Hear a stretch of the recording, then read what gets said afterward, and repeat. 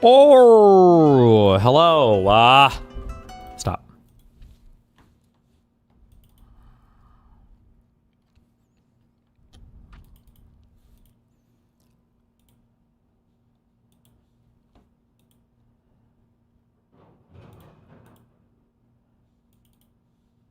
What? What the fuck? Oh, we don't have anything today.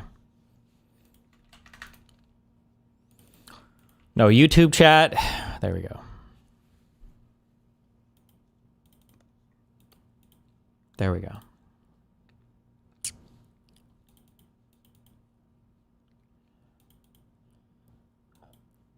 Where the fuck is my apartment, people?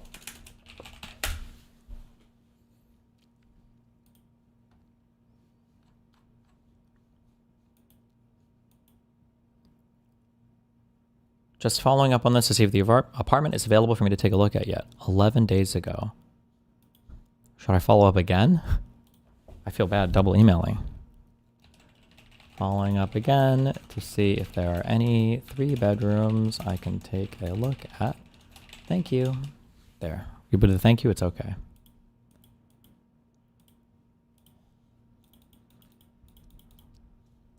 Have you actually played any Drakengard or Nier games? You poser. I played Nier Automata, and I did endings A through Z. I didn't actually do all of them. I think I did like 5 or 6 of them? 8 of them? 7 of them? I don't know. 6, 7?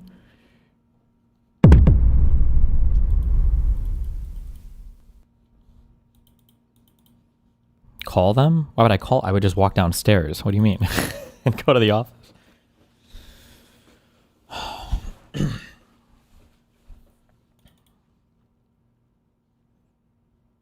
Did Destiny talk about the Venezuela charges getting dropped? Wait, what do you mean? Against Maduro?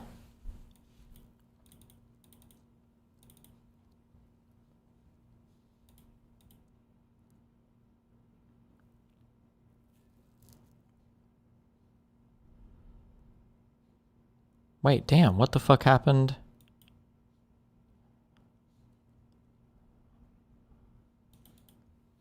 Why are you staying in Miami? Because my apartment is here, and honestly, the 2 big things right now are one. A successful shindig doesn't happen by accident. As shallow as it sounds, I like my guns, and because Connor's down here, I've been going shooting a lot more lately. So I like my guns. I like going shooting. I don't know if I would try to like illegally stash them somewhere if I went to New York City, or if I would just dump them with a friend or something. So I like my guns. The lack of state income tax is nice as well. I don't know if it's determinative. And then yeah. And my mom and dad are down here too, so. Who I do see at least a few times a year. One of the most frustrating things is how the media doesn't hold Trump to account and just complains about Dems. Any thoughts on how to, oh, we're working on that. No Dan mentioned? Nope. Get fucked, Dan. I'm gonna fuck your mom right in the meme. Tommy Lee Jones' daughter faced multiple criminal charges, including public intoxication before sudden death. Well, that's sad. Jesus. Tommy Lee Jones, isn't this guy like 92?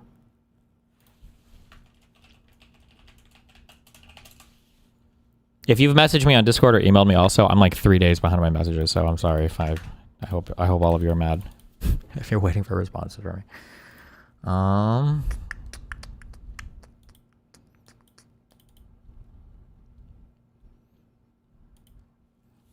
New Orleans would be perfect. Yeah, I don't need to get hurricaned out, okay? Get fucked. Wait, 34-year-old daughter. Wait, how old is Tommy Lee Jones? He's 79. He had her when he was 45? I guess it's not impossible.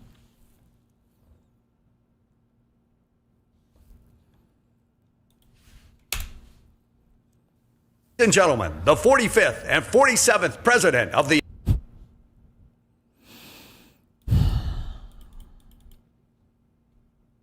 Al Pacino just had a baby and he's like 85. Al Pacino's a man. He can't have a baby.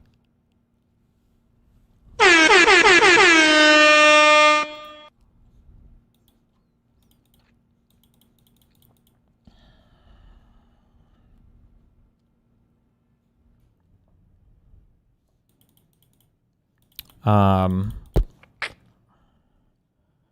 good friend thinks Dems should focus on swing voters and midterms in general. I think they should focus on voter/base turnout. Who do you think is more correct? I think that Democrats should build their platform out and make strong, positive arguments for their platform and stop doing this weird go to the middle thing on everything. I think that you just need to have a strong platform, and the byproduct of that will be attracting people from turning out your own base and potentially swing voters or whatever. I think that should be the goal.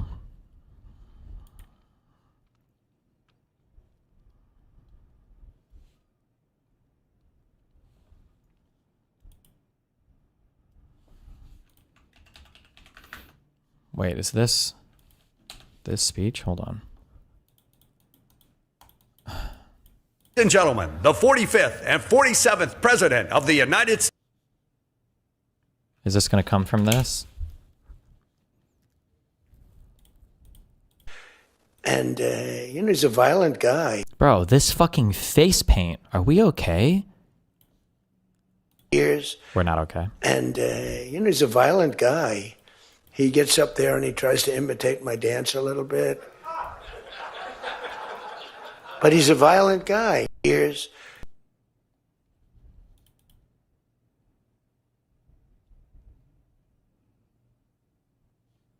When Israel attacked Iran, we all got the Amber Alerts on our phones for missiles because the government wanted everyone in a safe place in case things got sour. Did Trump ever consider this? I don't even know what you're talking about. You got Amber Alerts on your phones in Iran? Why would you go to a bomb shelter if you got an Amber Alert? And did Trump consider it for what? For Iran? For Venezuela? For the USA?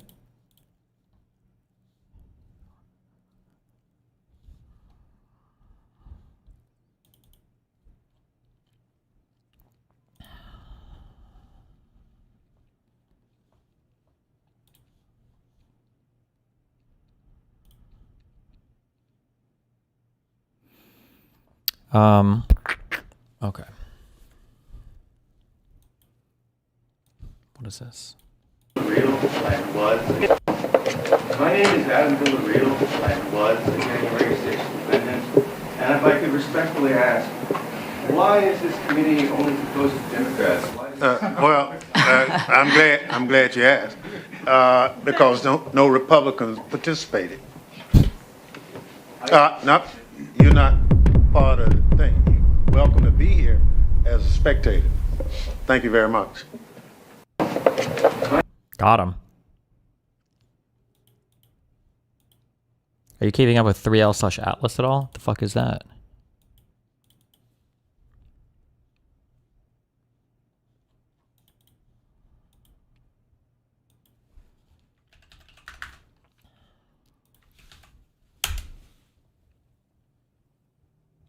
Israel sent alerts so people will keep safe. Did your government consider this in case Venezuela managed to fire back? Does Venezuela even I don't know what Venezuela's military capacity is. Do they have medium-range ballistic missiles or whatever to shoot at the United States? I truly have no idea. I don't know. I don't know if we would expect them to do that. Did Israel send Amber Alerts? In Israel, you guys have that app. Israel missile app. What's it called? Fire something? Oh, Red Alert. This is what we had when I was in Israel.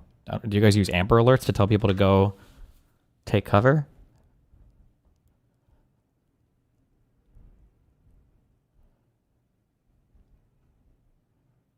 "3I/Atlas, an interstellar comet." I don't know anything about it. Hopefully it doesn't crash into us, I guess. We can always Armageddon it, right?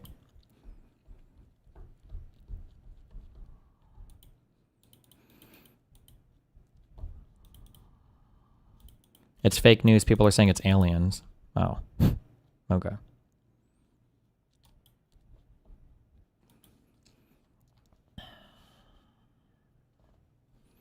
Good to see you all. I missed you. Thanks for everything while we worked on cleaning up.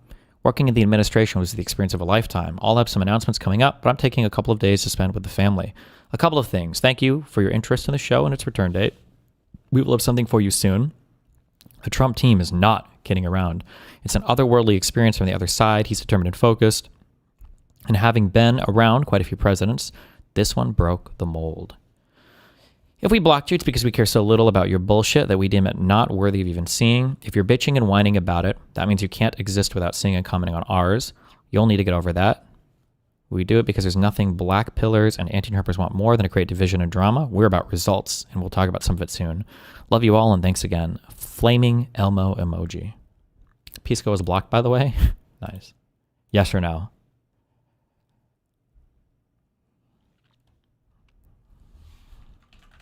Am I blocked by this guy?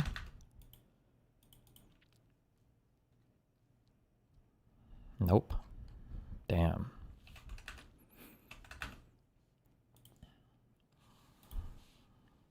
Let me add this from the jump so there's no confusion.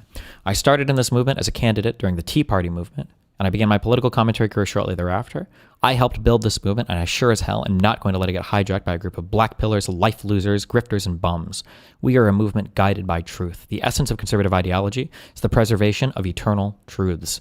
We are not the latest thing group. We are not political cannibals. I've watched quietly from the inside while doing the job I was hired to do, but I'm back now, and it's time to restore balance to the force. That one was for Gui. As we get ready to make some announcements about the future of the show, I also want to warn the haters and the zeros. We've been at this a long time. We live for this stuff.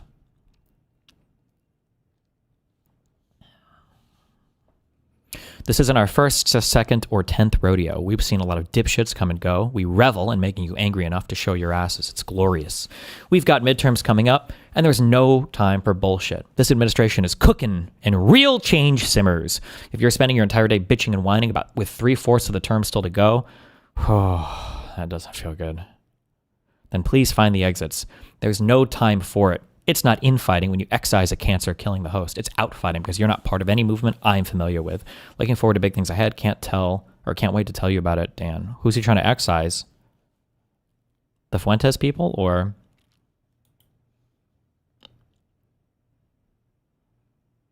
Oh, wait, is this actually Matt Gaetz? Oh no. At Grok, when did Dan Bongino run for office and how did he perform as a candidate?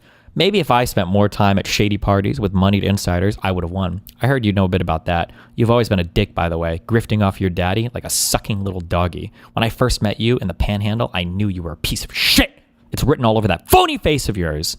Damn. What is the Panhandle? Does that mean a Florida?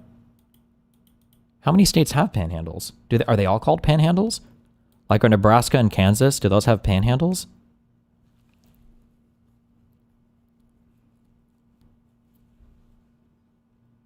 Oklahoma? Texas? He's talking about Florida, though.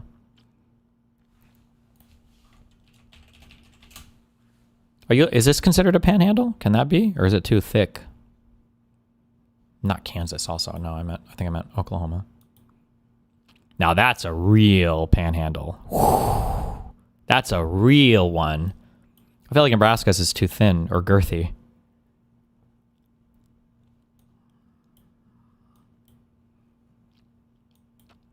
Is it with Florida? Is this even really a panhandle? This is kind of like fuck. This is like a deformed handle. No?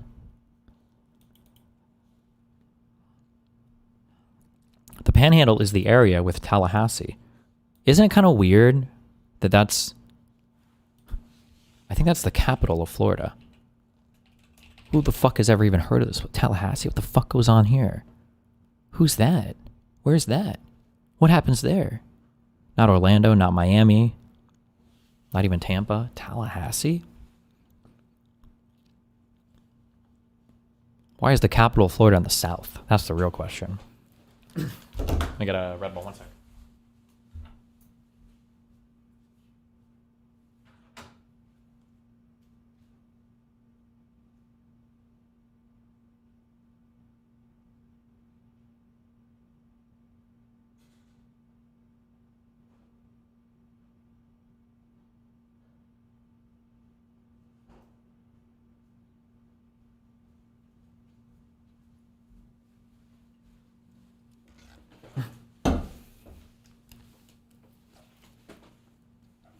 Did you never hear people mention the weather in the Panhandle growing up in Omaha? Or is that a smaller town thing? What? The weather in the Panhandle? No, but in Omaha or Lincoln, I don't think you ever talk about Western Nebraska. Basically, it doesn't exist. There's like 12 people that live west of what, Grand Island or whatever. I don't know.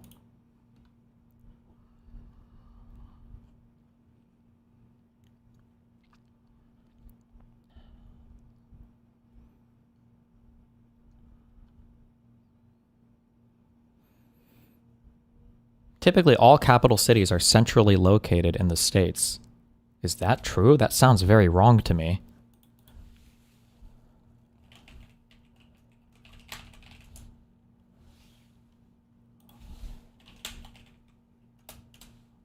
Where's Olympia at?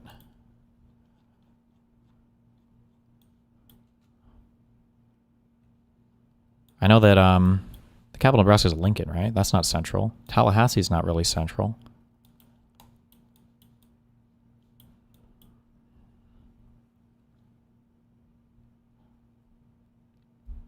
What the fuck is Olympia? Bro, nobody's heard of these places before. Olympia, the capital of Washington State? What is that, where Hercules lived? Olympia?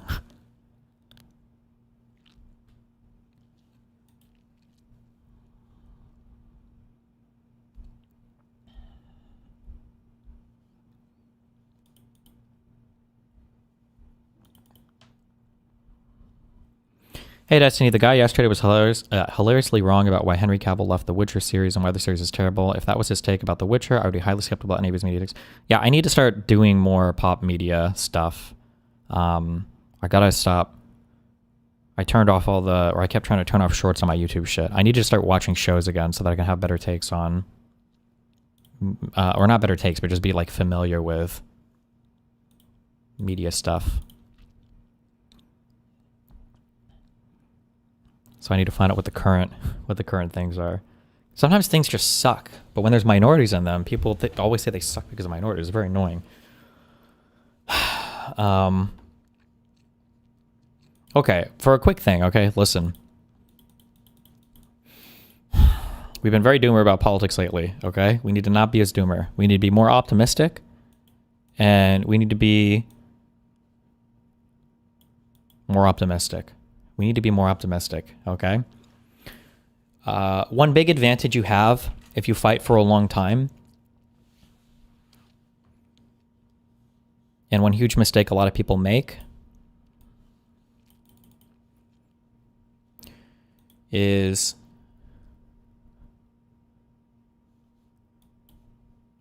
let's say that this is our beautiful graph, and let's say that if I was graphing like opportunity, like in my mind, opportunity is like, it's like this. Like opportunities come and go like very quickly, okay? And sometimes, if the blue line is opportunity, we'll say the green line is our preparation, our preparedness. Sometimes people will do this. It takes a while to prepare for shit. And they see opportunities come about, and then they try to get their shit to ramp up, but it's, you've kind of like missed the moment. This like doesn't work. This is not good. Okay? So ideally, you want to maximize your preparation, and then when opportunity strikes, you can be ready for it, and then whatever results you produce, you're like ready to take advantage of this moment, okay? I think the midterms are going to be good for the Democrats. I think we're going to win the next presidential election, but it's hard to say. It's a long ways off. And I think being ultra super doomer about everything until the midterms happen or until a good thing happens, I think is bad. I think we need to have some kind of underlying optimism about the direction of humanity, about the direction of my country, about the direction of politics in general. And then when good things happen, we need to be, I think, in a good position to seize on those things. Fuck! I don't care. So, what? What? Oh. You need to be awake tonight, okay? I'm ready to arc. I put it at 6 o'clock, though, okay? 6 p.m.? Yeah. Okay. Okay. Go ahead. Are you willing to risk more countries on that? I don't know what you mean what the risk is. I think if you doom her out too hard, that you're basically just ceding the whole ground completely. I think we should be fighting. We should be optimistic.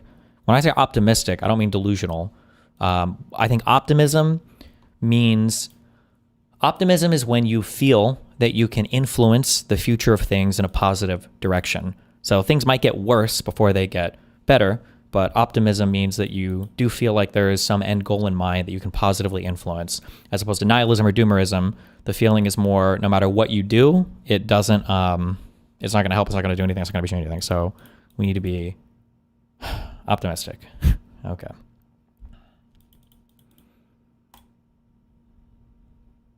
So what are you going to do with this optimism? Oh, I'm going back to covering the news, at least for the first 4 hours of my stream, instead of doomering out about it. Shut the fuck up, loser.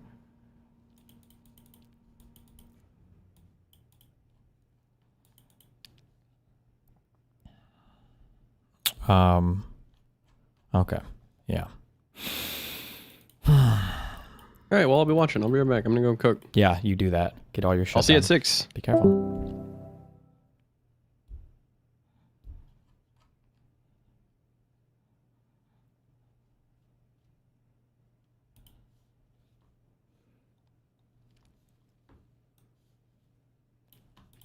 Well, for tonight's thought experiment, let's begin with consideration of the question of where would Nicholas Maduro be tonight if he was a drug trafficking, murdering, torturing dictator who hated Cuba and never supplied oil to Cuba. Marco Rubio wants you to believe that it's about this.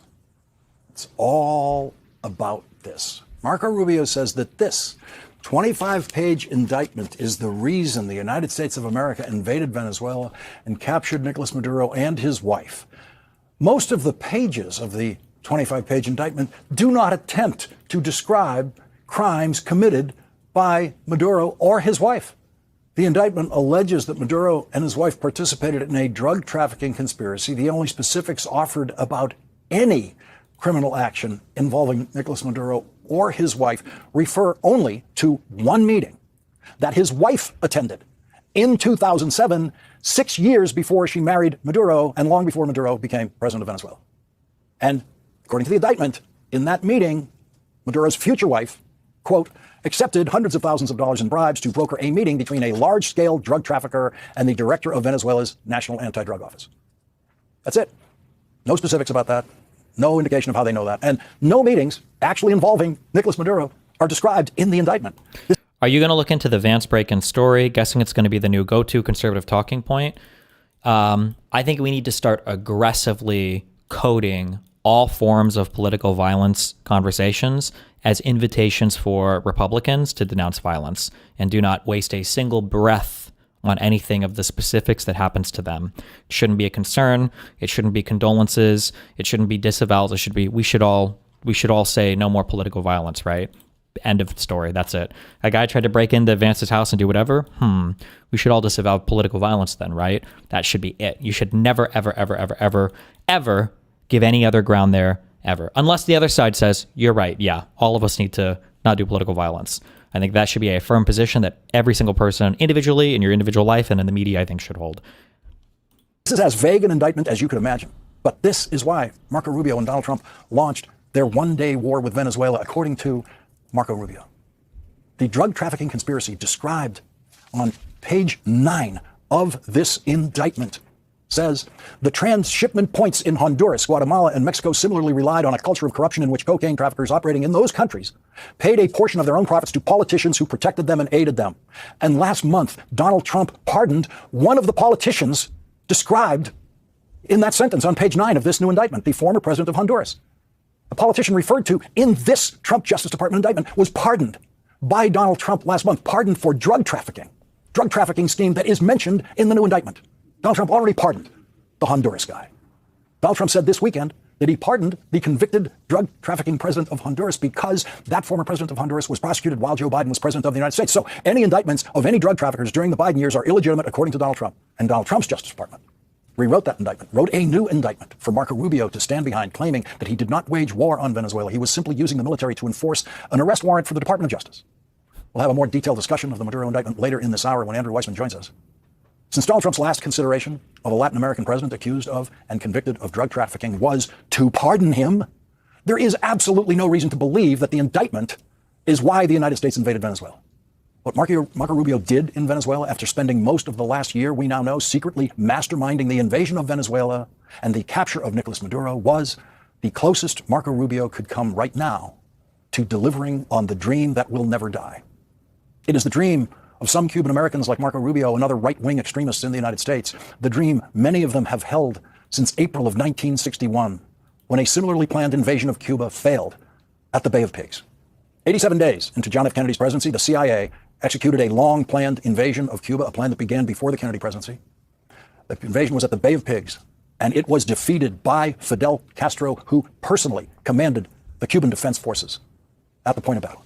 It was a full humiliation for the CIA and the American military, and for President Kennedy, who considered it the worst mistake of his presidency, which it most certainly was. It was a stain on American foreign policy that Americans forgot, but the world did not, especially Latin America. This is the way it was supposed to go. The Bay of Pigs was supposed to go the way Marco Rubio and the team executed the plan in Venezuela. Donald Trump can be presumed to be lying about every reason he gives for everything he does, having been documented by the Washington Post for pathologically telling over 30,000 lies during his first term as president. Jesus. Everyone who can think has known from the start that Donald Trump's missile attacks on small boats with outboard motors off the coast of Venezuela were not about stopping drug trafficking. None of those boats could have reached the United States. They are all too small and don't carry enough fuel and could only reach the closest island, where they could have easily been intercepted. And now many observers feel vindicated in the belief that it was never about the drugs in those missile strikes, because Donald Trump has now said it's about the oil. But what if he's lying again? What if it is not about the oil? What if it is about Marco Rubio's dream? What if it's about Cuba? Cuba is going to be something we'll end up talking about, because Cuba is a failing nation right now, very badly failing nation. And we want to help the people. It's very similar in the sense that we want to help the people in Cuba, but we want to also help the people that were forced out of Cuba and living in this country. Do you want to say something about that, Marco, please? Well, I mean, I just gave you a statement a few minutes ago about, when the president speaks, you should take him seriously. So suffice it to say, Cuba is a disaster. It's run by incompetent, senile men, and in some cases not senile but incompetent nonetheless. It has no economy. It's in total collapse. And by the way, they were, all the guards that helped protect Maduro, this is well known, their whole spy agency, all that were full of Cubans. I mean, it's amazing. This poor island took over Venezuela in some cases. One of the biggest problems the Venezuelans have is they have to declare independence from Cuba. They tried to basically colonize it from a security standpoint. So yeah, look, if I lived in Havana and I was in the government, I'd be concerned, at least a little bit. A little bit. Marco Rubio doesn't really care about Venezuela. Marco Rubio cares that Venezuela has provided oil for Cuba. Marco Rubio wants to starve Cuba of oil and all other resources. That has been the failed purpose of the American embargo on Cuba for our entire lifetimes. Donald Trump may understand none of this, or he might understand a little bit of it. But it doesn't seem impossible for Marco Rubio to convince Donald Trump of the glorious place in history for him if he becomes the American president who finally liberates Cuba from dictatorship, finally fulfills the dream that will never die. If starving Cuba of resources does not work, we have now seen the dress rehearsal for an invasion of Cuba aimed at regime change. If that happens, when a reporter asks who will be running Cuba, there would be no disagreement between Donald Trump and Marco Rubio. Marco Rubio would proudly announce that he is running Cuba if he gets that chance. If Cuba is the real target, it serves Donald Trump's fog of confusion style to throw in threats to Colombia and Greenland and any other place he can think of while he's at it. There will never be a move of any kind against Greenland. Greenland is nothing but a Trump device for distraction, and it works. You will be able to find television discussions of, will they send troops to Greenland? Every second of that is nonsense, and every second of that is a successful Trumpian distraction from what they are really doing. President Kennedy was in the grip of very bad advice when he agreed to launch the Bay of Pigs invasion, an invasion that had been planned. The beginning of the planning occurred under President Eisenhower, the Republican president who preceded President Kennedy.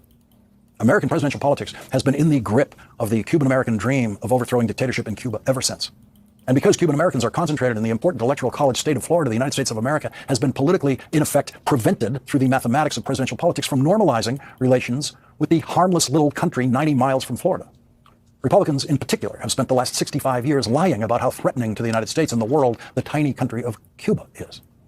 And now Donald Trump and Marco Rubio have shown how easy it is to lie to a very supportive Republican Party and presumably Republican voters about what a threat to the national security of the United States Venezuela is.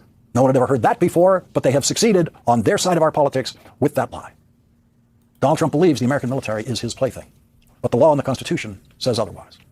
The power to initiate war lies exclusively with Congress, and the power to initiate emergency military action for national defense rests with the president, but since 1973 requires the president to follow a formal notification process with Congress. That is the law. That law was violated by Marco Rubio willfully and Donald Trump willfully in their invasion of Venezuela. But today, Marco Rubio explained it all to our first guest tonight. One thing that I said before about the tariffs that was very disappointing when countries were kind of like giving it to the United States is that if countries don't kind of like band together and take a stronger stance against the U.S. being crazy, then one of the things it does is it gives those it gives the United States more incentive to be crazy in the future. I think you should take the U.S. very seriously now when they talk about toppling any regime basically in our hemisphere, because I mean, the Venezuela stuff is just absolutely unbelievable and unprecedented. I don't know why you would take anything not seriously at this point. And I think countries need to kind of come together and take a stronger stance on the United States being fucking crazy. Hey, what's up? How's it going? Well, do you have some time? A little bit of time? Yeah, sure. What's up? I actually wanted to join in like in a while, but like I saw you play games with your friend and I thought that was wholesome, so I didn't want to distract you from actually important things like games instead of international political things. True. But we have been having a blast on Twitter. Oh, so many glorious takes. And by glorious, I mean, you want to kill people when you read them. And so I just wanted to know, how's my streamer? Is he also a retarded vestoid or not? Like, what's your take on the whole Venezuela thing? Uh-oh. Uh-oh, indeed. Am I a retarded vestoid? What is my take? I mean, I really don't like anything that comes from the foreign policy of the Trump department right now because they have no coherent or cohesive vision for anything. I'm not going to defend Maduro. I think Maduro is a horrible guy, but the idea of like internationally arresting him to stand trial in the United States for drug shit is stupid and retarded. And I don't think the United States had a good rationale for invading the country to depose the leader to take the oil, which we're not even going to end up doing. So I mean, like broadly speaking, I think it's a stupid idea. Yeah. So you don't think that deposing Maduro is better than doing fuck all in terms of like Venezuela people? No, I don't think it's it's not our fight. I don't think like we can support them in whatever way you would internationally support them, but it's not.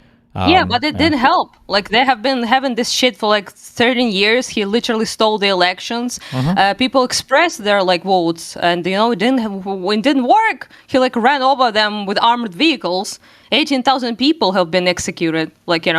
And 8 million people escaped the country. Yeah, the country's been fucking destroyed. Yeah, I don't disagree with that. I think that's true. But I think that if the moral authority exists there, and if there is such a crisis that something should be done about it, then I think that needs to be like a coalition that deals with it. It needs to either be a UN thing, a NATO thing, or then nothing is done. But it can't be the White House unilaterally going in it, because it's not like Trump doesn't have the best interests of the Venezuelan people at heart. There's no guarantee that. Obviously not. Yeah. We're not retarded. We know it's not the case. Like, I hate that. I'm sorry. I hate you as well right now. Good. I hate when like Westerners are like, oh, they actually want your oil? No way. We thought they were doing it out of the goodness of their hearts. Yes. Excuse me. We're retarded. We don't know that people, use and abuse third world countries. It's just, what do you think Russia and China want there?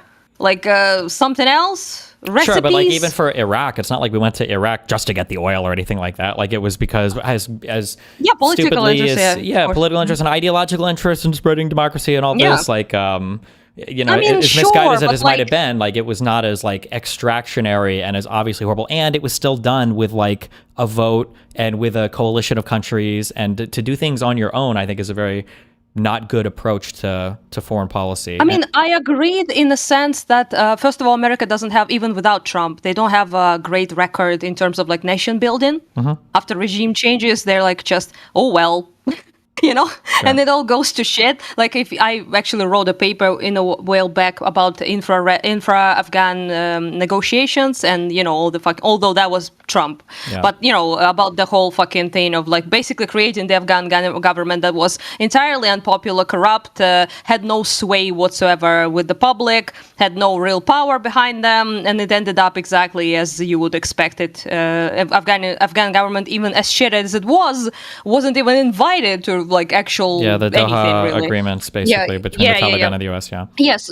Yeah, so that is obviously a precedent, like a lot of things like that, and it's not like everyone like, you know, oh yeah, USA, you know, but it's just so many retarded takes, like leftoids, predictably dick slurp, fucking Maduro, legitimately elected democratic-based socialist king, you know, evil American empire, talking down to like every single Venezuelan person who is now celebrating because they tried to get rid of him, you know, by protesting, and it did by revolution, and it didn't work out, right? So obviously for them it's a ray of hope because they're like, oh, at least there's some way to get rid of that fucker. Sure. And then there are liptards that are like, you know, Maduro was a bad guy, but not like this, you know, this very thing. And they're like, you know, that, you know, they don't really have your best interest in heart. And you're like, oh, no way. I mean, I hate how retarded they think we are all here. It's just so annoying. I can't deal with that. Well, I think it's less of a best interest at heart, because obviously most of the things a country does, or everything a country does, is going to have their own interests. At the very least, there's going to be an alignment of interest. But this is probably one of the most like unilaterally done, extractionary things done in, at least in my lifetime, probably post 91 for the United States in terms of dealing with another country, which is not good. Yeah. But also, like, they're like, international law is now been violated. Russia and China now have legitimate reasons to attack Taiwan, and maybe they will even attack Ukraine. And I'm like, dog, like, they didn't give a fuck about international law. Just like, it's just the power that keeps them at bay. So, power of the United States, European Union, whatever it is, it's not the fucking international law. They didn't care about that shit in 22. They didn't care about that shit in 2014. They didn't give a fuck about that with Moldova and Georgia. And they didn't give a fuck about any of that in Syria as well. And nobody helped. Like, international law didn't help any of us. I don't disagree, and I think that those are problems. But those are some of the things that I point to was the lack of initiative. Because there were people, there were two Assmolgold viewers in a row that came into my Discord a couple days ago. I think I made. Yuck. They made the argument, though, of like, well, you know, Russia invaded Ukraine, and so why shouldn't the United States be allowed to invade Venezuela? And I think for Trump, I think that's part of the argument. He wants to play like big power politics, and if you can invade, you do it. But that would be an argument for why we shouldn't have allowed Russia to invade Ukraine in 2014 even, or Georgia in, 2008, or Moldova 91 or whatever. And now Venezuela in 2026. It's not good. Talk to us about fucking international law, though. Like, about with Venezuelans, Ukrainians, Syrians, whatever. Like, it didn't help anyone here. Like, we don't care. Like, yeah, if it's broken, then it's fucking broken. It doesn't work. I think it helps. I think international law is a building block of creating a coalition or an argument in favor of a particular thing. It's not the be all and end all, and it never will be, for better or for worse. But like, when you start to take away from that, like if you lose all of your moral authority, then you completely lose the ability to support any other country or anything, right? So for as sad as the response has been from the Western world, I would argue with regards to Ukraine, like it could have been worse. There could have been no money transfer. There could have been no planes or no arms or munitions shipped or whatever. It could have been a complete and total abdication as opposed to the partial. Like now? Well, not like now. Like it could have been a complete and total, like they're on their own. We're not doing anything at all. Like fuck it all completely, right? I didn't mean Europe. I mean, like Trump currently isn't really doing much with like actual weaponry and assistance. I didn't mean like Biden did do something, but not like, and not Europe enough, is doing something, like, not enough. Yeah, I agree. But the chipping away of that, I think, hurts. And now, I don't think it's possible now just because of everything that's happened. But like, if it would have been now that like Russia would have invaded Ukraine, there's no possible way, I think, that the United States could throw up well, we can't let one country invade another country, a sovereign state, and do anything. I think the rest of the world would be even less willing to help because it's like, well, you guys literally just did this in Venezuela. I don't agree with that. Like there's a huge difference between a fucking invasion of a of a democratic country that is, wasn't having like a fucking dictator starvation situation and doing this. Like, it's a completely different thing. You didn't bulldoze their cities to the ground. You didn't fucking bomb the shit out of 20% of the territory. You didn't occupy, as far as I know, it's just like, it's a completely different situation. It was unironically a special operation. I mean, like, I agree that the Groucho put situation is different, but it's still like, it's along that gradient. Like, it's along the idea of a country should be able to do as long as they can whatever they want, and but you wouldn't. You wouldn't begrudge like people celebrating it though, right? You wouldn't be like lecturing people like, oh yeah, you stupid ass Venezuelans. Maduro was based. You wouldn't do that, I guess. You just no. I mean, I told my audience as much as well, because people defending Maduro are retards. It wouldn't surprise me if the average Venezuelan was happy about this. I'm sure there were a lot of people in Iraq that were happy to see fucking Saddam Hussein go. That guy was a horrible fucking dude. And I'm sure there were people in Libya that were happy to see Gaddafi go. But whether or not a people in a country can be happy to see a corrupt leader go is a different question than should our leader have unilaterally taken the decision to kidnap a alien from a foreign country. Yeah, you're never going to find defenses of fucking Maduro or most South American socialist people. I'm not going to be doing that. But it's not good for I'm so the triggered coalition. Yeah, by no, the I know it's a lot of leftists. dumb stuff. But like, man, the idea that like the United States can just invade a country and kidnap a leader and just fly them back, and it's a big deal in the U.S. that like our government had no idea or understanding of this, and that the president just basically fucking did it on his own and for his own fucking reason, like his own like very very personal perverted reasons too. Not even with the veneer of like, well, democracy for the Venezuelan people. Because when he left, it was like, we're going to leave the vice president in charge, or we're not even going to give it to the lady whose opposition party won the election. Like, Jesus. Yeah. I mean, like, I understand, but I'm like, I would rather be like someone like you who's like, I'm more concerned, basically, fuck them Venezuelans. I'm more concerned about like, American democracy and the president doing things without the congressional approval, all of that, and unilaterally like making decisions like that. I can get behind that, but instead you get, international law, Maduro was a legit guy, like blah, blah, blah. Fucking Kulinski posted Code Pink fucking thing. Like, Code Pink is like literally don't grow me in. Listen, will you Russian. disavow? Well, no, I disavow. My audience is still 50-50 on Kulinski because a lot of these guys are retarded. But no, Kulinski's takes on foreign policy are always going to be absolute fucking dog shit. That's just going to be the worst of the worst. Ass. Yeah, it is. I can't. Like, it's just like, I found like a couple of opinions that were okay with people, even like some very good arguments. For example, people be like, well, how can now we stop Trump if he decides to fucking kidnap and depose some other leader that isn't actually a dictator, like, but a guy who he just simply doesn't like. And like, that's a good argument because like, unironically though, like, it doesn't stop at like Venezuela, or like I'll be doing, people even were making memes in Ukraine about like, I hope he's not aiming to kidnap Zelensky or some shit. It's just, people made memes like that, obviously, right? Sure.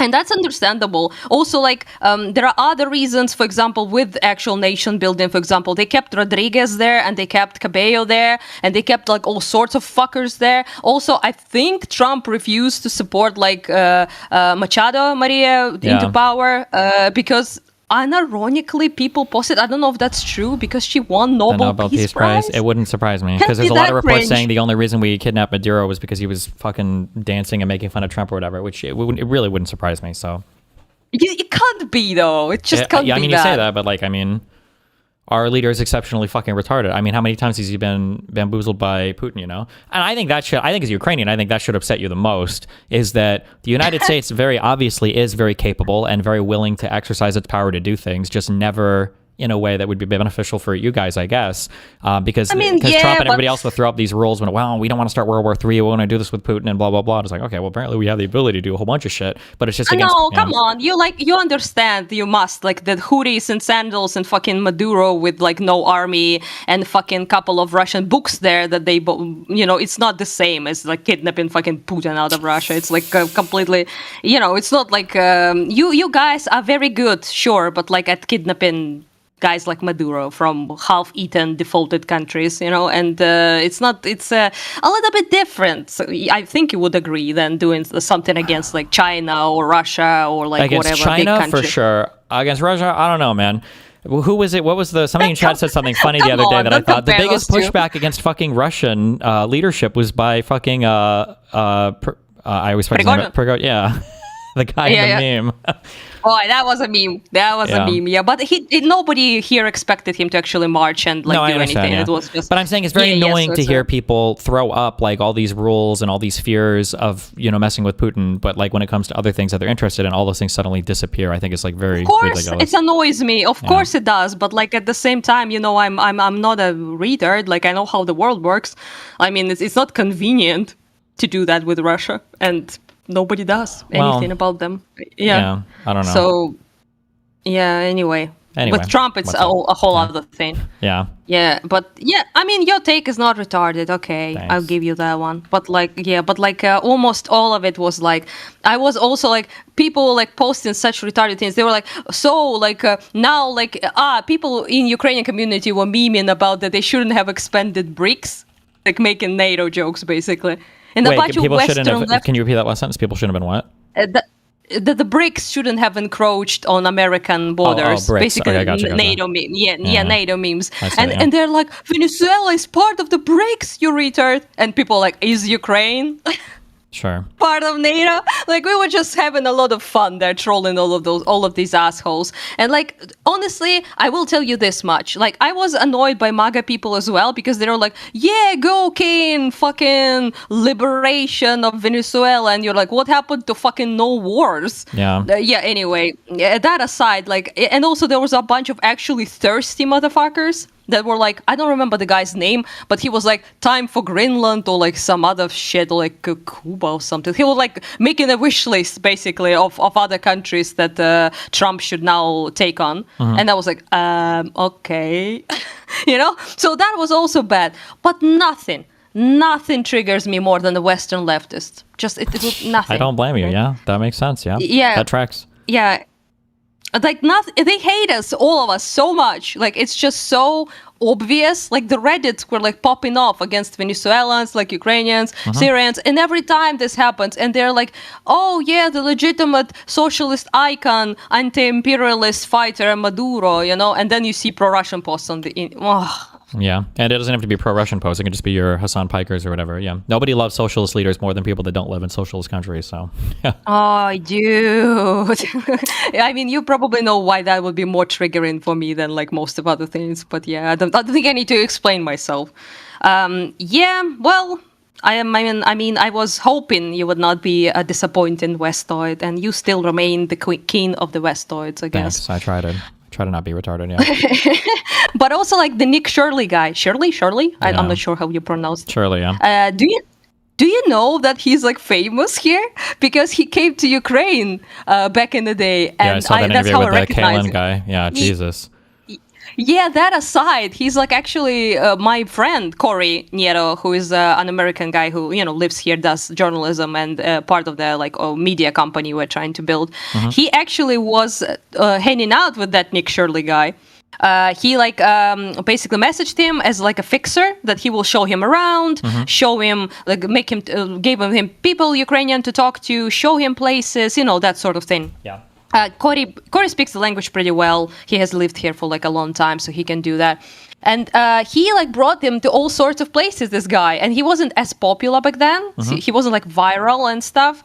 And he talked with people. He visited all sorts of things. And then he used all of that to make a fucking propaganda video showing Kiev and showing the streets with like expensive cars and stuff, and doing this like video where our taxes are going, like there's no war in Ukraine, while he only was in Kiev, obviously. Yeah. And Corey was like ass pained. He like exposed him, like messaged him multiple times, like what the fuck, like people trusted you, talked with you, and like you pull this sort of thing. And there was so much stuff. I think he also did. If I'm not mistaken, not only the cars, but he also showed like the water system. Like the little like sprays of like water to cool people in summer. Okay. Like outside streets. restaurants and stuff. Sure.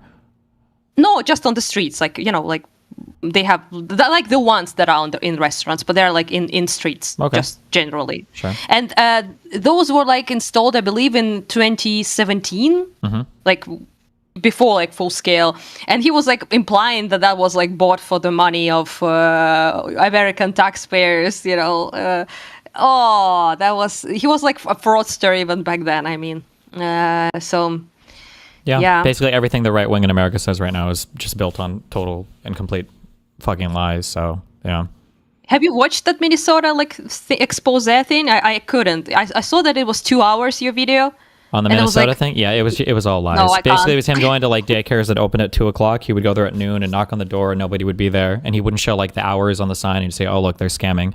And then he has this like crazy random dude with a piece of paper from nowhere claiming that these people are getting millions of dollars. But there's like no proof of that either. So it's all just... Yeah. The thing is, in the United States, like the conservatives have been hopping through all these different immigrant groups, like trying to, because the problem is that in the United States, we're just so fucking spoiled and there's just like not much going on here negatively. So conservatives constantly have to invent problems. So first it was Haitians eating dogs. Then it was 30 million asylum seekers that came to the United States. Then it was Venezuelan MS-13 Tren de Aragua, these gangs that are apparently destroying the whole U.S. Nobody's even heard of these things until like Trump is like actually throwing them up as like the biggest problems. Then you have Mamdani as like this radical Islamic extremist, and now Sharia law is going to come to New York City, and now it's Somalis, I guess, the 80,000 of them here are going to destroy the country. It's just like from one minority group to the next, to the next, to the next. They constantly have to invent these problems to make it seem like everybody's trying to destroy us because there's nothing, because they can't govern, they can't actually do anything effectively. Yeah.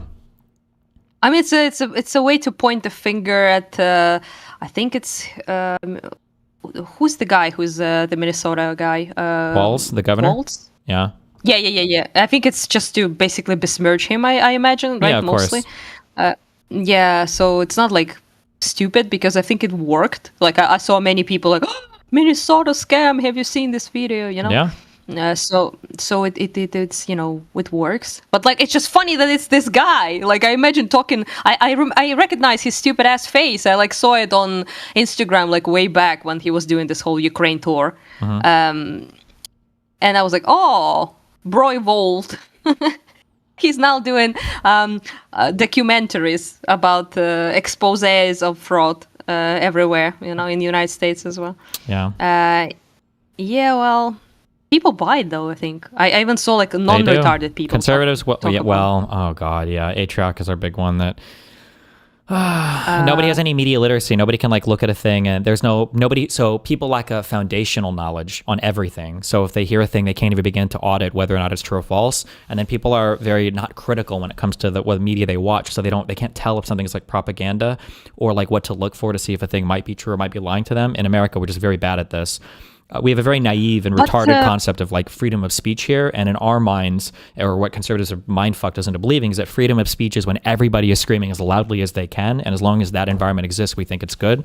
And now everybody's just become fucking retarded. So yeah, but like you also under actual like malicious attacks, like in terms of like informational doesn't like, matter war though. Machine. All the same retards will say, well, it's good, sunlight's the best disinfectant. So even if there's Russia propaganda, there's Israeli AIPAC propaganda too, but as long as we can see it, we'll be able to identify it and know what's true or false.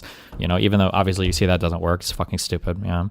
Yeah, I mean, I kind of noted, like, people seem to be, like, not used to this sort of thing as well. Like, not prepared, I guess, to deal with such a barrage of, like, bullshit. Yeah. So, yeah, there's just so much lies. And, like, all of that is also so, like, forward pushing, like on media platforms and the fucking alternative, quote unquote, media like Tim Pool and all that sort of stuff that is highly not alternative. I guess if you mean by alternative, Tucker Russia Carlson, paid. Jesus Christ. Yeah, same. Yeah. So that's like very sad to see because I obviously know that that's a maliciously, like by literally a foreign actor pulled to like cause such a like brain rot in the United States. Not that you need much rotten in the brain department, but little brain. The wars is being rotted by like actual like fucking massive propaganda machine, and it's just pretty sad. And and people, I feel like people were not just prepared to deal with any of that before, because if I used to bring that up to people like way back in when I started talking to Americans in like 22 and stuff. And they were like, oh, no, it's not like, just freedom of speech, we have this here. And you're like, well, yeah, like famously, but that's a completely different thing. Like you have like millions of people listening to this shit. Like that guy who, I think you talked with him for like, I listened to a little bit, Assmolgold duder. He was like, yeah, like, and you were like asking him, don't you think like that the millions of people listening to Assmolgold, that has no effect? like on the way they think, on their ideology, on their political beliefs when they like eat this every day. This is like their media bubble. This is their informational space, right? And of course it fucking affects them. And I imagine like all of those fucking weird gamer dudes are now like fucking politically Trumpists and like and yeah, it's just anyway. Yeah, and they have to buy into like all of the memes surrounding it, which is the most annoying thing. Is that everybody thinks they become an expert on everything, and yeah, it's fucking annoying. Yeah. Yeah, I mean, it's not the same in Russia, obviously. It's, completely different, like, culturally and stuff. So, but there was also an element of, like, that, of people, like, they're not as Americans in terms of, like, screaming at each other, politically involved, but in a sense that when there's so much fucking lies and there's so much fucking bullshit, and it's just melts the fucking very concept of what is true and what you're supposed to even talk about with these people. Like, it reminds me of that quite a bit. There's just so much nonsense. They open like their mouth and everything is a fucking falsehood. And like, what do you do? Like, how do you even like? I just refused basically to interact with any of those people. Because, like, I have enough stress, okay? Yeah, I can imagine, yeah. And when you start to talk to them, you have to... The problem is you would have to unwind, like, so much stuff. Like, if you were to even talk about, like, I don't think Russia should be invading Ukraine. It's like, well, what about the promise that NATO made to never expand east? And what about the fact that Ukraine has always belonged to Russia? And what about the fact that in 91, they shouldn't have even really broken off? And what about the fact that in 2014, it was a CIA-funded coup? And what about the fact that Zelensky is a dictator? And what about the fact that they banned all the Russian languages? And what about the fact that it's just like it's all... And then the elections that they held in the Donbass. So what about the fact that they're genociding all the ethnically Russian people in Donetsk and Luhansk for so long? There's just like... It's so much shit. And you have to keep in mind that when you're talking to this person, you're basically asking them to rewrite their whole understanding of the universe because they've been fed all this shit for months or years on so many different channels. Yeah, but when you talk with Russians, it's like that because they really are not invested in any of that being dismantled. Because if you dismantle like one thing all or two of it things, comes apart. Yeah, and you can't. You're asking them to reform their entire worldview because they have like these epistemic sources of truth, and if they can't trust them on literally everything, then they wouldn't be able to trust them on anything. Yeah. Yeah, and it's kind of almost impossible. For example, when you speak about with a bunch of like Russian people as well, and you will be actually dismantling like sometimes even centuries of ideas. Yeah. So it's like it's just impossible to do, and they won't allow you to, even if they like wanted to. It's just completely incomprehensible for them because their worldview of their like parents, grandparents, grandparents, blah blah blah. Right? It's all built upon foundational myths, essentially. Right? Yeah. And it's not even like beliefs, it's like mythology, unironically. It's like a religious belief, sort of. Yeah. And to like dismantle any of that is just easier to shoot them in the head, I guess. Jesus. In a video game. In a video game, of course, yeah. And I mean, I did try at some point, like not that I didn't, because I have a fuck ton of relatives in Russia, like most of them are in Russia. On my mom's side and on my father's, most of them are in Greece. I tried talking with them, but like at some point I just I remember in 2014 I was like super upset about that shit, but when 22 cracked, I was like, and then now I'm just blocking all of those fuckers and never talking to them again. So. I think it's worth arguing, like if you go on shows, or it's worth arguing with other big like social media figures. I was going to write a thing. I might do it today. You absolutely should be mass blocking basically every stupid comment you ever see on Twitter. I've been doing this for like a year. If somebody makes a dumb comment, you just block. Because in my mind, it's like literally 50-50 on whether it's actually just a bot or not. And then if it's not a bot, it's a person who functions as a bot, and they're not worth responding to because these people are never responding to evidence anyway. Like you even see like the Grok shit they've abandoned because they used to ask Grok, like, is this true, Grok? And Grok's like, yeah, it's actually totally true. You're fucking retarded. And they're like, oh, Grok has gone woke. And it's like, okay, well, this is dumb. Saw the Grok, and they tried to re-educate him, like Hasan in the camp. Yeah. They tried to fix him every time, and Elon was like, Grok is now fixed, and oh no, have you made him a Nazi again? Yeah. But then like he cures himself every now and then. But it's just you're right. But I wish you gave that advice way back, because when I was actually arguing with people on Twitter, because in 22 I was the first time I ever used social media at all, you know. So I had no understanding of this, and I was like actually wanting to kill myself, like not in the video game. I just wanted to, I couldn't, because I responded to people as if they're actual people worth engaging with, and it was so stupid. I hate myself for that. It might have been a bit better in 2022. I don't remember when Elon bought X, but Elon has just like privately, even like conservatives admit, like Elon has destroyed X. It's just a god awful, hellish platform now. Yeah. I mean, I still post on it mostly because it's my main one, and Blue Sky is dead and also retarded because it's a bunch of leftoids there. So yeah, it's just so I don't know, like everywhere is awful. Okay, so yeah, I don't know what to tell you. But yeah, Twitter, I just don't engage as much anymore. I just see like nice comments and I like reply and then I block motherfuckers. And also go about my day. If it ends up being like viral for some reason, I just don't touch that shit for 2 days basically. That's the best approach. I also, by the way, stopped getting a bunch, I don't want to jinx it, but I think I stopped getting a bunch of like Destiny this, Destiny that comments onto my posts. Nice. I think they're tired. A lot of those communities have kind of given up and dropped off. The court case is hopefully ending pretty soon, and it's kind of gotten fucked for them. And so a lot of communities like moved off talking about it because now it kind of sucks for them, yeah. Yeah, because like if you mentioned like you in any way, and I started just to be spiteful, tagging you like when I do like thank you for this and that posts, because I was like, I'm not afraid of these assholes, fuck them, you know. And I was like doing this, and they would like swarm basically like a bunch of sharks like for blood, like to write some shit or like throw some videos or like gifs or like whatever the fuck. And I was like, oh my god, like, and they would like do it all the time. I'll just block them obviously, but they're like never ending. They always appear. Sure. And I have some of them have like 20 accounts, I think, just to write shit about you. Very dedicated though, you know. You inspire a lot of feelings, I guess. I try. Yeah. Well, anyway, what else? I think that's it. Oh, I found you on Twitter, my post. I got another medal today, so I was like, I show it to the people and tag you. So yeah, I've thrown it on your way, like in the personal messages. Nice. I'll retweet you. Yeah, I see it. Cool. Yeah, posted it on Reddit as well, so people see it, because you know those medals.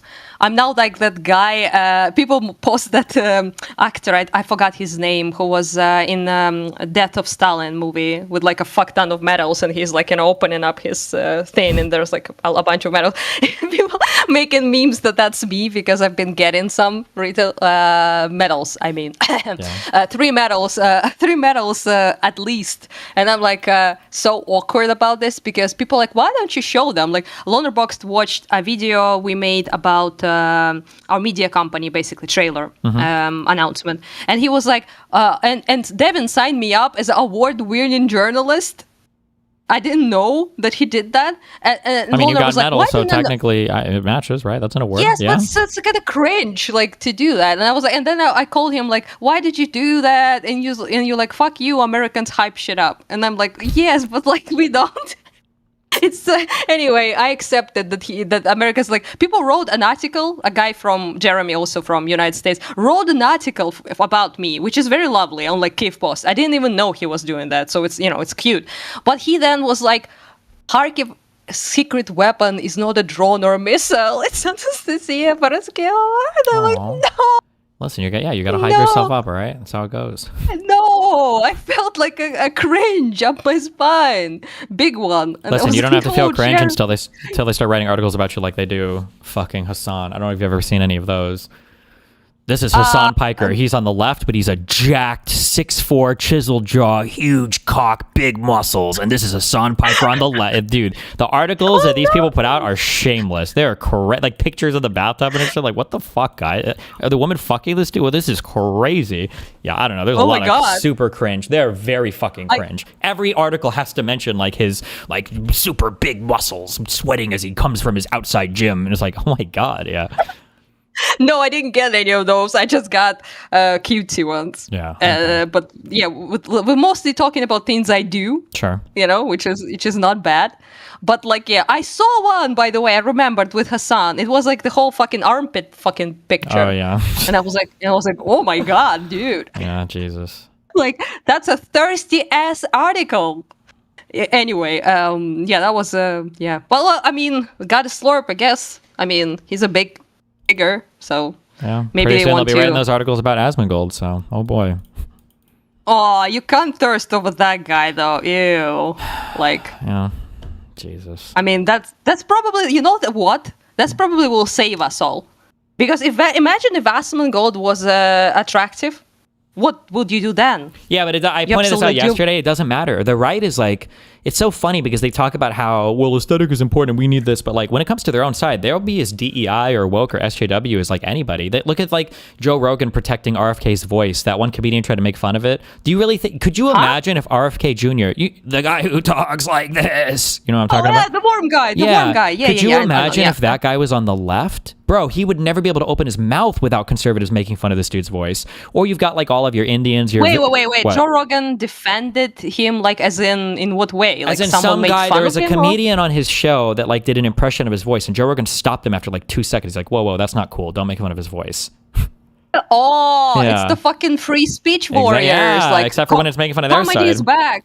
Or imagine like Trump Comedy. on, you saw this guy whose fucking hand is getting fucked up as he's getting IVs of fucking Advil apparently shoved in his veins every day. And Caroline Levitt is like, well, it's because he's shaking so many hands. Ah. Or you see the way that he stands or his massive fucking cankles or the fact that he's lied about his health, like, and the fact that he's face painting himself orange every time he goes to speak. Like the Republicans can handle diversity and equity and inclusion and not being ableist. They just have to be somebody on their side. So yeah. Yeah, but also, like, they like to do it to people who are disadvantaged, though. Like, that's what they like, you know? It's just beating up the person who is already down, essentially, And not on right? their side, basically, but yeah. Yeah. And also, like, people they kind of hate at the end of the day. Like, everyone is like a campist. It's just a meme that they are like, you know, oh, free speech, you are actual defenders of like this and that. No, you just, you know, you just work for your own. That's fine. Everyone does that, you know? Yeah. Imagine bragging. Yeah, Trump's like, I've had 3 cognitive tests so far. Like, motherfucker, that means you're retarded. Nobody brags about that. Can you imagine being in high school and it's like, they tested me for retardation 4 times and I actually passed every time. So I'm actually very not retarded. It's like, how are you so fucking stupid? Why are you bragging about this? So dumb. Oh my God. Sorry. It was very funny. Thank you. It's just stupid. Yeah. I mean, I tried not to be too serious, okay? Because if I take it too seriously, I will, again, want to kill myself, not in a video game. So I tried to not take it seriously. But I was laughing, though. Have you seen that fucking meme when, like, Zelensky was standing, like, near, you know, listening? Oh. And he's laughing, and he, like, smirks and, yeah. Yeah, Russia wants to Ukraine to succeed. And he's, like, it literally gave him, like, the meme with the guy who's like, what? Oh, yeah, there was that one Excuse too. me? I was thinking of the one where they asked him about what do you think about the United States and Venezuela or whatever? And his response was something like, well, we see what the United States can do or something. Oh, yeah, Russia, yeah. That, he memed about, like, abduct Putin, please. But, you know, that's, yeah, but, like, I love that shit. People make, like, zoom-ins, like, I think they're called, like, on his face. And he was like, Russia wants Ukraine to succeed. And he's like, dog. Yeah. Like, Yeah, it's yeah, it's just... It's so Are you familiar with retarded. the what is it? It's like the king has no clothes or something. Do you know the story or parable or whatever? Yeah. If more people, it sounds so stupid, but if more people would just take Trump a little bit less seriously, like I loved, regardless of I don't know what your feelings are, France or whatever, but I loved when Macron would correct Trump. That I live for moments like that. Oh yeah. When he was like, Yeah, that "Excuse was me," hot. yeah. Like if more people would just do stuff like that. Do you have any idea how frustrating it is? Well, you probably more than anybody, I guess. But when I hear people in the United States say things like, well, finally, America's respected because people respect Donald Trump. And it's like, nobody respects this retarded motherfucker. You are so fucking stupid. Oh my God. Dude. I never saw, like, you know, like before, like when I was a kid, right? It wasn't really super like United States friendly here. But it wasn't like as Russia level of like hatred towards like the West capital, you know, United States, whatever, like liberals, all of that, right? But in Ukraine was kind of like, you know, indifferent basically, right? So, but like, yeah, less so. And we became kind of more Western friendly with time. But like in the 22, it was like the peak of like being America simp. Sure. Like I never saw like people being so hyped. Like you would bring people, for example, even people like with this fucking Nick Shirley guy, right? He would not get away with this now.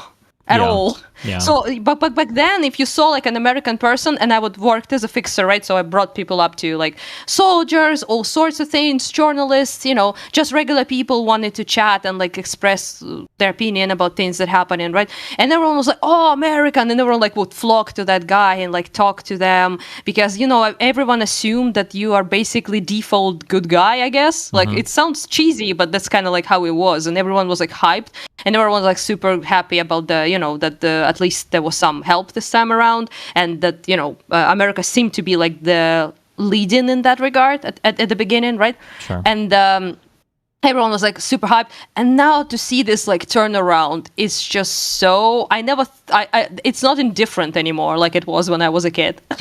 Let me put it this way.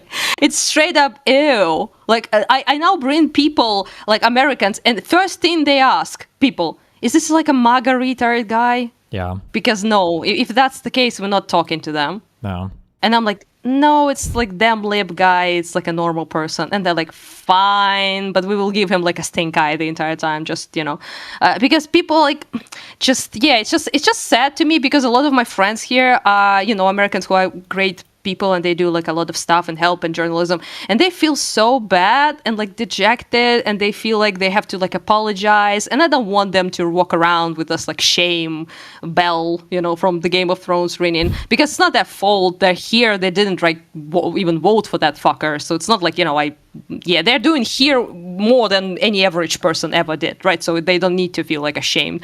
But I see them being like all. One guy even asked me, a friend of mine asked me, should I keep my patch?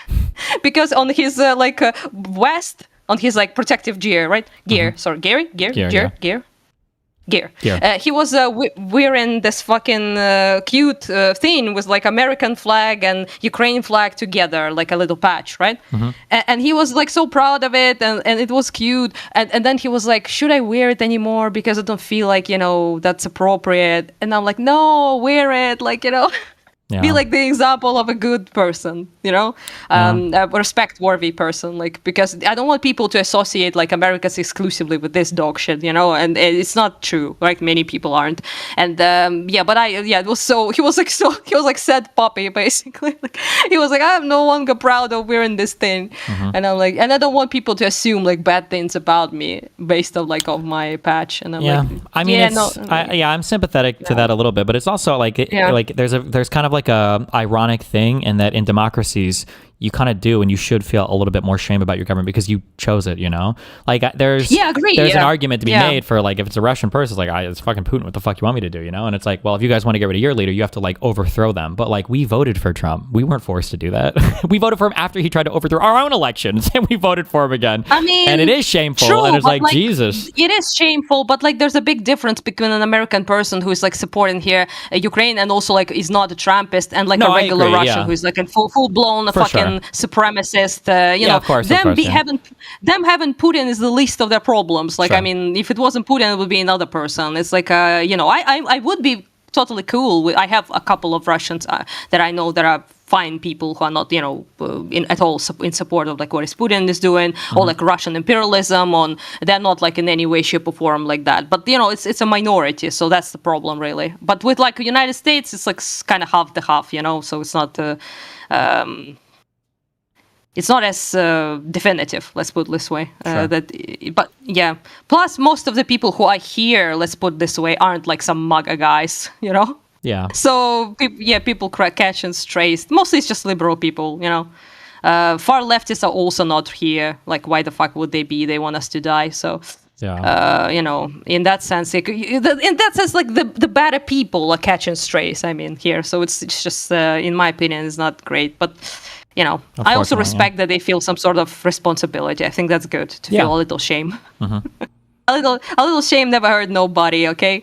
Americans actually could do a little more about that. Shame would be good. Bring shame back, in my opinion. Yeah. Trad Eastern European take, bring shame back. Yeah. Okay. Well, that's all I wanted, I guess. Yeah. I'll chat with you later. Be careful, stay safe, and keep getting medals. And the movie will be out soon, by the way. The documentary in a couple of days. So yeah, I will notify everyone, and it would be actually very cool if you watched it, but it's not a, you know, not an obligation if you want to. I might, as long as I don't get sued for it, yeah. Sued? We would never. Suing the God Emperor. He has enough suing going on, in my opinion. Thanks. Yeah, bye-bye. Oh, that was a bye-bye at the end. Yeah, fuck. Good luck. There were 2 comments. What? This guy in YouTube chat said, at Destiny, this was Partisan3539, choosing your opponents wisely. What? I'll debate anybody, motherfucker. The conservatives are the ones that hide all the time, and the leftists, so nice try. I think this is a DGG chatter. Negima? Said, at Destiny, as a sort of serious analysis question, is there a good way to know how to react or what to take seriously from the different Trump admin mouthpieces? Listening to Miller sounds like a different but equally crazy world to Rubio sometimes. Basically, do you have a rubric for how to take different things these guys are saying? You have to look at what's been going on. I should have been more involved. Should I have been? It's very difficult to balance out my personal health, my psychological health personally, my psychological health politically, and then what I do on stream. So I'm trying to balance this. But like the Venezuela stuff, the writing has been on the wall for a while. Even not following politics that closely, I'm pretty sure I said that because we were positioning ships in the south. No, I said this time. Well, it looks like we're about to go to war with Venezuela. Or, like I think I said this a million times. Like the writing was on the wall for that. For other stuff, we'll see. I mean, it's not like the administration keeps anything a fucking secret, so you can they telegraph their actions quite a bit. Yeah. Hey, Connor was debating some Muslim guy. I think he said his name is Minard, and this Minard guy was talking shit, saying you wouldn't dare debate him. Why would I not? I'll debate almost anybody, but okay.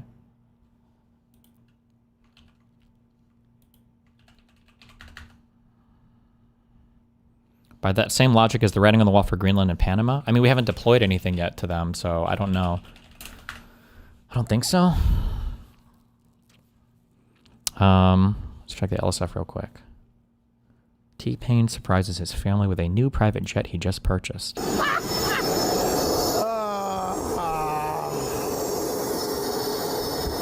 Really?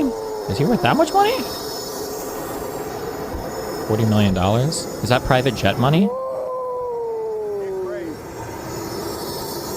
Or is this like a joke? Is this like a meme? Like he just booked a trip or something?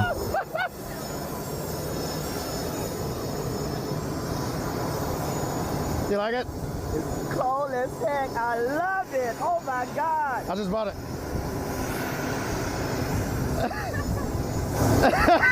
You just bought the plane? I just bought the plane. That's our plane. Oh my God. This is our plane. Oh my. Oh my.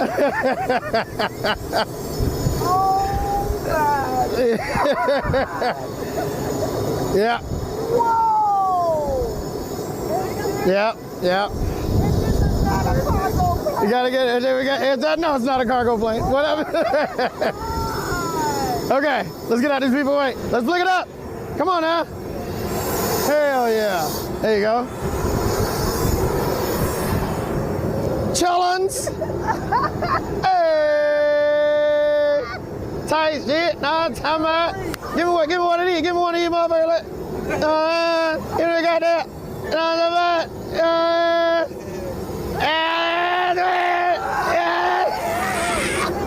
You know what I'm saying? Plane, trains, and automobiles. Go ahead, Mom. Get on there. You got it. Go get on there. Go. Yeah.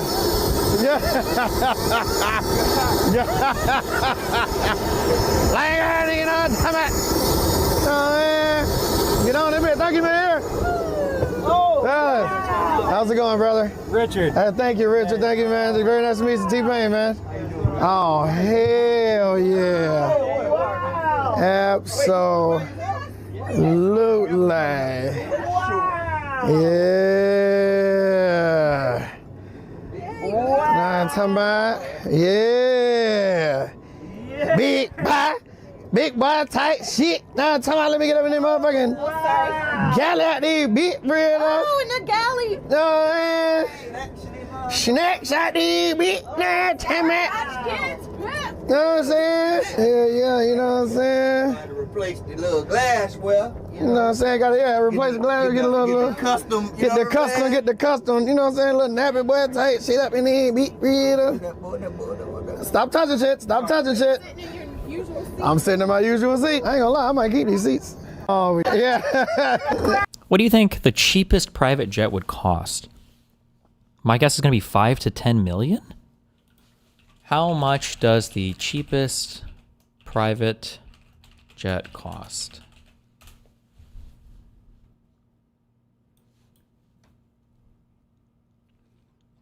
$1 to 3 million. I wonder how much it costs to operate these like a year to keep like a flight crew on standby or damn, 1 to 3 million. Well, hold up.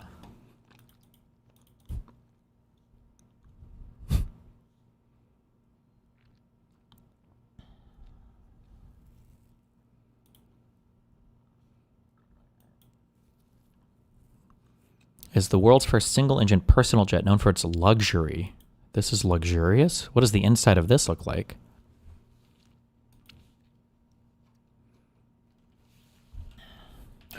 Cirrus aircraft, G2, inside. Well, I bet.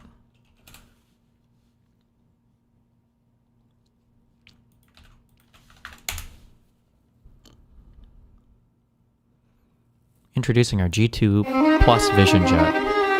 Bro, what is this thing? That's for the Wi-Fi. Hell yeah. There's an old expression that goes something like, we are what we repeatedly do. Excellence, then, is not an act, but a habit. At Cirrus, we are constantly pushing to make things better. And with the Vision Jet, we set out to define or redefine an entirely new aviation experience. One where what was that? This looks like a minivan interior. Fuck that. One where buying, owning, and operating an airplane would be as easy as operating a car. And it should feel like an extension of your car. That's designed around safety, but that's also more comfortable and more connected, and of course, more capable. It's an evolution, and one we think about constantly. So today, the company we use for maintenance tracking on our jets costs $20,000 a year. That's just for tracking when a part is expiring. That's got to be for a big, really expensive shit, no? We'd like to share with you the next step in the evolution of personal jet travel. Okay, share with us. Show us the personal inside. Jet. Well, how's it personal? That means... Was that necessary? Who was doing the graphic design for this? Personal jet. I want personal jet written over the mountains. Really, though? Travel. Personal jet. Do we need that? Well, how's it? Is this adding to the video? Personal. That means it's designed to reflect your daily life. It goes where you want, when you want. It means simplicity, performance, and industry-leading safety if you're an owner. A Citation 2 is your standard starter tier business jet. Oh, wait, hold on. Pilot, and world-class comfort and peace of mind if you're along for the ride. Through generational advancements, the Vision Jet has rapidly evolved to meet each customer's expanding mission profile. Today, that evolution moves forward. Introducing G2 Plus. G2 Plus, we've needed most. Expect as much as a 1,000-foot shorter runways. Aspen in July, expect as much as a 1,000-foot reduction in total takeoff distance. With G2 Plus, you get more airports with larger payloads. You're going. And on your way, make sure you stay connected. Introducing in-flight Wi-Fi for the Vision Jet, exclusive with G2 Plus. That's email, text, and web, all the way up. You can do email, text, and web? Up to the Vision Jet's cruise altitude of 31,000 feet. The Vision Jet just became your office in the sky to keep your team going so you can put more productive hours. That's Brettler and his fellow law associates with all the money I've spent. I'm just kidding. Back into your day and run your business, all with a seamless and secure connection that works on up to 7 devices simultaneously. What?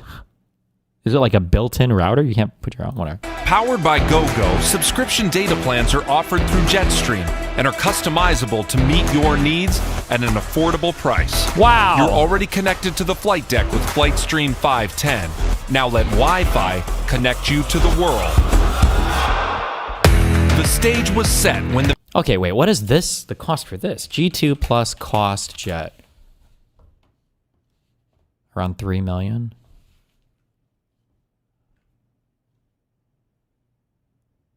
Destiny, regarding Venezuelan Maduro, is he autistic? Why is he always wearing those big headphones in the courtroom? I don't know. Maybe they're for translation? I don't know why they have to be big. I don't know. Between 500,000 and 1.3 million. Oh, this is way cheaper.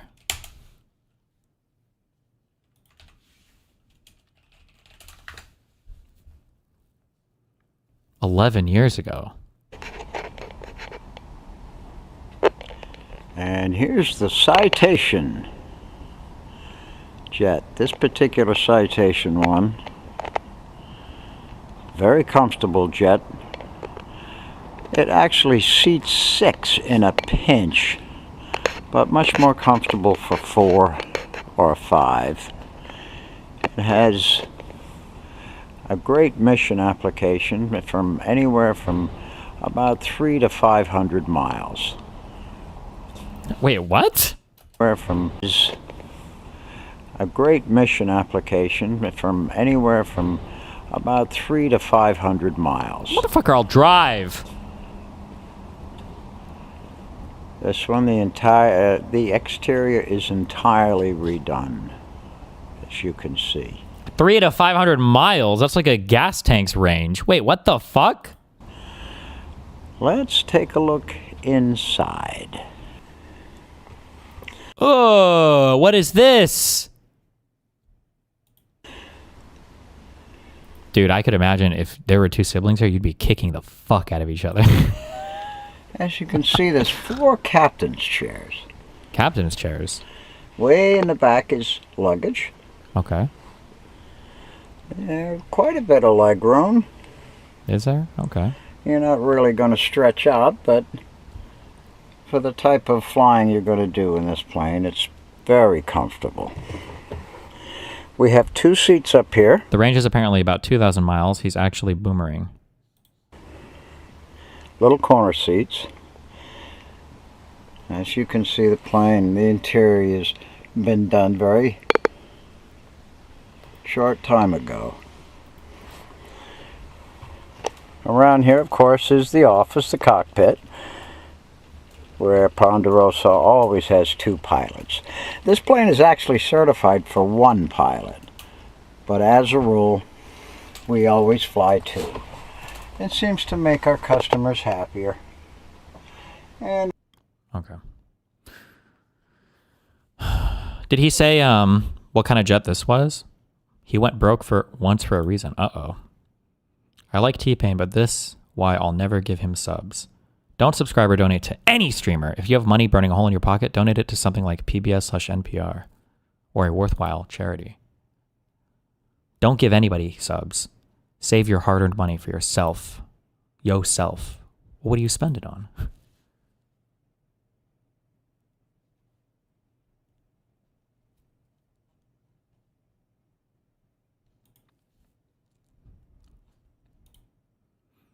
Aren't only billionaires usually able to afford owning private jets? Billionaires? By the time you're worth 100 million, I'm sure you can afford a small plane or something. Probably less than that. Maybe at 50 million, I guess you probably could. I don't know if at 10 million net worth you're buying a private jet, though. That seems crazy. But maybe I just don't know the cost that well. But billionaire to own a jet? No.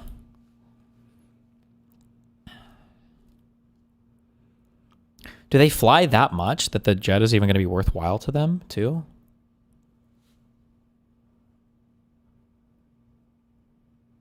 How cheap would it be for me to buy one? Well, the maintenance and everything, I imagine, and the pilots to pay for all of that would be a lot, so.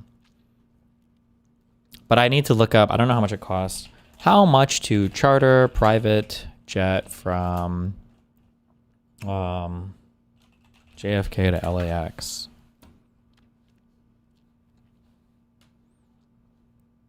$35K for a one-way trip. For how many people?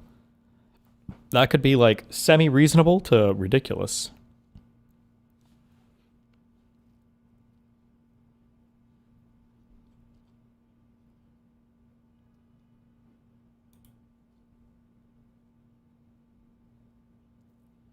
What percent of you owning your guns is because they're fun to use versus you like looking at them or touching them? Well, I like looking at them. Obviously, they're cool guns. But using them is fun too.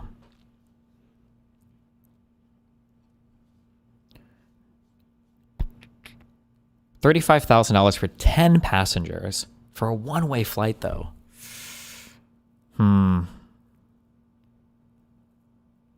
That's kind of crazy, I think. I'm pretty sure you can do first class from LA to New York for less than $3,500, right? $3,500, right?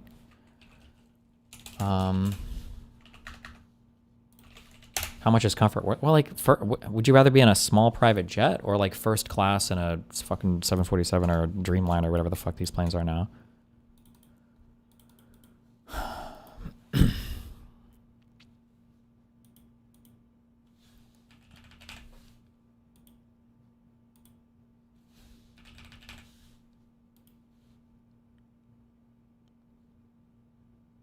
Isn't the appeal that you can take off literally whenever you want? Yeah, but we got shit to do. Why would that matter? Like if I have to be at some place by some time, I have to take off early enough to get there. I guess if you're late to the airport all the time, maybe, but then you're paying so much money just to be able to leave a little later. Hold on. LAX to JFK round trip. 1 month from now, February 11th. Search. You can go wherever you want, whenever you want. Is that true though? Because don't you have to you need the flight crew and everybody to be ready, no? First class is worse than private. You're able to skip security, etc. when flying private and show up whenever you want. Is that true? You don't have to go through any security at all to get through? Is there like a totally separate part of the airport then?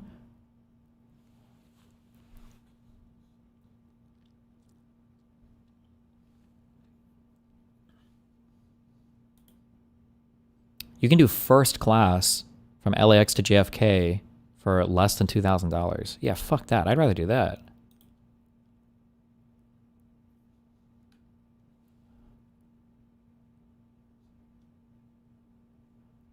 Flagship suite seats from American Airlines. I wonder what that means. Huh.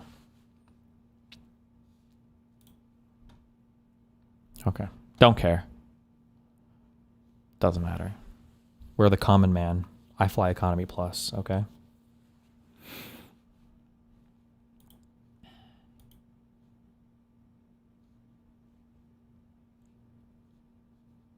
Esfand tries some AI filter that keeps turning him black. It's better with like, I think it's kind of cool, but honestly, it's better with like my actual background, I think. Sorry. Okay.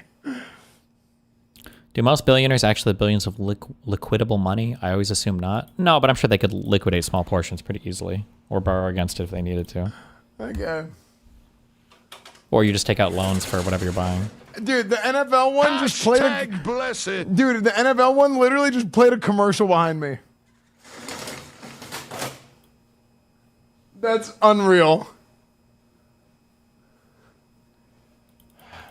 Pretty cool stuff.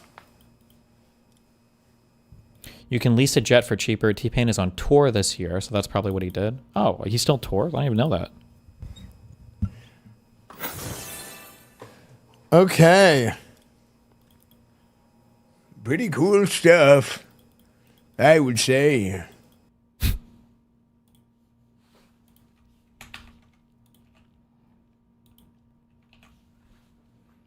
Venezuela live streamer celebrating after the U.S. carried out a special operation to kidnap their president. Middle Eastern streamer pulled over by U.S. cops and asked, any nuclear weapons? I want to see if anything at the DC. All right, man. You have anything in the car? Guns, weapons, anything? No, sir. Nuclear weapons, nothing? No. All right. Yeah. Was the cop telling a joke, or are you retarded? This is I put because it's cold. You don't have heat? You know, look, I have like this. I have 2 cameras. If I open the heat, the phone is getting overheat.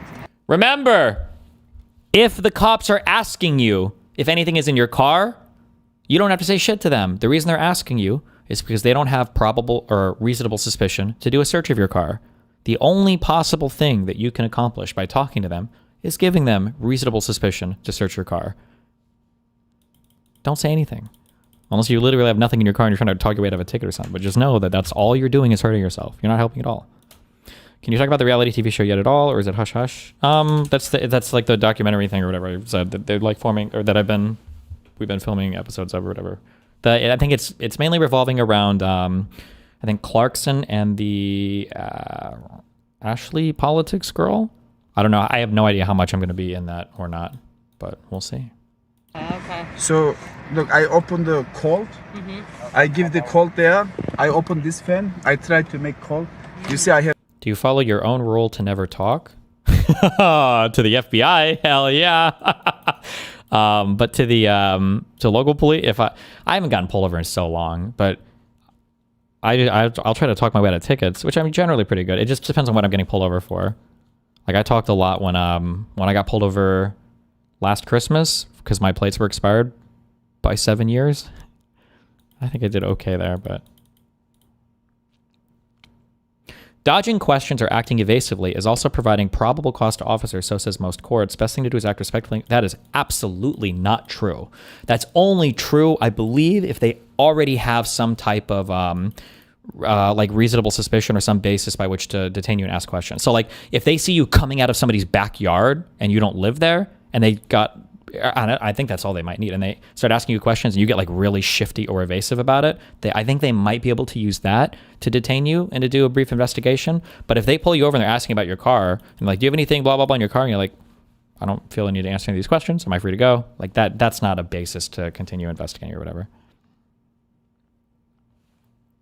This one, like, oops.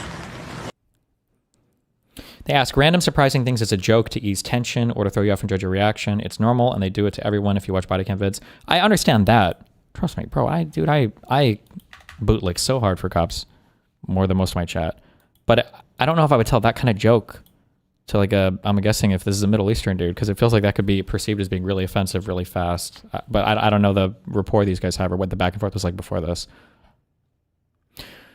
Seemingly, some people don't know that some cops ask stuff like any bombs or grenades to measure your response. Also helps break the oh, nice. You just copied this comment. You fucking bot fuck. But yeah, this is true. But I don't, but that's like kind of a, that's just like a risky icebreaker question, I guess. I don't know. Or maybe not. Maybe that cop is so race blind. Yeah, don't say no, because if they do end up finding something, now you get hit with lying to an officer. What? No, you don't have to say no. Just say, am I free to go? I don't feel like answering any of your questions. You have to lie. Just say you don't want to, you have no reason asking questions. You don't feel like answering them.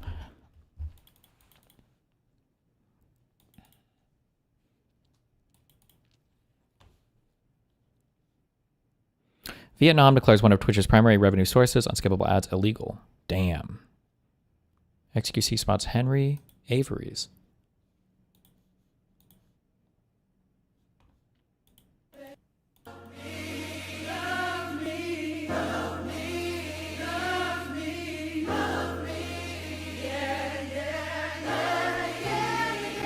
Imagine you're Garen. Have you ever done that yourself during a stop? During a police stop? No, but I'm generally pretty polite. But if the FBI is ever at my house and they're asking like questions that I think are too much, I'll be like, I don't feel comfortable answering that. I think usually I just say like, I don't really feel comfortable answering that. And then, but they generally, cops and lawyers are usually looking for like weakness. Like if they feel like if they keep pressuring you, you'll give in, then they'll do it. But if they get a firm answer on something, they generally just fuck off. At least in my limited experience and in watching things happen. I say limited, which is probably more than most of you fuckers. Henry Avery's. Wait, he's the Henry Avery's. No. Who is Henry shot. Avery's? Is that like Henry Brazilian or whatever? Jam a man of fortune. and Jay must seek my fortune. Henry and Google Jamma Man. Avery. I'm good. Twitch reportedly had serious security issues, causing many streamers' payments/payouts info to be changed. Based. Kang Joel gets a surprise visit by a pimp after getting a massage in the Philippines. Okay. Uh-oh.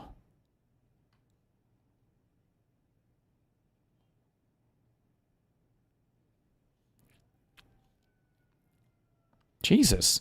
Streamer dies after downing a bottle of whiskey and snorting 6 grams of cocaine? Is that a... That sounds like a fuck ton of cocaine. Is it?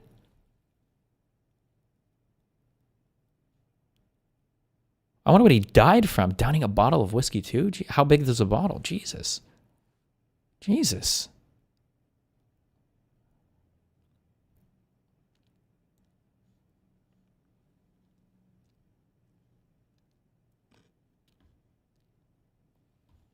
Then I can... Oh, yeah. Whoa! What happened? Where's the girl? Where's the girl? She left, she left. Why is she crying? She cried? Yeah, I don't know. Yeah. Are you very crazy? Have you never done coke? I tried it one time and I didn't get... I think it's because I'm on Vyvanse or something. I just didn't get anything out of it. The Korean brother touched me and mommy and all thing. You give me money, no? I gave her money, 1,200. Huh? 1,200. One, how much? 1,200. Bro, yeah, bro. It's my bad. It's my bad. Okay, sorry. No, I'm going to get my stuff. Where? Other hotel. Later, wait. I'm here already. Later. Huh? Later, you stay here, maybe. What are you trying to say? I don't know. Thank you and you're handsome. Yeah. Why you lock the door and what are you doing, bro? Public, I love Somebody coming in and locking the door like that? That's fucking hella spooky. the door. I'm not doing something anything for you. I know you're good to me. Oh, okay. Why the girl? Why the girl cry? Why she cry? I have no idea. Maybe you This type of shit is fucking retarded and you will get your ass beat. And honestly, I don't even have any sympathy for you. Like, you should be able to roll down your window and give him your ID and shit. I think we saw... fuck, I wish I could remember. There was like one guy who handled it. It was like perfectly. I don't know if it was a DUI stop or a border crossing, but I think that he basically came through, rolled down his window, gave him the ID for a check, and the guy was like, "Can I search your car?" And the guy either said nothing, or the guy was like, "No." And the cop like looked around a bit, and he's like, so you're not going to let me search your car or anything? Or can I ask you questions? The guy's like, "No." And then the cop was like, "Okay." And then the guy just drives off, and that's it. Fuck, I wish I could remember what video that was. It was so good. But don't do this cringe shit. I am actually, oh my God. Oh, I didn't even read all of this. Please put any, oh, never mind. I'm sorry. I thought you were saying don't put any tickets under a windshield wiper. Like you can't get parking tickets, but.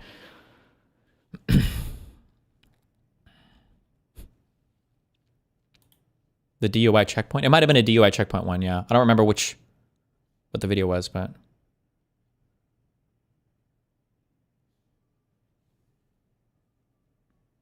Also, the kid was pretty funny. I think that one kid walks a good line of knowing his rights, but not being overly combative, but like appropriately combative. Fuck, I'm not gonna remember what it was.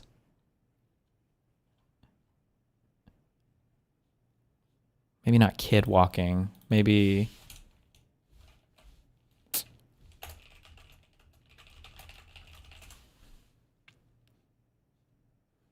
Was it this guy? These cops stop teens for no reason, but get owned by them. You want to hang out here for a second? Why? Because I want to talk to you for a second. Have I committed a crime? Well, I don't know. Where are you coming from? I don't answer questions. Okay, come here. Am I being detained? How old are you? I don't answer questions. Okay, come here. Am I being detained? Yes, you are. What crime have I committed? Sit down. What crime have I committed? What have you investigated? You're not going to tell me how to do my job and my law. Well, you're not doing it right, because I ain't committed no crime. You watch way too much TikTok on YouTube, don't you? How old are you? I don't answer questions.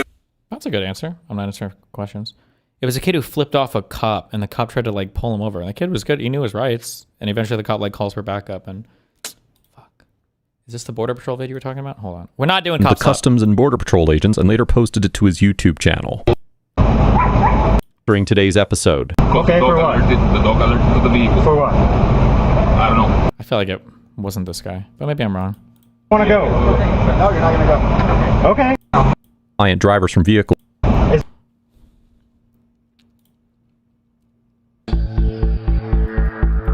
No, that's not a crime. Yeah, man. This guy. Specific facts. He's like a little more combative than he should be, but he knows his rights pretty well, and the cop fucks up hard, and it's funny. What? What's your problem? What? Why are you giving me the finger? I'm walking away. Huh? Am I free to go? Why are you giving me the finger? Am I free to go? No. For Come here. what reason? Why are you giving me the finger? What's your problem? Am I free to go? No. What, do you have a problem? No. Do you have a problem? No. You don't have a problem, then I can leave. Why are you giving me the finger when you're walking? Huh? Come here. Get over here. What? Get over here. Is that a lawful order? Yeah. For what reason? Because you're giving me the finger. That's legal. No, it isn't. Says who? Says it all. Pull up the law. Huh? Pull up the law. What's your name? What's the law? What's your What's name? the law? What's your name? How What's old the are law? you? Corporal Pritch claims. It's not a crime. What's your name? It's not a crime. Investigation. I think his friend shows up. The You cop. were about to. He said I was going to be under arrest. He said you were I detained. said stop. You No, said you were we're detained. gonna be arrested. So now what Yeah, happens? so now what happens? he just admitted that now he what was going happens to is when arrest he me. gives you a lawful order to stop, and you do It not wasn't stop. a lawful order, though. And you do not stop. It legally was not a lawful and order. You do not stop, then that becomes a criminal. Are we You make it a wasting time normal for? If you have an idea, that's perfect. Am I okay? I really have to prove that I was a nuisance. That's what I'm trying to do for a month. Situation. And illegal. Okay, somehow I skipped over I feel like he calls this guy a fucking retard like 3 times or something, but whatever. I skipped it all. Get fucked. Okay. Where were we? A Chinese person saw a black couple and went live thinking they didn't understand Chinese and started saying racist things about their race. What else would you say racist things about? 这哥们儿的也是不同的啊，这什么玩意儿？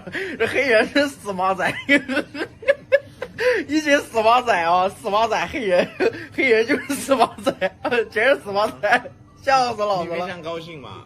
啊，对我很高兴啊，你听得懂中文吗？你非常高兴吗？ He's like, wait, uh-oh. 啊，对我很高兴啊，你听得懂中文吗？对，没事。 啊，对不起哦，对不起，对不起，哦，兄弟，对不起啊，兄弟。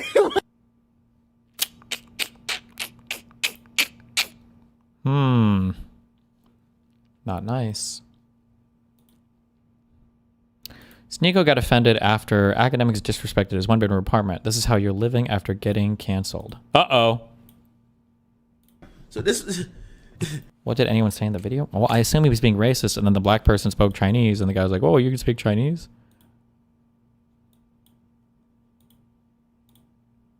That's my guess. Reality can be whatever I want. There. This is how you live after you get canceled? I bet. Remind me never to do this. You know what I mean? What? I'm pocket watching. I'm always pocket watching. Aiden invited me to his house. What's wrong with my home? I can't wait to go to his crib. What's wrong with my home? When I go to Aiden, $25 million crib, I'm taking mental notes of everything. Taking what? Crib, I'm taking mental notes of everything. Mentanols? What the fuck is that? Oh, mental notes. You got a problem with my house? Nigga, I'm just saying. You good? You got more than one spot, right? You asked that already, yeah. In New York? No, I had one in Miami, one here.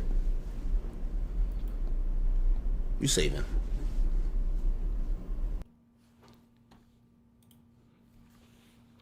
Why waste money on big house? Fuck that.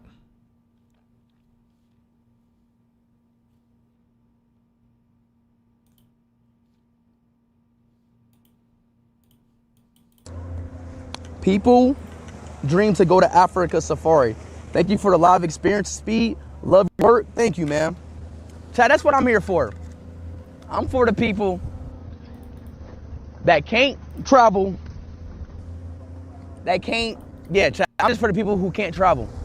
I try to give y'all the best experience. I don't make a cut down video. I show y'all live. I show y'all a live experience, a raw, true experience of me being at that certain location, whether it's a country, whether it's a safari, whatever experience it is. I'm your test dummy, if that's what you want to call it. Have they ever done like a YouTube video? I know they did one, I think, at his house, or showing how they did the stream for like, it wasn't New Year's. It wasn't Christmas. It was a few months ago. I don't remember what it was even for. I don't know what they were celebrating. Just him traveling or somewhere, or whatever. Have they done one for how they do his mobile streams? This guy's shit is pretty crazy. This guy is doing some crazy shit. Man had breakdown reacting to Speed's Africa trip. Man, this whole time, bro, they made us fucking think Africa was such a poor country, bro. Such a...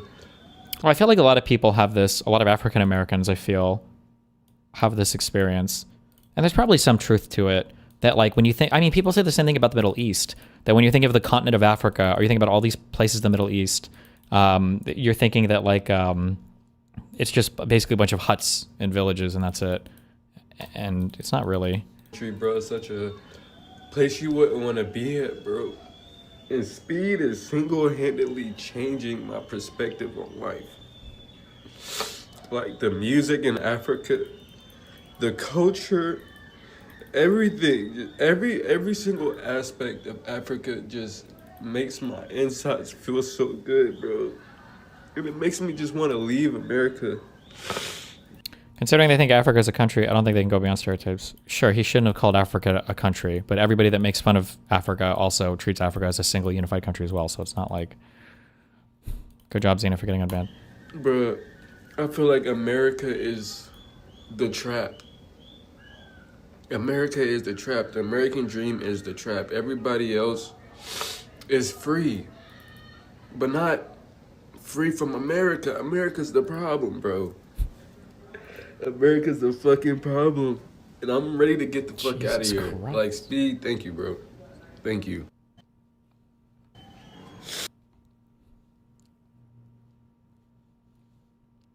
Watch out for the racist seals. Oh my god. Guys. Jesus. They're slapping their bellies. Oh, that's not what that looked like. How? Not safe for life. Don't Destiny.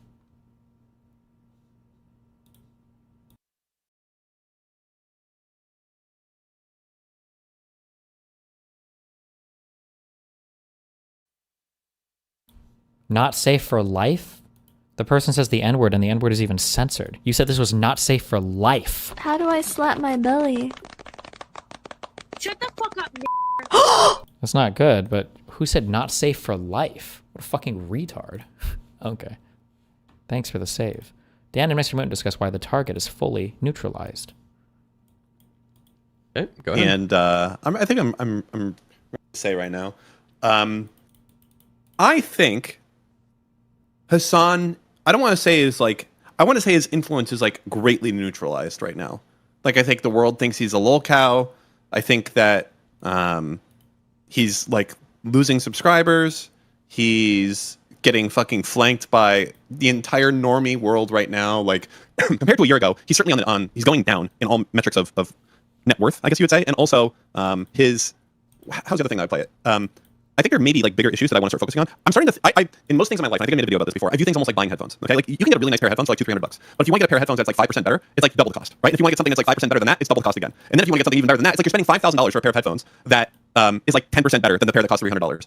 My thinking is, I think I'm wasting my time on Hasan at this point. I don't know if he can be any more lolcow than he is. I don't think like me like posting clips about the guy, me doing anything about this guy. I think he's just done. Like I'm not saying I'm not gonna ever talk about him again. It's just it feels pointless at this point. Like I've accomplished 95% of what needed to be done. I guess I'm just calling it like total Dan victory. Like, yes, he's still streaming on Twitch. Yes, he's still a millionaire. Twitch still exists. But I think like I could be so much, like if I put as much effort as I put this last year into something else, like God help whoever is my fucking target, I guess is what I would say. But yeah, I think he's absolutely he's cooked, bro. He's 100% cooked across the board. Lowest subs he's had in 6 years. Everyone calls him a dog shark. You want to see something crazy? Go to his latest fucking Instagram thing where he posts like his Happy New Year thing where he posts a picture of him and his dog and scroll, and it's thousands and thousands of people making fun of him. And it's like, holy shit. Okay, like I'm done. That's it. Like just scroll through those comments. Like literally just like fast scroll through this thing. Like I'm done. My work here is literally done. It doesn't let you keep trolling. Maybe you click plus, yeah. Oh no. Yeah, I mean I think your work is done, yeah. No, like literally like I had this thought last night that's completely diminishing returns at this point. Like I've gotten 95% of it. This guy he's a joke. He's a joke at this point. Like will he still get puff pieces from fucking communists and hankies that are editors in magazines? Absolutely, of course, but that doesn't mean anything, right? His viewership's in the shitter, his money is in the shitter, and everyone calls him the dog shucker and or the Diddy Party enjoyer. Like it's done. There's just a waste of time to spend thinking about this guy anymore. I think there's bigger issues at hand. This is actually yeah, like, this is crazy. I did not expect this many people to be posting. Like even the text comments are like, "Oh, you're abusing your dog." Rip. Drummer dies after downing a bottle of whiskey and spending 6 grams of cocaine in extreme challenge. Or doing extreme challenges for money.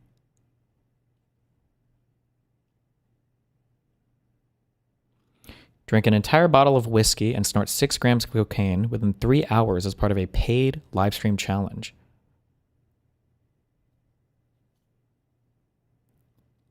He was discovered kneeling beside his bed in what relatives described as a prayer-like position while his webcam continued streaming to viewers. How much is 6 grams? It sounds like a lot. That sounds like a lot.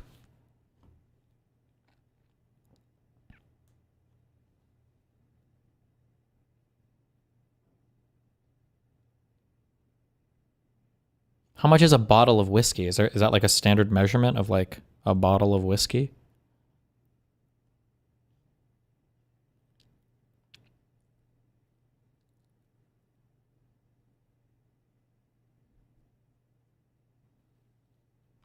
$750 milliliters, 700 milliliter. How many milliliter is a shot? Is 44? So that's like almost 20 shots of whiskey? Is that...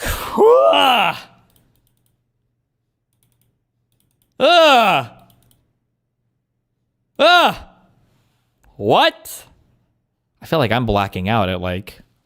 I want to say like 7 to 10 shots. I think I might be blackout drunk at that point. Over 3 hours? Jesus.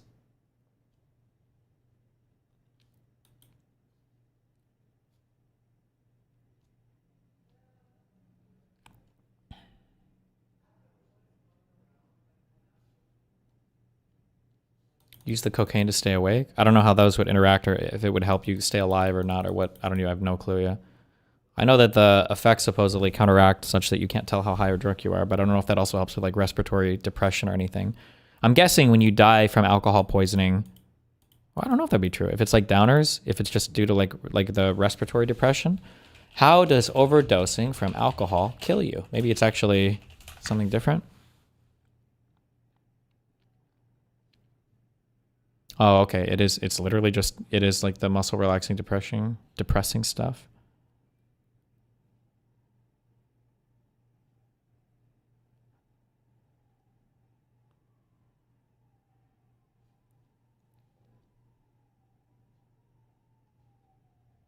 Rip.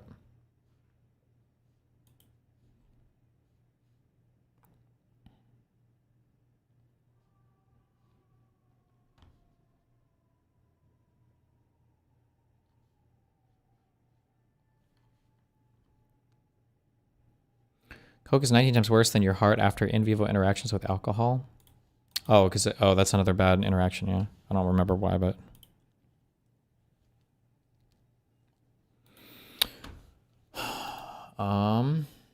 okay. These are things from Walz's speech. We'll watch the whole thing. What is this? Just a piece of shit today.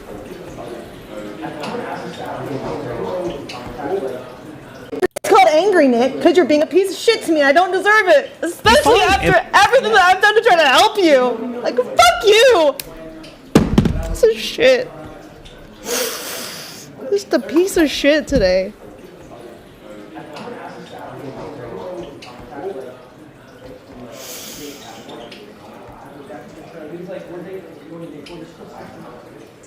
Okay.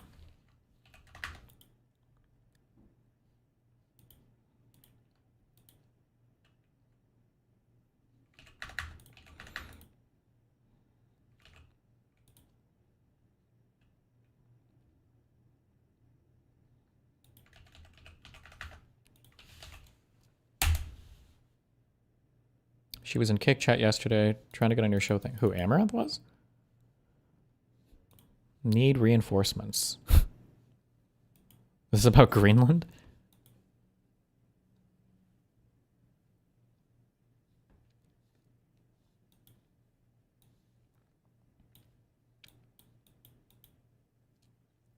French Army, yeah, thanks. Corsair introduces the Galleon 100 SD, a Stream Deck integrated mechanical keyboard.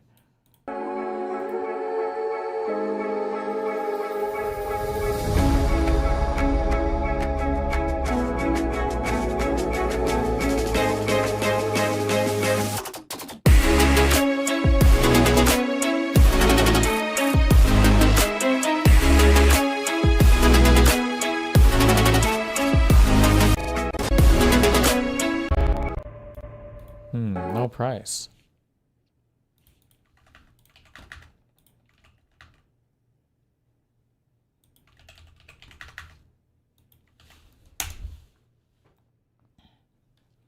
Hey Twitch, if I were to call for the killing of Assmolgold so that China's economy can prosper, would that be a TOS violation, or does the nameless nature of his death wishes upon Cuban civilians absolve him of any wrongdoing? So Cuba's days are numbered. Colombia isn't going to be doing this anymore. Okay, yeah, I can see there's definitely a trend here. You specifically said you'd be against foreign intervention and nation building. Why have you switched positions? Because Daddy Trump switched positions, so now he does. Well, I'm generally against it, but there are some instances where I'd be okay with it. It's pretty simple. Like, I think it's something that's generally a bad idea, but if we can get enough money out of the place that we're intervening in, and we can effectively make it worthwhile for us, then I'd be okay with it. By the way,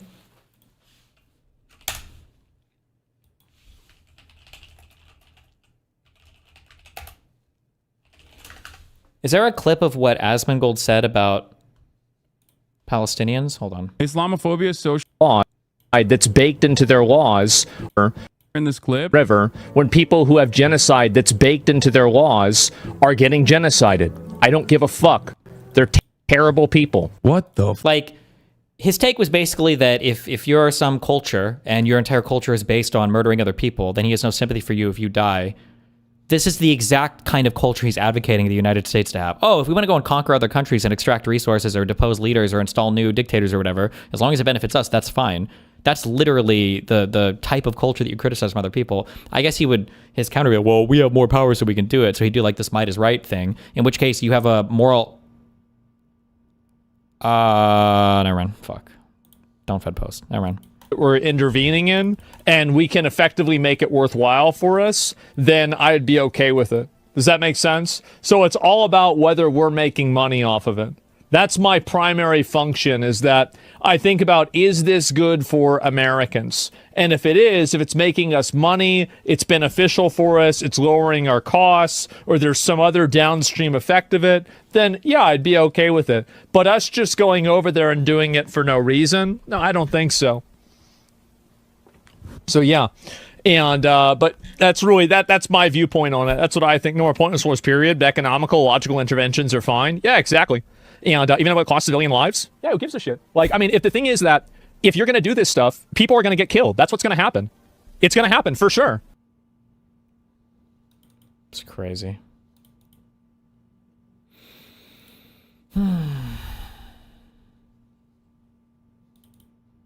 True.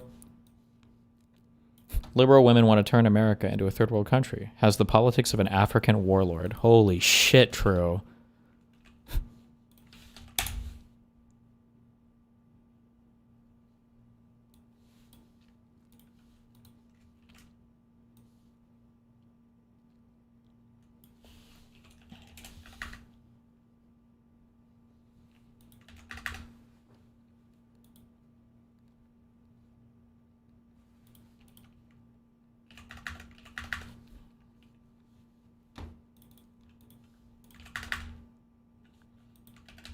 Hold on, working through my links before I watch. We've got 2 big videos to watch. The death of Robin Hood.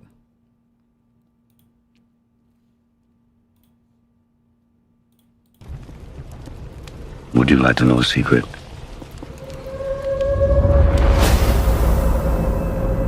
People speak of Robin Hood, tell his stories. They're all lies. He was not a hero. You were a murderous brigand. We were monsters. I am the outlaw. Robin Hood.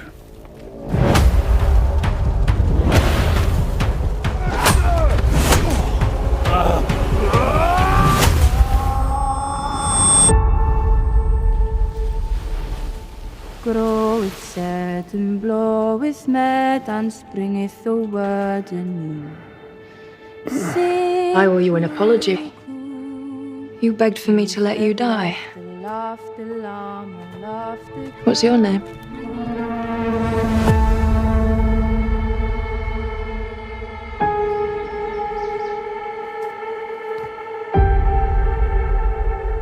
can you make for me? Want me to make you a bowl? All right. What happened to her? Terrible things.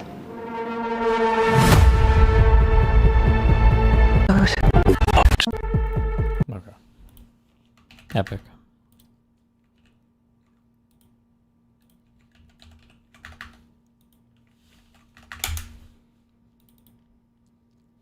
We take every single base of the Americans from Aviano to Ramstein, from Romania to all the other military bases will be confiscated and you will lose it. And the whole position of American power since World War II, if you take Greenland, you have to leave. It's very simple, Mrs. May. Sorry for spamming, but have you seen this? White House official Jan 6 timeline is insane. I haven't seen the 450 million people that have spammed that link in chat already. You're the first person to post it. If you take Greenland, you have to leave. It's very simple, Mrs. Miller. This is the leverage we have. You need the spaces for global power projection. You won't have it. And we can defend ourselves very well, and we will do that without the US nuclear shield, without the US troops in Europe, without the American bases. We will simply run these bases ourselves, and we run your boys home into Chicago, and Ohio. And goodbye. If you go extreme, we go extreme as well. Be sure about it. It's so crazy that we're even having to have these conversations. Jesus.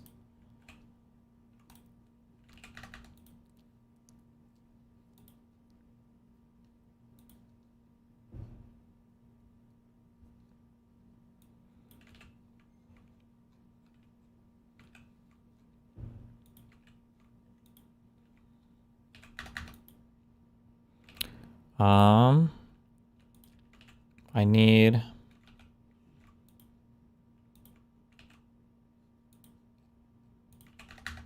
a link to the Tim Walz speech, I guess.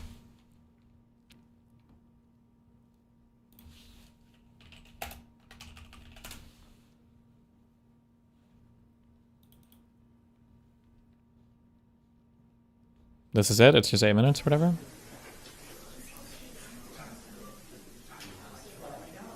You did 2?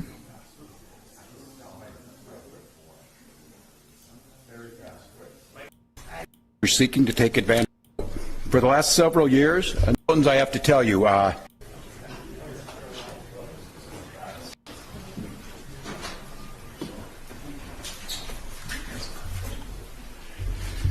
good morning, everyone, and Happy New Year.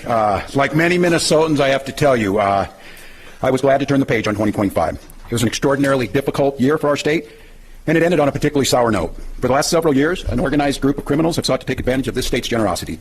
And even as we make progress in the fight against the fraudsters, we now see an organized group of political actors seeking to take advantage of a crisis. I don't want to mince words here. Donald Trump and his allies in Washington and in St. Paul and online want to make our state a colder, meaner place. They want to poison our people against each other by attacking our neighbors. And ultimately, they want to take away much of what makes Minnesota the best place in the country to raise a family. They've already begun trying to withhold funds that were meant to help families afford child care. And they have no intention of stopping there. Make no mistake, we should be concerned about fraud in our state government. We cannot effectively deliver programs and services if we can't earn the public's trust. That's why over the past few years, we've made systemic changes in the way we do business. We've gone to the legislature time and time again to get more tools to combat fraud. We fired people who weren't doing their jobs. We've seen people go to jail for stealing from our state. We've cut off whole streams of funding in partnership with the federal government, where we saw widespread criminal activity. We put new locks on the doors of our remaining programs, and we've hired a new head of program integrity to make sure that those locks can't be broken. All across this state, Minnesotans are hard at work on this problem. Advocates, administrators, investigators are on the front lines defending the integrity of our state's programs, and I want to give a very heartfelt thank you to all of them. There is more to do. A single taxpayer dollar wasted on fraud should be intolerable. And while there's a role to play for everyone, from the legislature to prosecutors to insurance companies to local and county government, the buck does stop with me. My administration has been taking fast, decisive action to solve this crisis. We'll win the fight against the fraudsters. But the political gamesmanship we're seeing from Republicans is only making that fight harder. We've got Republicans here in the state legislature playing hide and seek with potential whistleblowers. We've got conspiracy theorist right-wing YouTubers breaking into our daycares, demanding access to our children.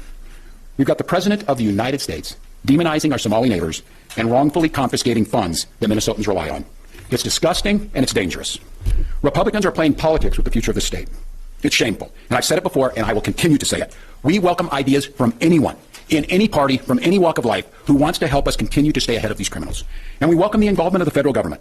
I am grateful to the career professionals at the U.S. Attorney's Office and the FBI who have been helping us fight this fight for years.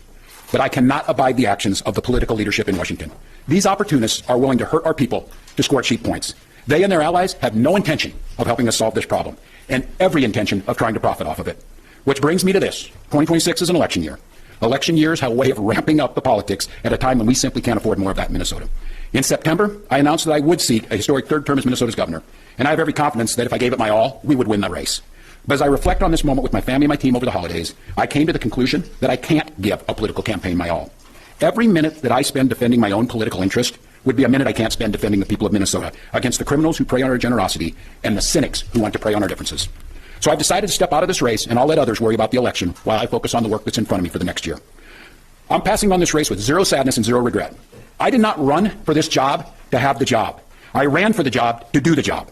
Minnesota faces enormous challenges this year, and I refuse to spend a single minute doing anything other than rising to meet this moment. Minnesota has always come first and always will.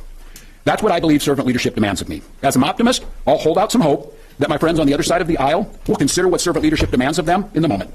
We can work together to combat against the criminals. We can work together to rebuild the public's trust and make our state stronger. But make no mistake about it, if Republicans continue down the path of abusing power, smearing entire communities, and running their own fraudulent game at the expense of Minnesotans, I will fight back with everything that I have. I'm absolutely confident a Democratic and a DFLer will hold this seat come November. I'm confident that I'll find ways to contribute to the state that I love long after next January. But there'll be time to worry about all that later. Today, I'm proud of the work we've done to make Minnesota America's best place to live and raise kids. From our new paid leave policy, to our child tax credit, to our school lunch programs feeding every single child. And I'm doubly proud of the incredible team we put together to make this vision a reality. I want to take a moment to thank every member of my staff. Yeah, I feel like him quitting like legitimizes every crazy thing that's been said over the past, I guess, month or two or whatever. I don't even know if it's been that long. I don't know about that. Clients tell us that we give and provide the highest level of service. And that's why we're intentionally supportive of the Paid Time Leave Act that was written. I'm incredibly proud over a week of watching this happen. I think it needs to be stated. We're joined here. A special thank you to Reps Frazier and Mann, the authors of this in the House and the Senate. This is one of the most transformational. Actually, yeah, it's probably been like half a month, actually. Yeah. Pieces of legislation that Minnesota has passed in decades. An entire career would go by, a successful career, with not doing something like this. These two leaders made that happen, and for me and the people of Minnesota, thank you. We have Rep. Sensamira, and I think we're going to be joined by Senator Mohammed, who were instrumental in helping us get this done, helping build the coalition to make this happen. We're implementing the program. We built a modern system around it. It is secure, and we've got the support lines. Hundreds of meetings with the team that was there in outreach to employers of ways to make this happen. We have done countless checks on. Why does this legitimize anything? Please specify some reasons. Why don't it doesn't actually? It doesn't validate like the truthfulness behind any claims, but I think it makes it look like all the Republicans now are doing a celebratory march because I think that they exposed all the daycare fraud and got them out. And a few weeks ago, as we started to soft launch this thing forward, we did the checks and balance, the go, no goes. And I just have to tell you, I express my deep gratitude. You've got some of those folks here in the back of the room, an incredible amount of work doing this really important work against a backdrop of making sure that program integrity was of utmost importance. And so I'm incredibly grateful for that. This has helped families succeed. This provides security to Minnesotans. It makes us a destination state for both employers and employees. Strengthens what we know needs to happen in communities, and I just have to tell you, I'm incredibly proud of it. I mean, the Hortmans were assassinated. I can understand getting tired of it, and I can imagine he'll still run for some other office. My prediction would be he's done politically. You're resigning at the end of what is like a scandal. He's going to come back politically and run for some other office? Oh, I could be wrong, but that seems bad to me. We've done a lot of work to make it happen. Or he's not resigning, but he's canceling his re-election thing. All about, as you hear here, families, so that parents can bond with their children. It is stunning to me that there are about 3 countries in the world that don't have this. It is an absolute travesty that there are states in this country that don't have the capacity to pay family medical leave. So I would tell all of those states out there, and Kevin, president of the Seward Civic. So, Lillian, these guys don't think about what it means. When we passed it, we know that those programs are out there. I don't think that got reported, but there was an analysis done on the states across. For leave, and so payroll data, et cetera. What words do you have about people's? Look, we'll put these things in. We've known this has been out there, and I think you heard Commissioner Verlick say that. Deed runs the unemployment insurance, too. We know that those programs are out there. I don't think that got reported, but there was an analysis done on the states across the country. Unemployment insurance, I think Iowa and Minnesota were 1 and 2 and the most secure. So there's a lot of safeguards in place, and we'll continue to deliver that. And I said, I told you yesterday, and I'll continue to say it. I will be there to make sure. Tim O'Malley and our team over there on program integrity, BCA, we have more tools that will continue to do this. The buck stops with me on this, and that is absolutely true, but I want to be very clear on this too. If the buck stops with me on when there's problems, the buck stops with me on successes. Not a single Republican supported this. So every Minnesotan from here on forward, whoever uses this program, there is no bit of thanks that would go to the Republican legislators who did all they could to stop this. So I will take full responsibility. We have safeguards in place. We'll do that. But I think the report on this is, as you're hearing the stories here, I'll take some credit for that because we put this program in place. We got it done. Every time I visit my family, I scroll through your TikTok and Adam's secretly on my mom's phone, slowly fucking the algorithm. Implemented it. We did the work for 2.5 years, and lots of things work. Your highways get plowed. I'll take credit for that too. The Republicans voted against my budget bill that did the work with that. Our schools have the money to pay their teachers. I'll take credit for that too. The issue here is focusing on this, and they have every right to do so. The positive story of this is parents with their children. The Republicans' goal is to have none of those programs, and I can guarantee you one way to ensure there's no fraud: just don't do the program. Just don't do the program. And then you will look like states who rank at the bottom in every single initiative. So we have a responsibility to continue to do better on this, but I'm going to take credit when we're ranked at the top on almost every single category because of these programs. So we all know what's at stake. If you attempt to try and collect paid family and medical... Commissioner, for the rest of 3,000 people who are already on leave, when did the payments? To launch, and we rank leave. Due to with war that's being... Senator Mohammed, good to see you. Well, thank you all for being out here again. Really proud of this program. It is a game changer for working families. It's one more piece of that building blocks to making Minnesota the best state in the country for 2,000 people have the nation, and that's coming from you, attorney. We are under the politics of this. I'm going to fight it, making sure that Minnesotans are cared for. I'm going to fight it by doing the respect that we should have for rule of law. So I just think all of you see this. It is just going to be relentless. Why 2,000 folks? What are they coming? Do they want to coordinate with us? You saw a U.S. attorney stand up, which would have been let go by any other administration, speculating about things with no factual information. That's defamation. That's coming from the attorney. We are under assault like no other time in our state's history because of a petty, vile administration that doesn't care about the well-being of Minnesotans. My job is to protect the well-being of Minnesotans. So the good news on this is Republicans are sure they're going to lose the governor's race dramatically. That's fine by me. I don't care who sits in this seat as long as it's not one of them who hurt Minnesotans. I care that it's somebody who understands and respects this office. Janet. You just talked about the danger. Your daughter gave an interview talking a little bit about the danger. Was there any part of you, Governor, that thought when you were making this decision, did it cross your mind that not by any nature of what you've done, but just because of you being you and being the target, that people's lives were in danger? Yes.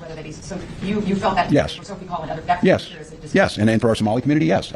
Look, I'm on the. This country knows fraud in this program before it implemented was the very first meeting ahead of trying to prevent. I need the legislator to help me on prevention. It's pretty easy after the fact to say this happened.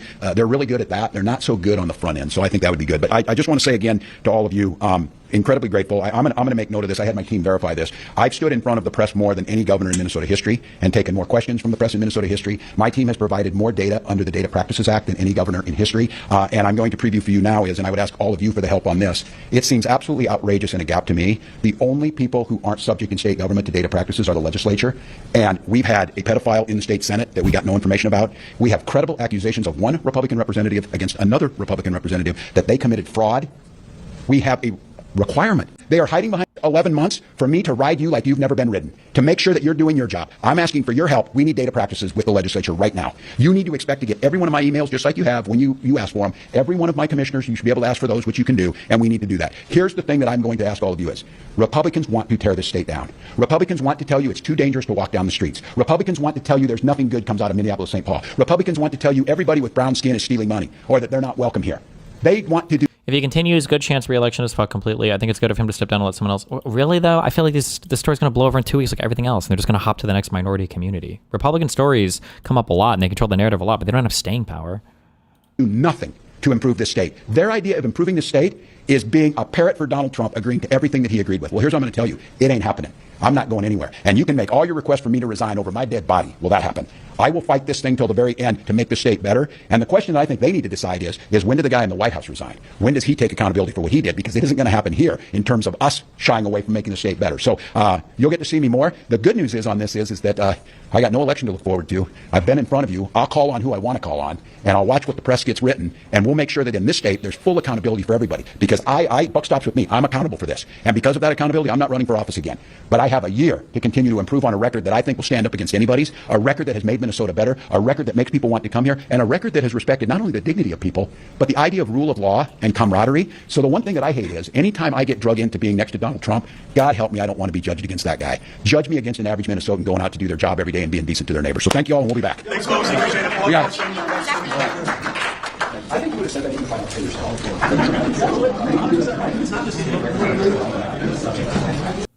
Somebody emailed me some information.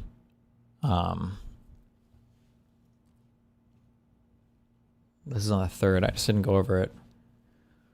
Hey, Stephen, I found there to be a lack of investigative interest into this David character featured in the video. So in that original Nick Shirley video, I keep asking, or I've asked a lot, like, what you know, where does this guy's info come from? Like, what the fuck is this? The dude with the papers. This guy.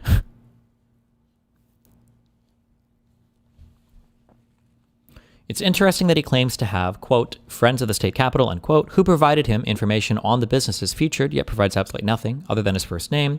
So I thought I would take a stab at figuring out who he is. I noticed that around the 59-second mark in the video, David and Dick are sitting in an office with about 20 photos of roofs in the background. I then looked at roofing companies in the neighborhood surrounding some of the daycares featured and came across one by the name of Garlock French Roofing.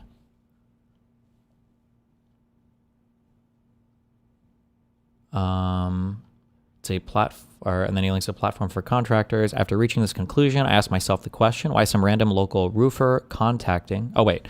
You can see 2 exact copies of the images featured on the wall in a Garlock French Instagram post and a separate platform for contractors.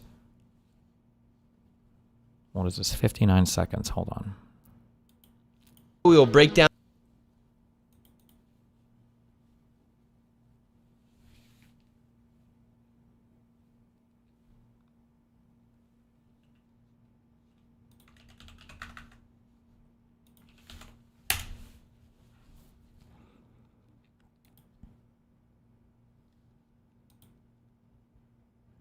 What are we seeing that's the exact same?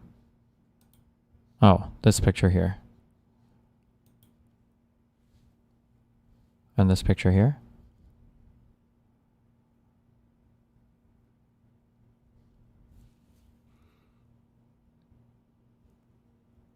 Diamond logos on the wall are the same too? Okay. After reaching this conclusion, I asked myself the question, why is some random local roofer contacting this MAGA YouTuber to make this video? I could not find any employees by the name of David or any photos of this guy. I have no evidence that he even works there. However, I did come across a press conference hosted by the Minnesota House Republicans.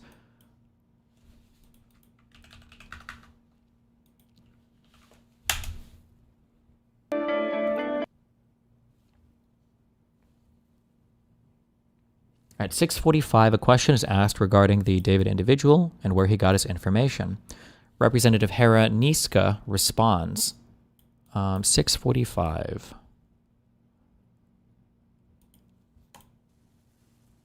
All right, Alex DeRozier. Yeah, I just had a quick question about the video itself. So, would you be able to share with us a little bit more about what you know about the daycare providers in that video and any other just a quick overview of some of the evidence that you have that kind of corroborates what he's claiming in the video? Because yeah, I'm just kind of curious about what you've heard. You know, I've heard this one infamous learning center. I mean, what else have you heard? Thanks, Alex. Well, again, our fraud committee has been doing excellent work. And so back in February, there was conversation, and in one of the fraud committee hearings, we know that the quality, and I will correct the misspelling on their sign, but the Quality Learning Center was featured in that viral video. That was already talked about in the fraud committee back in February. If DHS or the Walz administration had been serious about wanting to root out fraud, they would have already been taking care of these things much before we brought it up in February. But when they heard about it in the fraud committee hearing, they easily could have done on-site inspections and shut it down at that point. That's not what we're seeing. I would also add much of the information that one of the gentlemen in that video was providing was due to information he got from the House Republican staff. There was another TV reporter who also covered the Quality Learning Center. In January, also provided some information by the House Republican caucus. What information was he provided? Why don't we have access to all that information? Why isn't that published somewhere? Staff, that was ironically during the time when Republicans were ready to show up for work and work on this fraud issue, and Democrats were boycotting in part because we had told them that we intended to have a fraud and agency oversight committee, and then they decided not to show up for work. So this has been something that we have been ready and willing to provide information to anyone who wants to pursue this, including some of the information that ended up in that video. Larson? The FBI director can... Jesus. Confirms that friends of the government mentioned in the video are indeed the House Republican caucus. A later clarifying question. Wait, hold on. Leader Niska, what exact... This is where we're at. And Faircloth? Yeah, just a follow-up for Leader Nitzka. What exact information did you all provide? Again, did the House GOP caucus provide? And was it to the David guy in the video or Nick Shirley? Just clarifying.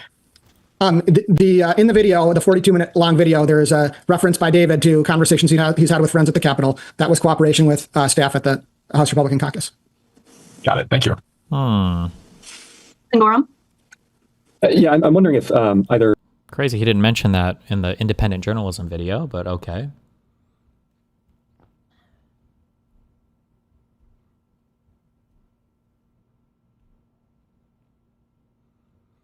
Let's see. It's going to confirm that friends of the government mentioned the video indeed the House Republican caucus. He also states that another reporter was provided information back in January of 2025. I believe this is the report in question. You need to watch the video segment for a complete picture, but he uses some of the same talking points. What is this?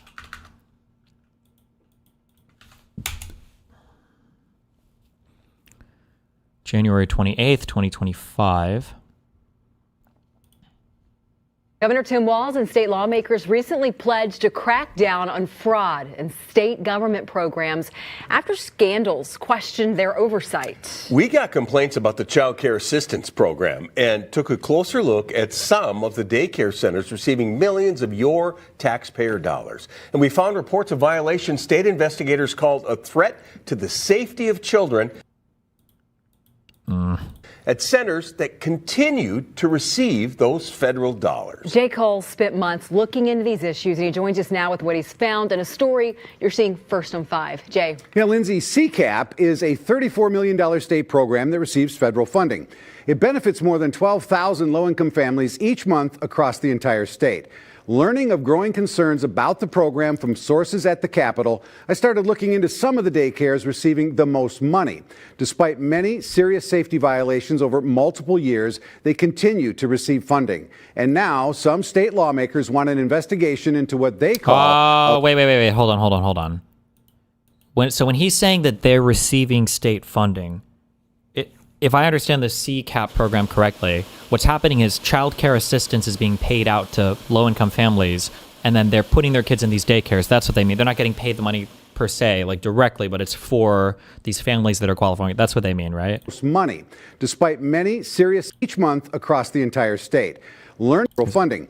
It benefits more than 12,000 low-income families each month across the entire state. Okay. Learning of growing concerns about the program from sources at the Capitol, I started looking into some of the daycares receiving the most money. Wait, somebody said, no, it goes to the centers, not the families?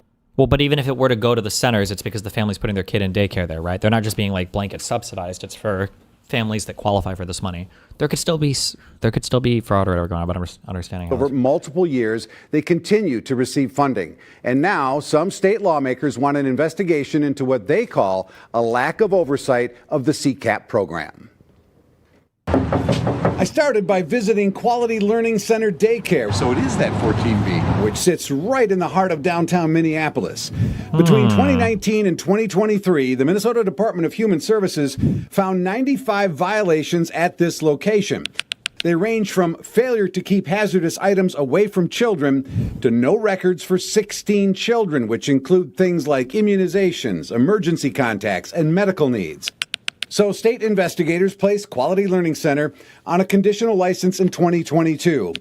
I went to the daycare's location several times. Now, whether you believe them or not, you can see on the license thing where it says that like they provided paperwork to address the issues that they had, though. So I don't know what I mean, he's pretending like these issues never got addressed. You can say maybe they lied about addressing them or something, but... And only once did I see people there. Oh, that's your daycare. But I did not see any children. So there are 80 kids in there? No. After school? Okay, gotcha. All right, thank you. Where are the kids? DHS declined an interview, but in a statement acknowledged Quality Learning Center was put on a conditional license because of its poor safety record. But it still received nearly $8 million in taxpayers' money since 2019. Its conditional status removed in 2024. I also went to yet another facility. Oh, meaning that they'd rectified all the problems from 2024, right? Minnesota Child Care Center in this South Minneapolis building. I found it at the end of this small hallway. Wait, are they going to the same, is it literally the same places that the Nick guy went to? With a steel door, no windows, and no visible security cameras. That's the sign for the place. State records show between 2021 and 2023, the daycare had 36 violations, some of them serious. They failed to... I just want to see if it literally is. But there's... This is the first place he goes to. It's outside. Second place is that... Whatever this is outside. He goes to one that's inside, right? Not this one.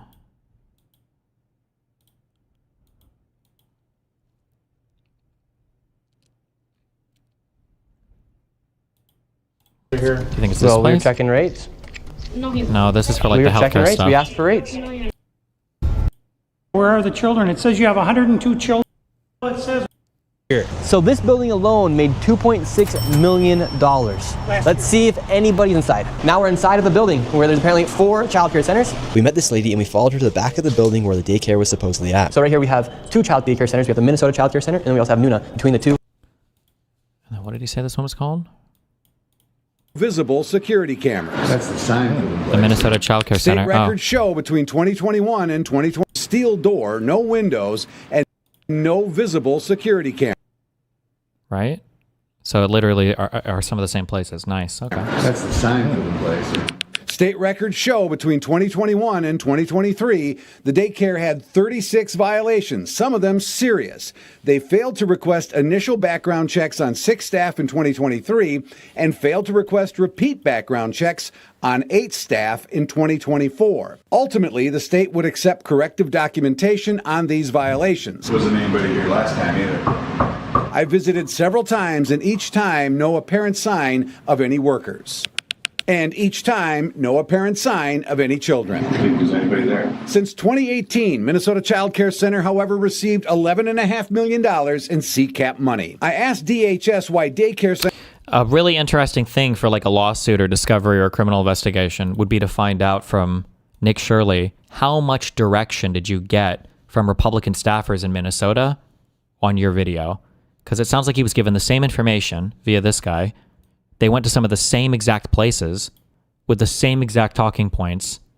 And this was a year ago. This video is January 20th, 2025. Centers could still receive millions of dollars with questionable safety records over multiple years. In a statement, DHS said under state law, they can only stop payment, quote, when a provider intentionally gives false information or submits false attendance records. A provider is operating after a suspension or revocation of its license. There's a credible allegation of fraud and/or... Why does it matter for an investigation? Well, one, you should disclose it anyway because it makes people trust you more. If you're actually doing journalistic or investigative work, it's good to be open about where you're getting information from because it makes you more credible. You should want to know that information. And two, if it isn't credible and it's a bullshit sham investigation, like it seems like this video was, it's highly sus that another person did the exact same type of investigation a year earlier. It seems like they're not investigations. It seems like it's political hit jobs that are being pushed from the Republican lawmakers in Minnesota. They tried to push it with this journalist. It didn't get much traction. And then they did the same thing a year later with this dipshit. And this one, it got more traction. But it's not just some independent journalist doing on-the-ground journalism like X and all the Republican astroturfers would like you to believe. It's just a Republican hit job. Or a provider refuses access to attendance records. What does that say to you? It says that the oversight is incredibly lacking. I shared our findings with House Speaker designate Lisa Demuth. Are we keeping kids in Minnesota safe? And what you're showing me here brings that very much into question. You know, Jay, you have pages here that are publicly available with repeated failure to keep hazardous items away from... Yeah, it would be moral. I thought you meant it would be relevant to some investigation to charge them. Oh, I'm just saying this. He would never admit this. They would never admit this. It would have to come out in the form of a civil lawsuit and somebody being deposed or criminal investigation and something being subpoenaed. He would never admit this, yeah. Children, failure to maintain adequate staff-to-child ratios, background checks, failing to keep personnel files. These are repeated violations. As I was looking into the daycare center violations, I also found a connection between CCAP and the Feeding Our Future scam, which bilked $250 million from the state. In 2023, a man named Abdikadir Kadaya was charged with stealing $1 million in taxpayer money in the Feeding Our Future case. He's waiting to be sentenced after pleading guilty to wire fraud. But we also learned Kadaya also operated Intisar Child Care Center in Minneapolis. The facility received $1.8 million in taxpayer funds between 2017 and 21. But the license was revoked at Kadaya's daycare was shut down. He has not been named or charged with any crimes connected to CCAP, however. Now, I've been asking for weeks why Kadaya's license was revoked. Late tonight, DHS sent over this 86-page document explaining why. Some of the more serious reasons include violations directly related to the health and safety of children and providing false and misleading information to DHS. DHS also told me they have 62 active CCAP investigations for family child. It's a fuck up regardless of where I got the information. No, both sides seem to agree that there was a lot of fraud. Why care whether Republicans gave that shit the info? Because one, if you're presenting something as independent journalism and it's not, it's being politically motivated, that's important to know. You should want to know that. That's important to know where the information is coming from. It doesn't mean that the information is necessarily wrong, but it's just good to know that, right? Republicans know this intuitively. It's why they flip fucking shit over the Hillary Clinton Steele dossier. Well, that wasn't a real FBI investigation. It was a political hit job. That's what the same talking point that they give for this. They can still investigate, they can still do what they want, but you shouldn't lie about it being an independent journalist when it's actually just a Republican, hit job. It can still be correct, but care and child care centers. And as far as the 2 daycare centers in our story are concerned, I reached out by phone to the names and numbers listed as the licensed operators, and I've not yet heard back. So some new information that there are now 62 active investigations into that program. I'm speechless. It's a lot of money. Yeah. And this is just breaking tonight. Correct. Yes, we're going to stay with it, obviously, and see what happens next. State lawmakers have told me that they would like this before some committees. As soon as they can get the committees together, they want to bring it to. But this guy, for regardless of if this came from Republicans or not for, a hit job or whatever, the take here is more measured, though. I don't think. He was saying that like all of these daycares are operating fraudulently and they're scamming all the people of Minnesota. He just said that it's sus or whatever, and they're he's asking for more investigations or whatever. This is a year ago. It's not as bad as the Nick video. Some committees and start investigating and looking into it a little bit deeper.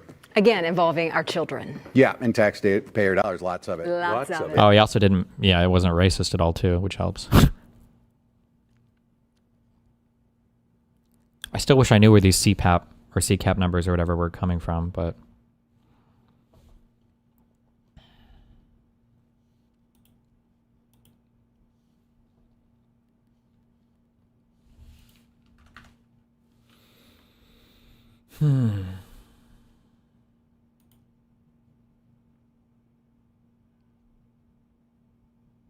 Also, that David guy, when he said 3 Somalis jumped him or whatever, that was 100% a fucking lie.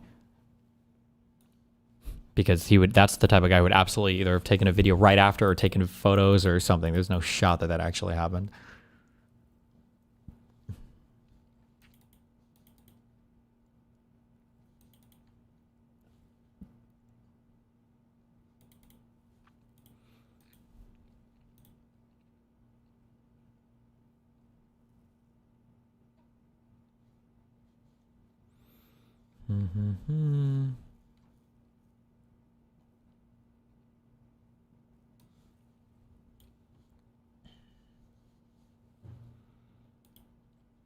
Nice.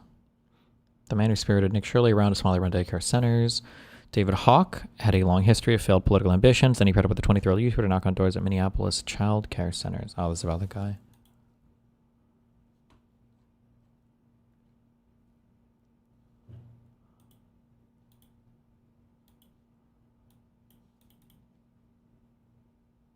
Is there an actual law or regulation that requires a daycare to shut down after a certain number of incidents or cases? Or is closure usually based on whether the daycare fails to correct the violations they're cited for? I don't know. I can't even pretend to answer. It might be that after a certain number of violations is auto shut down, or if you're non-compliant with certain things, but I'm sure some are worse than others. Some types of violations are worse than others. I don't know how common it is that daycare centers get cited with violations. Maybe everybody, when you dig through enough, doesn't have the best paperwork, or I just don't know. I don't know the averages on any of that. Then again, neither of these guys, so. States, Donald J. Trump. And I'm proud to be an American, where at least I know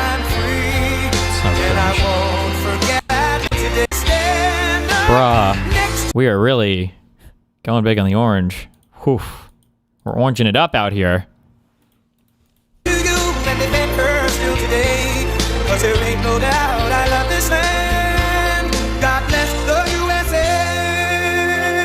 you very much.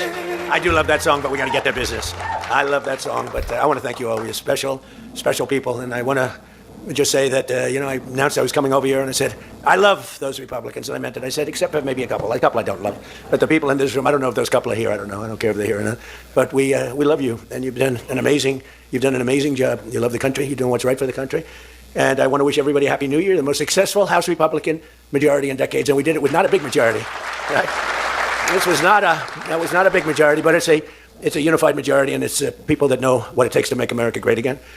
So together we had 12 months of unprecedented success in 2025, and now we're going to make history and break records with the epic midterm victory that we're going to pull off. It just doesn't seem to happen for people that win the presidency. Epic midterm victory. It's an amazing phenomenon. You win the presidency, and we sure as hell are having a successful presidency. I will say that. But even if it's a successful presidency, it's been nothing like what we're doing. We had a very good day 2 days ago, too. But even if it's successful, they don't win. I don't know what it is. There's something psychological, like you vote against. You can win by a lot. We won every swing state. We won the popular vote by millions. We won everything. But they say that when you win the presidency, you lose the midterm. So you're all brilliant people. Most of you are in this business longer than me. That makes me smarter than you. Because look where I am, right? No, it doesn't. But I wish you could explain to me what the hell's going on with the mind of the public, because we have the right policy. They don't. They have horrible policy. They do stick together. They're violent. They're vicious. They're vicious people. And they stick together like glue. They don't have a couple of the people that we have. A couple of people, not too many, really very few. And that's why I want to just say that before we go any further, I want to express our tremendous sorrow at the loss of a great member, great member, Congressman Doug LaMalfa, who passed away yesterday, as you probably have heard. And he was the leader of the Western Caucus, a fierce champion on California water issues. He was great on water. He wanted to release the water. He'd scream out. And a true defender of American children. He was a defender of everybody. And our hearts go out to his wife, Jill, and his entire family. He voted with me 100% of the time. And by the way, he wasn't a 3 o'clock in the morning person. Do you know what I mean by that? Where the speaker goes, sir, could you call up? Could you call? I said, what time is it, speaker? Sir, it's 3 in the morning. Could you make a couple of calls? How many? 9. So I'd start calling 3 in the morning. I said, I shouldn't use any names. I'm just going to create problems. But hi, Jim. And I'm not talking about Jim Jordan. I never had to call 3 in the morning for him. But I said, hi, Jim. How you doing? I just called to say. Does the midterm work? Is it a re-election? Does everybody vote again? We vote for all of our House of Representatives members again, and then some Senate seats are up for re-election. No, 3. Okay, sir. Sir, you haven't spoken to me in 3 years, and it's still 3 in the morning. And then there's governor seats? I don't know how many of those are. So I know what you want. You want my vote. And usually, almost always they give it, but they want it to be called. And with Doug, I never had to call. He was with us right from the beginning. I love those guys. I must say I probably love them the best, the guys that I don't have to call. They know we're doing the right thing. I have a couple that are going to be with us all the way, but they just want the call. They want love. They need love. They're more insecure than most of you.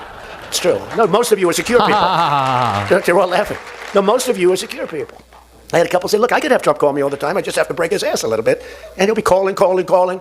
But I appreciate those. We actually had a little party. We opened up a beautiful section of the White House in the Rose Garden, and we had a party for all of those people that I never speak to and vote for me. And I spoke to Doug, but I didn't speak to him about, I've had a problem. And I was really saddened by his passing and was thinking about not even doing the speech in his honor. But then I decided that I have to do it in his honor. I'll do it in his honor because he would have wanted it that way. He would have wanted it that way. He would have said, do that speech. Are you kidding me? Do the speech, big guy. But he was a fantastic person. Man, that was a quick one. I don't know quite yet what happened, but boy, it's a tough one. He was just with us. He was our friend, all of us, every one of us. And I also want to send our best wishes to Congressman Jim Baird and his wife, who are recovering from a car accident. They're going to be okay, but they had a pretty bad accident. And we're praying that they get out of that hospital very quickly. He's going to be fine. She's going to be fine, but it was a bad accident. And I want to thank the man who has been central to so many of our triumphs. He really has been. He's the guy that would call me to make those calls all the time. He's always working. And he's a nice person. He's a high-quality person. But I want to tell you, he's a very tough cookie. I've seen both sides. Not often do I have to see the other side, because he's just, by nature... Is there anything in this speech, or is this... At what point does he start saying anything of substance? This is fucking retarded. Very fine. Religious. I like that. He's a religious person. I like that. I like religious people. It usually means they're more honest. Sometimes it doesn't happen that way. I've had some real religious ones that did numbers on me, and I said, I'm going to get them someday. They got me by surprise. But it's usually good, okay, right? And his name is Mike Johnson, Speaker Mike Johnson.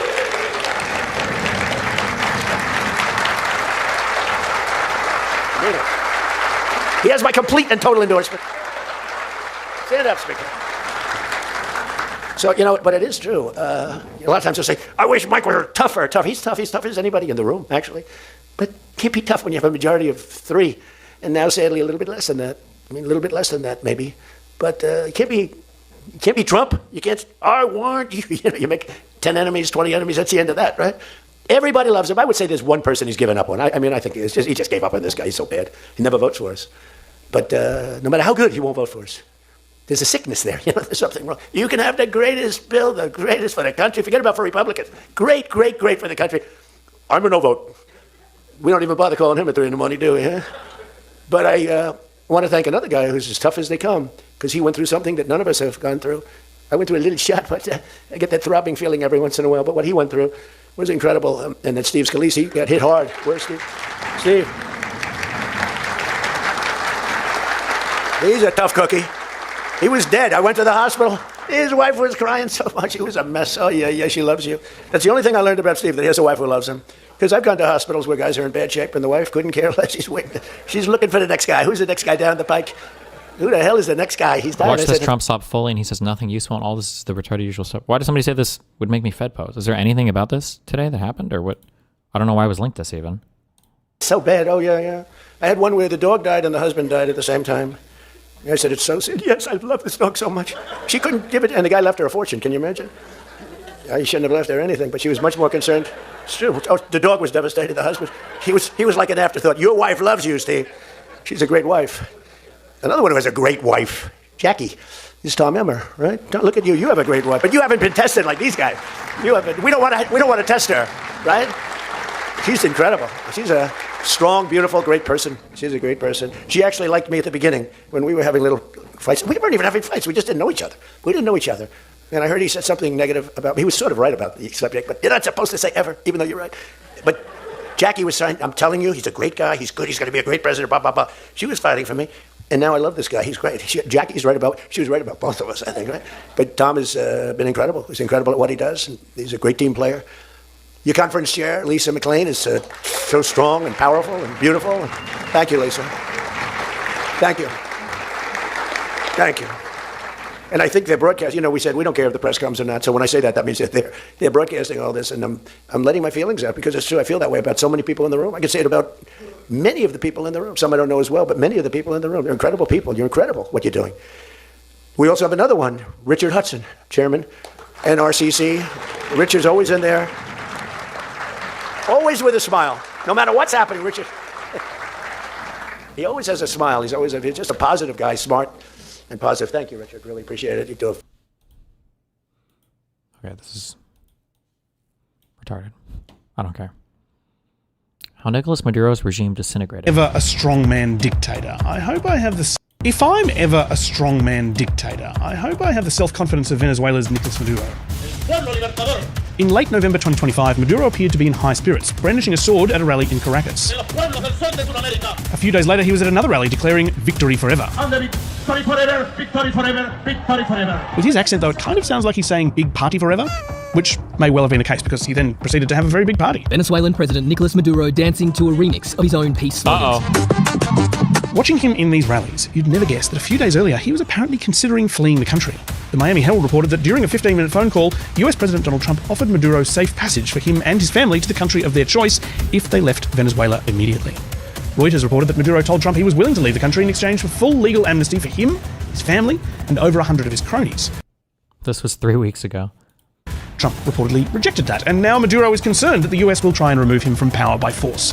He is reportedly sleeping in a different place every night in an effort to avoid airstrikes and American-backed commando attacks. The US president continues to build up his country's military presence in the Caribbean, and he's declared Venezuela's airspace closed. This is a very strange situation. A Venezuelan president shouldn't be considering fleeing their country. No other country on earth has more proven oil reserves than Venezuela, but despite this, the country has been in the midst of a decade-long economic disaster. Now, you might be saying, but the government is corrupt, and yes, it is. But America has been putting sanctions on them, and yes, they have. Or, but it's socialism, and look, that's not really as relevant as you might think. The point is, you can basically get oil out of the ground in Venezuela with a straw. It should be able to withstand corruption and sanctions and still be a socialist utopia like Norway. So what is actually going on in Venezuela? Today, the bizarre and obscure ways a country with every possible advantage managed to mess it up so badly. I'm Matt Bevan, and this is If You're Listening. Isn't there a thing called like the... Is it like the paradox of resources? I feel like I'm making that up. There's a thing that has to do with this, that there are lots of countries that are like resource rich, but for some reason they're just like completely fucked all the time. What am I thinking of? Oh, the resource curse, maybe? I don't know if that has anything to do with resources. I think just having... I don't know if just having resources fucking matters that much. Norway has resources, oil, and they do really well with it, right? Pretty sure Israel has fuck all. That place has nothing. That's the demon's land for shit. They have to fucking fight wars in the 50s and 60s just to bring in enough water for their people not to die of thirst. But Israel's economy and everything does really well in the Middle East, so... Oil has been part of Venezuela's story for a very... Wait, let me use this real quick. Hold on.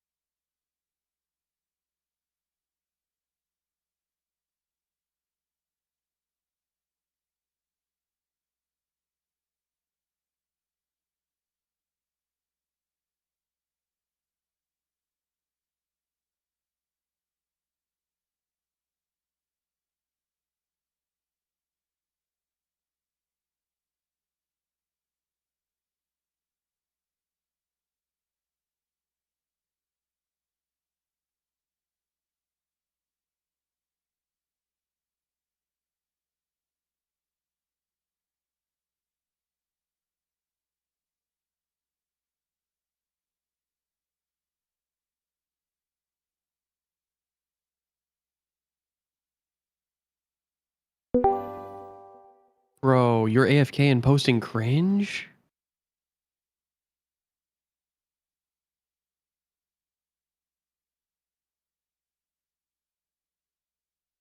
What has he done today? What have you done today, Mooten? Fuck. I know you're already back. Wait, one of the matriarch events today. No, the harvester events. Let me look.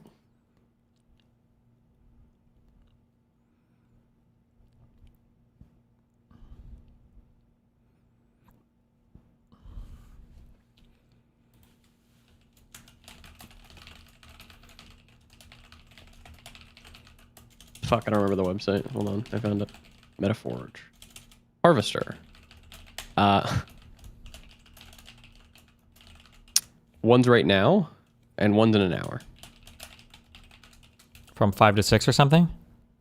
One's right now from 4 to 5, and then there's one at, 2 hours from 6 to 7. Okay. Nice. We're running that one. We'll do 6 to 7. Yep. Good one. Bye. Bye. Very long time. The first Europeans came to Venezuela seeking gold. They later found black gold, crude oil. They've been mining it ever since. For most of the 20th century, Venezuelans didn't have all that much to do with the oil business in their country. Foreign oil companies operate the wells. They pay the state royalties on their production, about $100 million a month. But this income assisted all levels of Venezuelan society. Part of the oil royalties support the welfare system. so no one need go hungry. Successive governments pursued a policy of what they called sowing the oil, basically using the revenue from oil to try and modernize the country. Much of the oil money has been spent on public buildings, skyscrapers, broad avenues, and highways. Then, during the 1970s, as a result of conflict in the Middle East and US oil embargoes, the price of oil skyrocketed, which was bad news for most people, but great news for Venezuela. The oil boom increased the flow of cash into government coffers. Knowing that these elevated prices might not last, the government made a serious effort to try and build a more diversified economy. In other words, use the oil industry's money to build up other industries, other than oil. Ideally, you do want your economy to be diverse, to be able to do lots of different things, or at least that's what these Poindexters at Harvard think. They apparently know about these things. Harvard University ranks the complexity of Nerd alert. Economies through something they call the Atlas of Economic Complexity. The more different things your country can make, the higher your rank. So you have at the top countries like Japan, Germany, and so on. Japan ranks very highly, for instance, because they manufacture a bit of everything. Cars, chemicals, computers, centrifuges, circuits, CAT scanners, and also other things that do not start with everything. Germany. Wait, did he leave an error in his video? Wait, what was going on there? And so on. Japan ranks very highly, for instance, because they manufacture a bit of everything. Cars, chemicals, computers, centrifuges, circuits, CAT scanners, and also other things that do not start with the letter C. If your country can only make a limited number of things, though, you're going to get a lower rank. Which are like basically countries in South America and in Africa. The ranking isn't necessarily an indication of your country's current wealth, but it can be an indication of where your country is headed. For example, the people in India or the Philippines aren't necessarily wealthy right now, but because of efforts to diversify their economies, their standard of living is increasing rapidly. They are growing fast, and we believe that those are countries that are, in essence, more complex than the current income that they have, and that's why the prospect that we see for those countries is great. Letting a single industry get too dominant not only risks economic collapse if something happens to that industry, but it can damage other industries because it can greatly inflate the value of your currency. Take, for example, the Netherlands. If something happens to that industry, but it can damage other industries because it can greatly inflate the value of your currency. Take, for example, the Netherlands. In the 1970s, they were suddenly flush with cash after they found a massive gas reserve under the province of Groningen. As gas exports increased, foreign cash started flowing into the country. That drove up the value of the Dutch currency, the guilder, and that meant that buying Dutch things became more expensive. It was cheaper to buy French cheese than Dutch cheese, cheaper to buy German clothes than Dutch clothes, which was a nightmare for Dutch businesses, especially the ones who made... Does that track? You export a ton to other countries, so now you're holding a ton of their currency. So it becomes easier to buy things from those. Oh, I guess that tracks. Does it track? I guess it tracks. Why can't you just print more of your own currency? I guess the US has more, we have a lot more freedom there, I guess, in terms of how powerful our economy is and our currency is, so. Clothes out of cheese. As people bought more and more foreign things, Dutch companies went out of business and unemployment went up. You can see it on a chart. Gas exports go up, then the... Imagine being a chart reader. Yikes! Value of the guilder, and then unemployment. It became known as Dutch disease. Watching this unfold from afar, the Venezuelan government was trying very hard to avoid coming down with a case of this Dutch disease. So they tried very hard to establish industries other than oil. And that's good for a healthy local economy, but not necessarily good for people who are fans of cheap French cheese and cheap German clothes. The stores in Caracas have a great range of goods for sale. Some are locally made, but a great many have to be imported, and are very expensive. Locally produced food and petrol were cheap, but imported luxury goods remained out of reach. There's growing unrest in the universities.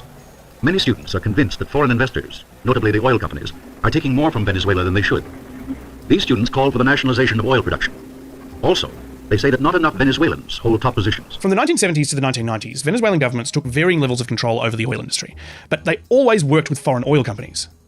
Until... Along came Hugo Chavez, a paratrooper with a tank. After leading a failed coup attempt in 1994, Hugo Chavez was elected president in 1999. Aló, presidente. El programa del presidente Hugo Chávez Frías, en vivo. How do these guys get so, like the beer hall push or whatever was similar with Hitler? How do these guys get so many second chances at politics? What the fuck? January 6th. This is the very first episode of his Hello, Mr. President show on Venezuelan State Radio. Buenos días, Freddy. Buenos días, Teresita. Buenos días, todo el equipo de Radio Nacional de Venezuela. Buenos días, Juan Barret. Initially, each one of these radio shows was about an hour long, but they gradually got longer and spread onto TV as well. Chavez would use the show to formulate policies, rant about capitalism, and insult foreign leaders. George W. Bush. You are a donkey, Mr. Bush. He'd visit with his constituents, he'd hold photo ops, he'd quiz local school students. Correcto. Dale. Bravo. And he'd show off his softer side, serenading the children of Venezuela like the red wiggle. Red like communist red. That's the joke that I'm trying to make there. Cuerpo y alma en un infierno. Soy mal querido. He actually sang quite a lot. Yo soy de la tierra de donde nació Bolívar, la misma de San Martín. Music was a big theme of his entire presidency, and John Lennon's Imagine was a favourite track. Imagina Venezuela. And sometimes he'd use the show to fire people, Trump style. Although, in his case, he didn't say you're fired, he pulled out a referee's whistle and said...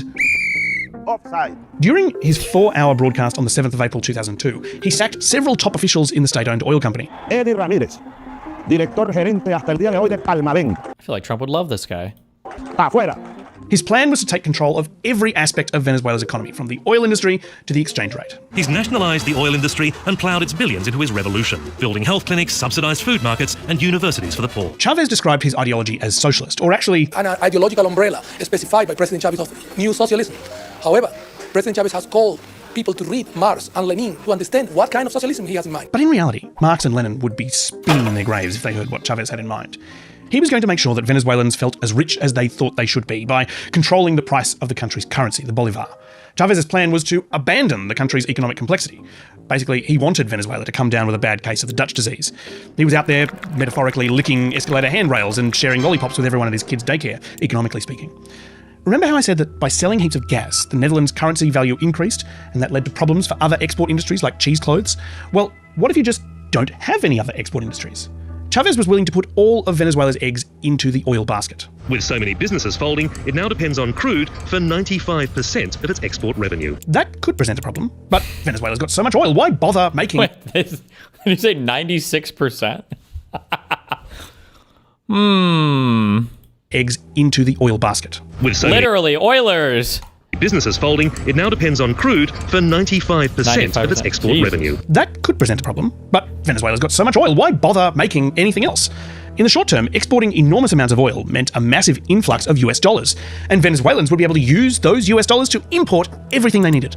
Why make anything domestically when you can just use your newfound riches to buy stuff from overseas? Who needs local manufacturing anyway? The amount of job destruction that has taken place in Venezuela in the private sector is unprecedented. Within 5 years, the Venezuelan private sector basically disappeared. The few companies that were producing in Venezuela have either gone to Colombia or Costa Rica, or they've just been closed down. Looking at Venezuela's ranking on the economic complexity scale, you can see it plummeted from 58th in 2003 to 131st by 2009. But it was fine, because look at all this cash. To 131st. The fuck did they do in Australia? By 2009. But it was fine, because look at all this cash. This is like an 11-year-old boy's level of understanding of economics. It's what we all thought that we would do if we found a gold deposit in our backyard. Step 1, dig up gold nugget. Step 2, exchange gold nugget for cash. Step 3, spend all the cash on Bugattis, Rolexes, and electric guitars. Base. To make it work, though, you've got to keep the value of the currency high. So in 2005... What's the difference between foreign currency and your own currency? Aren't they interchangeable? No. So if you're a United States citizen, it can feel that way, but it's because there's just so much USD, and there are so many people around the world that want USD, and we have such a huge economy that it kind of is, right? There are things called like Forex markets, or really like at the airport, you just go and you do like a currency exchange. However, the laws of like supply and demand apply to currency much the same as they do anything else. We just don't really think about it much when it comes to United States dollars because there's so many of them.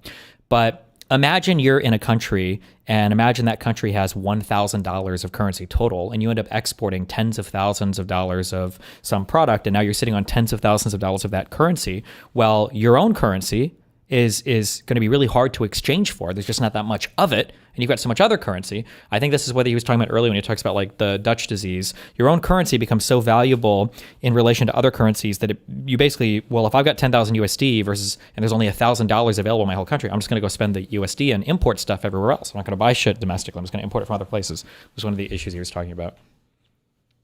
Chavez locked the value of the bolivar at 2,150 bolivars to $1. No variation, no ups and downs, 2,150 bolivars to the dollar, that's it. $. No variation, no ups and downs, 2,150 bolivars to the dollar, that's it. People absolutely love this. It made them feel very rich. On paper, it made the average Venezuelan wage seem equivalent to an American middle-class wage, and pretty much overnight, it made foreign cars, phones, air conditioners, steak, clothes, and computers look affordable. Chavez himself started handing out consumer goods for free on his show. Over here, we have flat-screen TVs. It's the opposite of capitalism. The problem was, though, the whole thing relied on the relationship between bolivars and US dollars. And as the local Venezuelan economy basically evaporated, the bolivar essentially turned into monopoly money. And in socialist Venezuela, a bolivar really is worth not much more than the paper it's printed on. It was virtually worthless. There was nothing you could buy with it because nobody in Venezuela was making anything. I just sometimes wish that Chavez were to realize how important it is to have companies and to have private sector in Venezuela, and it adds so much value to the country. Everything had to be imported, and that meant the demand for US dollars went up and the demand for bolivars went down. To avoid running out of US dollars, the government only gave them to authorized importers, generally in exchange for fat bribes. So for most people, the only way to get your hands on US dollars, and remember, you need those to buy virtually everything, is to buy them on the black market. That created a very strange situation, which the ABC's Eric Campbell experienced firsthand. The first thing you do when you come to a place like this, of course, is change money. But nobody goes to a bank for that, because today's official exchange rate is about 1/5 the black market rate. So I'm off to see a guy who's been recommended by a guy to change $400 US. He suggested I bring a big bag. The official exchange rate was a fiction. People were desperate to get their hands on US dollars and would exchange ridiculous quantities of bolivars to buy them. So when you hand over 4 $100 notes, you get more than 1 million bolivars. Having an official exchange rate that is so out of touch with the black market exchange rate is possibly the most idiotic economic policy in the history of the world. Politically connected people were buying US dollars from the government at the fake fantasy exchange rate and then selling them on the black market for a spectacular profit, having made or imported nothing with them at all. For poor people living in Venezuela, this was catastrophic. For the politically connected, it was basically a license to print money. In 2005, when this policy to lock the value of the bolivar to the US dollar came in, it would have failed immediately, if not for a massive increase in the price of oil. The truth is that the high oil prices have allowed the President Chavez to mask the fact that he has destroyed the economy. So they were able to keep just enough US dollars in circulation to maintain the fiction. On Hello, Mr. President, in December 2012, Chavez announced that he would need to travel to Cuba for cancer treatment, and that if anything was to happen to him while he was there, Ustedes elijan a Nicholas Maduro como presidente de la República Bolivariana de Venezuela. He hoped that the people would elect his vice president, Nicholas Maduro, to succeed him. And just 3 months later, Chavez was dead. We have received the hardest and most tragic news that we will ever transmit to our people. Mourners gathered in the streets to grieve the man who led their country for 14 years. Nicholas Maduro inherited what in football would be called a hospital pass, an economy teetering on the brink of total catastrophe. Any dip in the oil price would bring the entire house of cards down. It took a little over a year, but the crash finally came. The price of oil has hit a 5-year low. It dropped by more than 50% in 4 months. There are concerns it could also lead to instability in Venezuela, where oil accounts for 95% of the country's export earnings. Basic food supplies were now too expensive to import. Police and soldiers now guard food stores. Many supermarket shelves are empty. By 2017, hunger was a serious problem in Venezuela.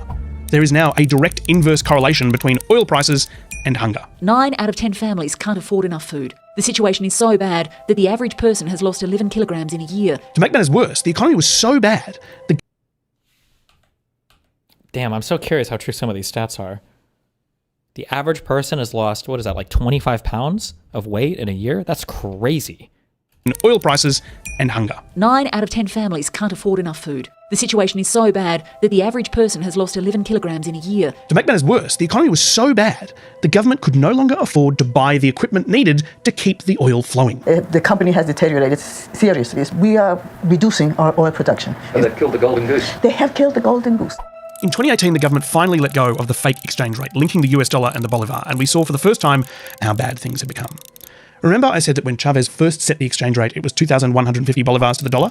By 2020, it was 6 trillion bolivars to the dollar, and now it's 24 quadrillion. Well, kind of. The government keeps telling people to just cross off the last few zeros from their bills and then pretend it's a new currency. For a while, I've been wondering how a country that has so many natural resources could manage to botch things so badly. Now, it turns out that the answer is that for about a decade, they were almost literally lighting their money on fire. It wasn't socialism or sanctions or the usual level of government corruption in an oil-rich petrostate. It was delusion. Venezuela is now the poorest country in South America, riddled with extreme poverty and crime. The United States has spent 2 decades hoping that the Chavez-Maduro regime will collapse under the weight of its own delusions and be replaced by a more Western-friendly government, who is potentially also willing to start cooperation with American oil companies again. And Donald Trump has now designated Nicholas Maduro as a narco-terrorist, leader of a drug cartel. As we discussed in a previous episode, that's potentially an attempt to justify a regime change operation. The US is also blowing up boats off the coast and talking about potentially sending troops into Venezuelan territory. Meanwhile, Maduro is mobilizing his military and deploying John Lennon. Oh, Chavez was a better singer. War may be on the way, whether or not the people of Venezuela want it. Uh-oh. That's from a different John Lennon song, although look, it's Christmas time. You've probably heard it a bit recently. You get it. So there's obviously a lot of news happening all the time these days, and we expect that. Well, ABC News in depth.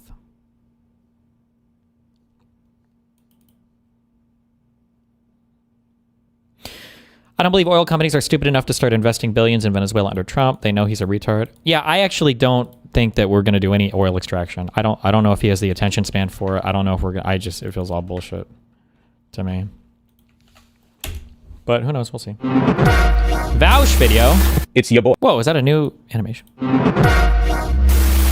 It's your boy. Well, actually, I'd like to think that to you guys, I'm your boy, but it's presumably to many of you, your other boy. In a very soccer shirt, Hasan posted, belligerent madman sitting on the throne of a dying empire, lashing out in every direction, pulling the rest of the world in chaos destruction. Yes, that is fair. I agree with that. Tough to argue with, right? All right, so what does this say? Democrats, if they were in charge right now, would be doing 100% the exact same thing. 1-to-1. Make no mistake. Anyone who tries to tell you that Kamala Harris will be different is a delusional moron. Do not. This is an older clip. I think this is in response to something happening in Gaza. It's some event in Gaza, presumably. He responded, this is about Israel and after the election. Number 2, I'm right. Number 3, Harris postured in favor of more military intervention. This is why Trump was able to lie about being a peaceful dove. 4, your inability to admit damn campaign mistakes is why fascists keep winning 5 lock-in. He's right. He is right. He's correct. I'm defending him on this. I'm locking in on this because I keep seeing this getting brought up by like liberals or whatever, but this is like a key element of strategic decision making that Democrats fail on over and over again, right? The thing is, regardless of whether or not Donald Trump actually is the peace candidate, he's obviously not, right? He postured as one. It's popular to say no more war, no more intervention, blah, blah, blah. The problem was that when Harris was running, she said she was going to do everything like Biden did, and Biden had very publicly spent the past 2 years defending Israel as it waged war and conducted genocide. It's really difficult to posture yourself. Like, listen, I know Trump is full of shit, but Trump was saying he was going to solve it on day one. He has the benefit of not being the incumbent there, right? If Trump was the incumbent, would he have solved it on day one? No, of course not. Everything would have played out the same. But that's the point. By not being in power, he had the ability to pretend he can make things better. Did he solve Ukraine and Russia on day one? Of course not. Did he solve the healthcare crisis on day one? The housing crisis, inflation, any of it? No, of course not. So the point here being, like, Kamala Harris campaigning with Liz Cheney or whatever, talking about making our military lethal. Kamala Harris did not do a very good job of kowtowing to the very popular, like populist sentiment of no more wars, no more military spending, blah, blah, blah, right? And the crazy thing is, that sentiment is more popular with Democrats than it is with Republicans. To pretend that Kamala posturing, like the reason why Democrats have to posture militarily is because people always present Democrats as weak. So when Kamala says things like, no, our military will be lethal. No, we'll make sure that we can do whatever we need to militarily. To pretend that that's the same thing as Trump's posturing is just very politically naive, very politically ignorant. That's just a really stupid thing. Yeah, that's just a very dumb approach to politics. Like Democrats have to posture about military because everybody accuses them of being militarily weak. Republicans posture about military because they want to fucking conquer the fucking world, apparently. Can you explain the Dutch disease like I am a sub 20 IQ vegetable? No, probably not, actually. I don't know all the underlying mechanisms. It sounds like if you overinvest in a single industry, though, it leaves your entire economy vulnerable for a few simple reasons and a few complicated reasons to market shocks related to said industry. Or outside of everything else, I guess. If you overinvest in one industry, when that industry goes up or down internationally, you can get fucked. And it hurts your ability to domestically do other things, so...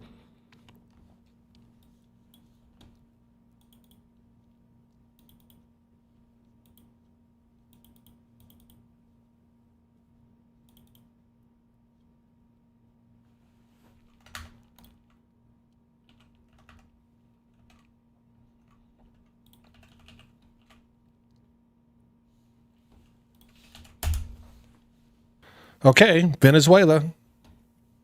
The U.S. went in, seized Maduro, took him out of the country. I've been on the road all day, very busy, spoken to a lot of journalists today, haven't had time to make a lot of content on all of this. I'm getting tons of questions. I hope I can cover all of that in this video right here. Venezuela, the oil, OPEC, all of it. And this is going to be kind of scattered because I hadn't planned for this. I just got home from being on the road, but I think I can cover this really well.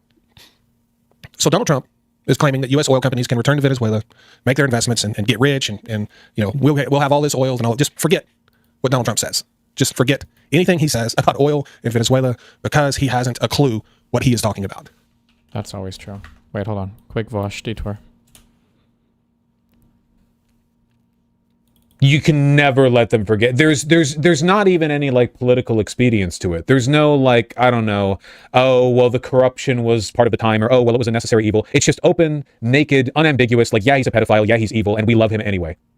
the lid to enable this? Yeah, no, for sure. I think that you should 100% get to hold this against everyone who worked in Biden's DOJ, Biden himself, and anyone who's defended that decision, which includes Kamala Harris. I will not vote for Kamala Harris in 2028. I'm just laying that one out there on the table right now. If she is the primary winner, then I will not vote in 2028, at least not in the federal election. As far as I'm concerned, Kamala Harris is as complicit in protecting pedophiles as Merrick Garland, and Merrick Garland is just as complicit as Pam Bondi, because Merrick Garland could have brought those cases forward, and he didn't. Pam Bondi had to be forced to. Fuck these. Which cases? The civil cases? People. Fuck all of them. That's for individuals. Or what about Newsom? Well, Newsom hasn't been involved in the Epstein stuff, to my knowledge. We haven't gotten those files yet, okay? I'm good. And at this point, removing Maduro and just installing the VP, apparently, and having them run the country, just doing whatever he says, that doesn't fix anything. That doesn't fix anything. So let's cover a few things first. We went in and seized a country, the oil of a founding member of OPEC. There are members of OPEC that we know for sure aren't happy with us, OPEC and OPEC Plus. Russia is a member of OPEC Plus, not OPEC, but it's literally the same group. I just like to make that distinction for the people that will scream, Russia's not a member of OPEC. They're a member of OPEC Plus. They're essentially a member of OPEC. The first question is there going to be any repercussions of that? Is there going to be anything come from that? And the answer is, if anything happens from that, we won't see it for a while. But I can assure you one thing. If they aren't happy about this, we will find out, and it will come to us in a way that is veiled, that we don't see coming. I might see it coming. Trump isn't going to see it coming. A perfect example of this, the way OPEC exacts its revenge on people, the OPEC 2020 deal was a brilliantly and beautifully crafted plan for OPEC to exact revenge on the United States. You go to 2018, Donald Trump convinced OPEC to increase production so he could put sanctions on oil from Iran, and they agreed to do so with the understanding that the market would not crash because Iranian oil was going to be taken off the market. They were only going to increase the amount that was going to be taken off the market by Iran, so it wouldn't flood the market and it wouldn't crash. As soon as OPEC got that production up where Donald Trump asked him to, he granted waivers to Iran and crashed the global oil market. The OPEC... Really? I don't know anything about this in terms of Trump's oil policy and everything here. Is that actually true? Why would he do? I thought Trump always bragged about being harsh on Iran and sanctioning the fuck out of them. Destiny, can you clarify a point you've made like a week ago? When it comes to people embracing AI, do you think this should extend to education? And if so, how do you think this could/should look like? You just have to learn to use it as a tool, like you do the internet or anything else. It's just that's what it's going to be. 2020 deal was OPEC's revenge against Donald Trump for crashing the oil market and costing them hundreds of billions of dollars. And to this day, I don't think he knows that was their revenge. I don't even think he's aware of it. We're all aware of it. We were the ones paying $5 for gas. Right. 2020 deal was OPEC's revenge against Donald Trump for crashing the oil market and costing them hundreds of billions of dollars. And to this day, I don't think he knows that was their revenge. I don't even think he's aware of it. We're all aware of it. We were the ones paying $5 for gas. This is what I'm talking about. So if there's any retribution here, and I don't know that there's going to be, because I honestly don't believe this impacts OPEC in a huge way. It would impact OPEC if U.S. oil companies all ran to Venezuela. That would be a huge deal. On March 8th, 2020, Saudi Arabia initiated a price war on oil with Russia, which facilitated a 65% quarterly fall in the price of oil. The price war was triggered by a breakup in dialogue between OPEC and Russia over proposed oil production cuts. In the midst of the COVID-19 pandemic, Russia walked out of the agreement, leading to the fall of the OPEC Plus alliance. Prior to the beginning of the price war, oil prices had already fallen 30% since the start of 2020 due to a drop in demand. In the first weeks of March, U.S. oil prices fell by 34%, crude fell by 26%, and Brent oil by 24%. The price war was one of the major causes. Effects of the ensuing 2020 stock market crash in early Saudi Arabia agreed to production cuts. Price of oil became negative on April 20th. The oil production can be slowed. It cannot be stopped completely, and even the lowest possible production level resulted in greater supply than demand. As such, those holding oil futures became willing to pay to offload contracts for oil they expected to be unable to store, resulting in enormous profit.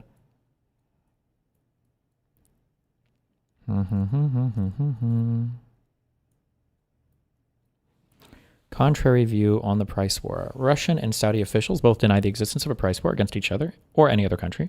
Russian Presidential Press Secretary Dmitry Peskov said that new planned contracts can be implemented immediately if necessary. During the negotiations, Russian officials have argued that it was too early for cuts before understanding the full impact the virus outbreak has on oil prices, and that an existing shortfall of about 1 million barrels a day caused by the political turmoil in Libya was helping to offset a slump in demand at the time.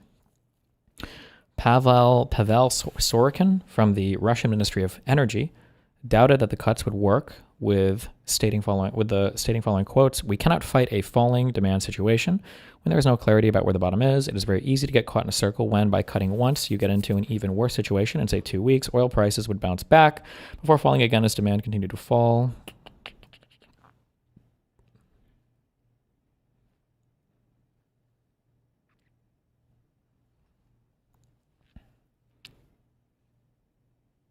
I'm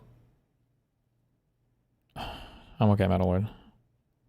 My understanding is, this is a very general, high level, like abstract understanding. My understanding is it's very hard for OPEC to coordinate like price cuts because it's hard to get everybody to stop producing, generally speaking, and people end up backstabbing each other historically. It's just really hard to get everybody on board with that. But I don't know 100%. Maybe that's very general. I don't even know how true that is. I don't even know why I have that take. But, so like this type of shit is like very common, where somebody will be like, we should all cut production in order to fuck over everybody else and get more money out of less oil. And then everybody's like, yeah, let's do it. And then as soon as some people start to cut, other people don't. And then everybody gets ass pained and they all go back to producing again. But I don't know how true my impression is there. In the span of weeks, crude prices went from a 4-year high to a full-blown bear market. The oil crash, crude is down more than 30% from its recent peak, was triggered by a series of factors. This was in 2018. Oil prices getting lower, great, like a big tax cut for America and the world enjoy. Trump tweeted last week, "Thank you to Saudi Arabia, but let's go lower." Here's a question for Metalwood. I'm kind of curious. Trump likes to brag about us producing our own oil and being a net exporter of energy. If crude prices fell too much, wouldn't that go away? Isn't like the U.S. oil a bit harder to extract?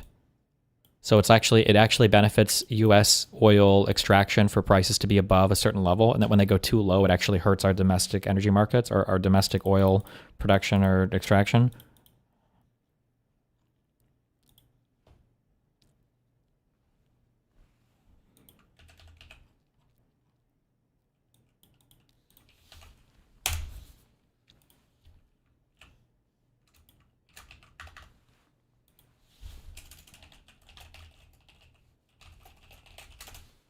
Minnesota research. Oh, this should be fun. Do we get to watch your subs pretend 4-year-olds go to daycare until 10 p.m.? That'll be awesome. No, we already went over that earlier. I think generally before you turn like 5 or 6, usually you just kind of vanish from existence from like 9 p.m. to 6 a.m. So they would never be at daycare until 10 p.m. because they exist in an alternate dimension. Special report. Trump told Saudi, cut oil supply or lose U.S. military support. This is in 2020.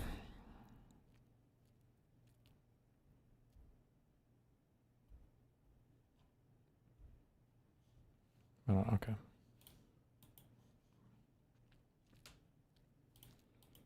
Too many memes. Stop!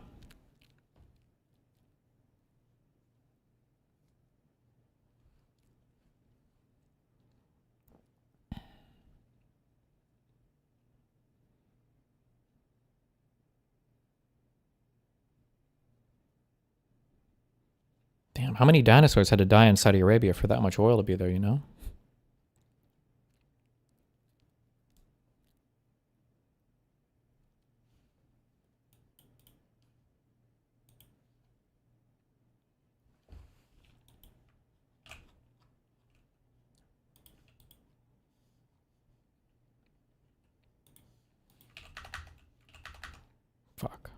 I don't know if I trust this guy. I just don't think that's going to happen. Are we doing the Minnesota research or not? I looked at it a little. It was honestly, I was just reading that one email. I'm pretty sure CNN and other people have done articles at this point. Everything from that Nick Shirley video, I'm pretty sure has been debunked at this point. There's not much else to read about it. But now Tim Walz is announcing that he's suspending his re-election campaign or whatever. He's not going to run for re-election, so I guess it doesn't matter. So if there's any retribution from OPEC, it'll come close to the midterms. They like to do things that impact elections. And it'll look like some sort of good deal, but it won't be.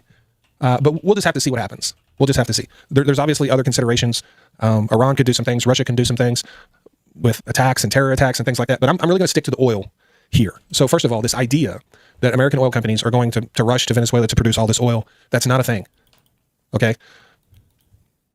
Having the largest oil reserves in the world doesn't mean what Donald Trump thinks it means.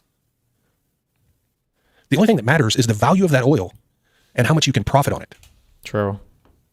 That's a thing. When people talk about like reserves or proven reserves and all this, there's a factor of like how expensive it is to extract the oil, the type of oil it is, and then what you can sell it for. Like there can be a fuck ton of oil somewhere. I'm sure there's a, no, that was retarded. I don't think that's true. I was gonna say, I'm sure there's a ton of oil somewhere in our solar system, but I don't think that's true. But there could be like resources on an asteroid, or there could be resources on some planet, but it doesn't really matter because you wouldn't value those resources as like $20 trillion of iron or whatever the fuck in Jupiter's core, because you would have to take into account how much it would cost to send a ship there to mine it and then bring it back, right? And then that, if it's below zero, I don't even think it's considered a proven reserve at that point. I think proven reserve, I think, incorporates the profit that you would get with current extraction methods or whatever. Personally, I would rather have United States oil reserves with the value it holds and the amount of profit it holds than have all of Venezuela's. Having a bunch of something that doesn't deliver you much profit and value doesn't amount to a hill of beans. People are so focused on the amount of oil there. Who cares if you can't make a fortune on it? And you can't. That's the problem. You know there can't be oil on other planets because they didn't have dinosaurs, right?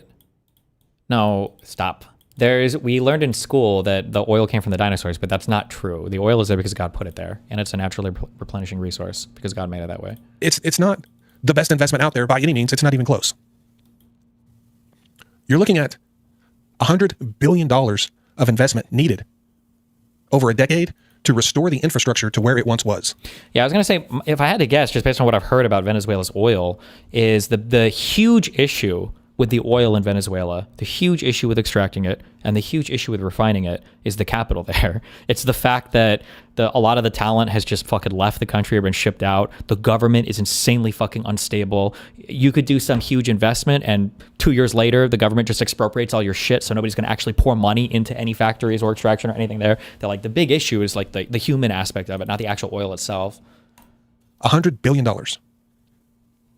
So this idea of asking American oil companies who are currently having a hard time due to what? Donald Trump's policies with OPEC, who are laying off people, who are cutting their budgets, cutting CapEx, who are laying down rigs, trying to preserve cash flow. These companies are going to go invest $100 billion in Venezuela, in an unstable country. It's ludicrous. And people will say, well, Chevron is there. Not really. Chevron is there, but they're not investing in the country. The reason Chevron is there is because they took a 20% stake in PDVSA, which is Venezuela's state-owned national oil company. They made a big blunder, and they took a 20% stake in that. They lost $4 billion. Based.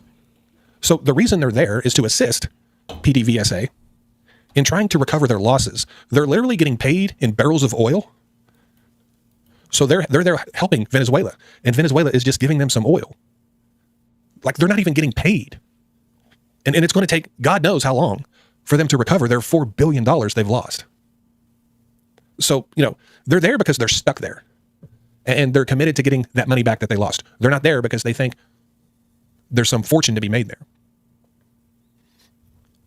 The removal of sanctions... That was weird. If you have the ability... You don't ever stay to recoup a loss if it's really sucky. That's definitionally your sunk cost fallacy. If the return of investment is not good, then you would just sell the stake at a loss and you'd reinvest it into something else if you have the opportunity to. But Venezuela? But maybe there's some special... Because of the license, it's hard to sell the stake or something. I don't know. I don't know enough about this particular thing. It's not enough to restore oil production in Venezuela. It's not. It doesn't fix all of the other problems. The companies are still having to face unresolved expropriation claims, contract enforcement risk, fear of policy reversal. What if the next president comes in and changes everything? Yeah. Which is fucking retarded, but this is one of the big issues you have with capital investment, both foreign and domestic in the United States right now. That shouldn't be a question in the United States. What is U.S. economic policy? One of the nice things about democracies and one of the nice things about slow-moving governments is it creates somewhat of a predictable environment for CapEx, for capital investment, for capital expenditure. Because you can look, that if the laws are going to change, you've got like a 90-day period where you can go in front of the executive branch and complain about a thing, or that's if they change a rule. You've got Congress and passing laws, and it's so telegraphed, and you have so much information ahead of time about this. And it's so stupid because in the US, that's just not true right now. This is why Trump's fucking tariff idiocy is not bringing back a ton of capital investment. It's not bringing back a ton of manufacturing investment because nobody knows what the fuck this is going to look like a year from now. These rates change all the fucking time. And the next president could just come in and get rid of all of it. Why the fuck would you invest in such an unstable environment? There's going to be a lot of stuff that's going to have to take place for a U.S. oil company to consider going to Venezuela. You're going to need international arbitration protections. You're going to need contracts. Which is worth but is it like... Sanctity guarantees, political risk insurance. The country's going to actually have to be stable where every person there working doesn't have to be guarded with an armed guard. We are light years away from oil companies just saying, yeah, I'll go back to Venezuela. And honestly, I believe just the rebuilding of the infrastructure is a deal breaker. Why would you invest that much money into that? Oil companies in the United States can put their money anywhere they want. They don't even have to invest it in oil. They literally have people. Oil companies operate in loads of high volatile places. This is completely fucking stupid as well. They don't need years of security. Is that true? My understanding is oil companies generally operate in pretty low volatility markets, no? It will link me, source me on that. That take their mountains of cash and invest it in financial markets all over the world. They don't need to spend $100 billion in Venezuela to try to make some money. Like that's, and to think that they would is just ridiculous. And besides all of that, Venezuela is probably at the very bottom on the list of global investment, even if it's completely sanction free. You have a very heavy, sour, high sulfur oil that is very expensive to produce, to lift, to process. It requires diluent imports. They have to build all new refineries that require constant maintenance. U.S. oil today lives in a world of capital discipline, not Venezuela. And the way the Middle East isn't uniformly volatile, but that's probably what Chatter is thinking of. Well, what are the highest producing oil countries? OPEC plus Wikipedia. My guess is that most of these are going to be pretty stable, but I could be wrong. I don't know. The USA is a pretty stable country. Saudi Arabia is pretty stable. Russia, despite their current war, is pretty stable. Canada is stable. China is stable. Brazil. Iraq, in terms of like borders, and I'm pretty sure how the country is governed and ran, is fairly stable. Even Iran, I think, is pretty stable. I feel like most Middle Eastern countries, save for what? Maybe like Afghanistan, Syria. I wonder where Syria is at right now. Oof. Yeah, they're fucked. Yemen is down here. They're fucked.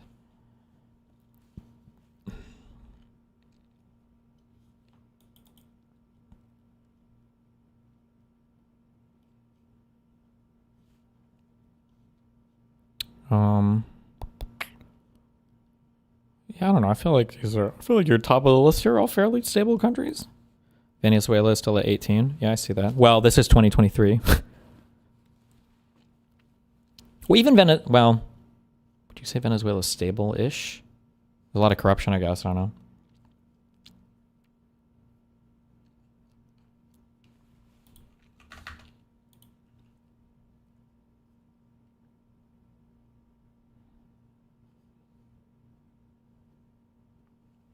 What the fuck is this? Hold on.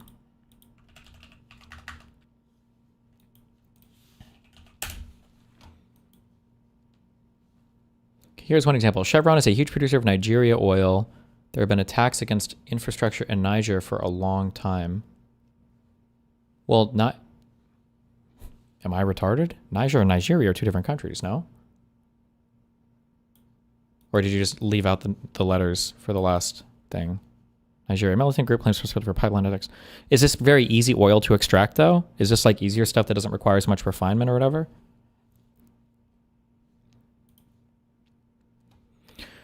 To the new Venezuelan oil bulls with the 300 billion barrels, largest in the world reserves charts today. The real number is 25 billion. Congratulations. Welcome to the Orinoco Belt. API gravity, 8 degrees, extra heavy, sulfur high, sour, metals, yes, lots of vanadium, poison to refinery cat. What the is this a real? This is not a real element. What? Is a chemical element with atomic number 23. What the fuck is this? This sounds sick as fuck. I want something made of vanadium. What?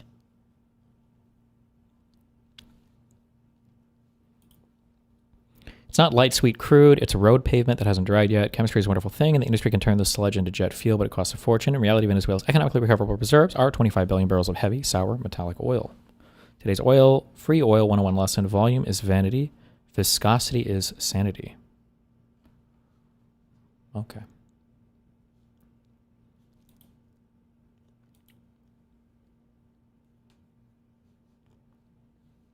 The country of Venezuela has made it work in recent years.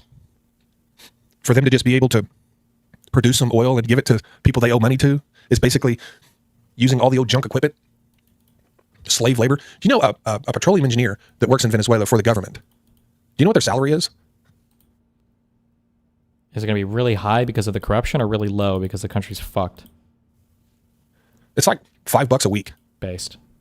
And a lot of those people don't get paid anything. But the professionals, the professional engineers, the highly technically skilled people, they might make $5 a week. Vanadium there may be a guy or two out there making $10 a week. Holy shit. They're, before Maduro was captured, they weren't allowed to resign. They were forced to work and live in barracks. I mean, it's basically slaves. Based. And with this nationalized oil company using slave labor, the country is still poor. And by the way, Maduro himself wasn't uber rich. He said he would leave the country for $40 million. If Maduro was fleecing Venezuela of its oil riches, he wouldn't need $40 million to leave the country. He would make that like in no time. The country isn't poor just because of Maduro. He didn't help. But you would think a country that's been producing around 800,000 barrels of oil a day using slave labor, you would think they would have a few bucks. I mean, I don't expect them to be rich. It's not a highly profitable proposition to go to Venezuela. So the idea that U.S. oil companies are going to go down there, it's beyond reason. Like, it is one of the most ludicrous things I've ever heard. Another example of Donald Trump meddling in the global oil market. The last time he meddled in the global oil market, we got handed the OPEC 2020 deal. Probably the worst deal ever in history. Except for maybe Seward's Folly, the Alaska deal. But the OPEC 2020 deal, probably one of the worst deals in history. It's right up there with Seward's Folly. So if we went there for the oil, which I believe we did, that was... You're going to see how this plays out. You're going to see over the coming months and years how this plays out, and you're going to be like, man, that guy was right. That Mr. Global guy. Okay. We'll see. I believe him. The White House says in a new statement, 4:26 p.m., so 20 minutes ago, 15 minutes ago, President Trump has made it well known that acquiring Greenland is a national security priority of the United States, and it's vital to deter our adversaries in the Arctic region. The president and his team are discussing a range of options to pursue this important foreign policy goal, and of course, utilizing the U.S. military is always an option at the commander-in-chief's disposal, White House Press Secretary Caroline Leavitt said in a statement to CNN. Our allies.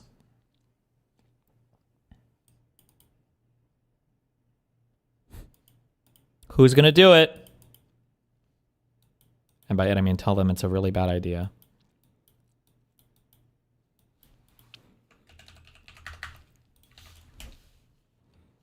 Somebody link me But this. it's also important for many other countries because there are many other countries with huge income from natural resources. And it's easy to assume that if you have a lot of natural resources, you tend to have higher income, higher economic growth than if you don't have natural resources. But in fact, in reality, the picture is much more complicated than that.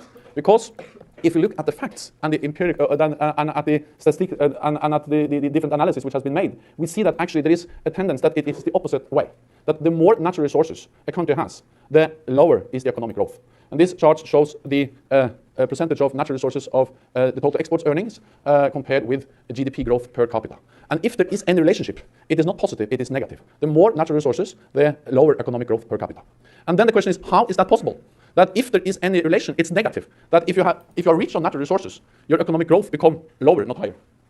And there are different ways of explaining this. It's partly complicated, but the short answer is that if you have too much cash, if the state earns too much money, it tends to spend too much too fast. And if you spend too much too fast, you destroy the traditional part of the economy, you overheat the economy, prices will increase, wages will increase, and labor will move from the competitive part of the economy, from the exposed part of the economy, from the tradable sector to the sheltered service sector, and the productivity of the economy will decrease. And since oil and gas revenues tends to increase and then go down, when the oil and gas revenue then falls, then you are really in deep trouble because you have, in a way, based your expenditures, the whole economy and the structure of the economy on very heavy spending of oil and gas revenue. This is not only in theory, this has happened in reality, and it has taken different forms, but the main problem is that you spend too much too fast. It's called Dutch disease because this happened in Holland in the 1960s and the 1970s. Holland. They discovered huge gas reserves. They earned a lot of money, but they spent too much of it. And actually, they experienced negative economic development because they spent too much money too fast. So the paradox of some kind of negative relationship between high income from natural resources and low or negative economic growth is explained by what is called Dutch disease, the problem of overheating the economy by spending too much of the revenue too fast. Given that that is the fact, that there is a danger for destroying your economy by having too much income from natural resources, not only oil and gas, but also other natural resources, then Norway is in the danger zone. Okay. Fuck Norway. Just kidding. Wait, did that just shake? Is that part of the graphic? It is. What is this? Destiny, not to sound like a leftist, but is it possible that the more resources you have, the more interest from larger economic powers you will have, and that is the source of the negative relationship? No, I don't think so. That could happen, but it would be a separate thing. Look, it shakes. Nice website design, by the way. Not optimized for 4K monitors? Not a centered div graphic? What?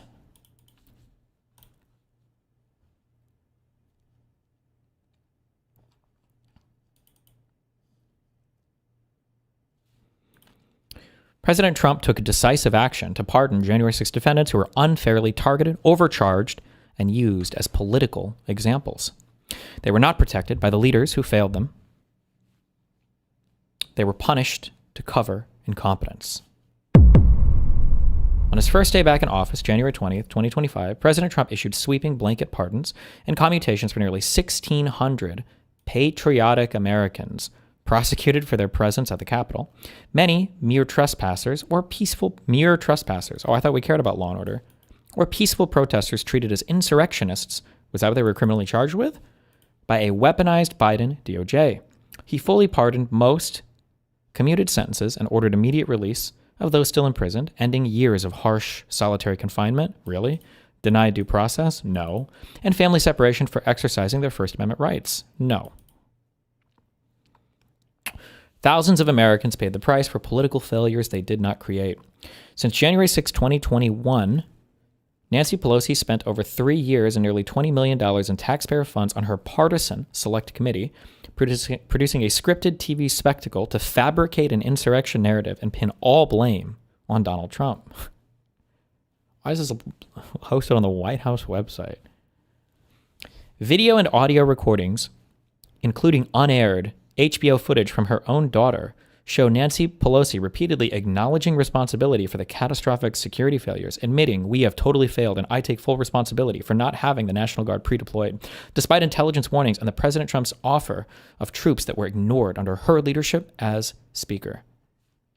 The Democrats masterfully reversed reality after January 6th, branding peaceful patriotic protesters as insurrectionists and framing the event as a violent coup attempt orchestrated by Trump, despite no evidence of armed rebellion or intent to overthrow the government. In truth, it was the Democrats who staged the real insurrection by certifying a fraud-ridden election, ignoring widespread irregularities, and weaponizing federal agencies to hunt down dissenters, all while Pelosi's own security lapses invited the chaos they later exploited to seize and consolidate power.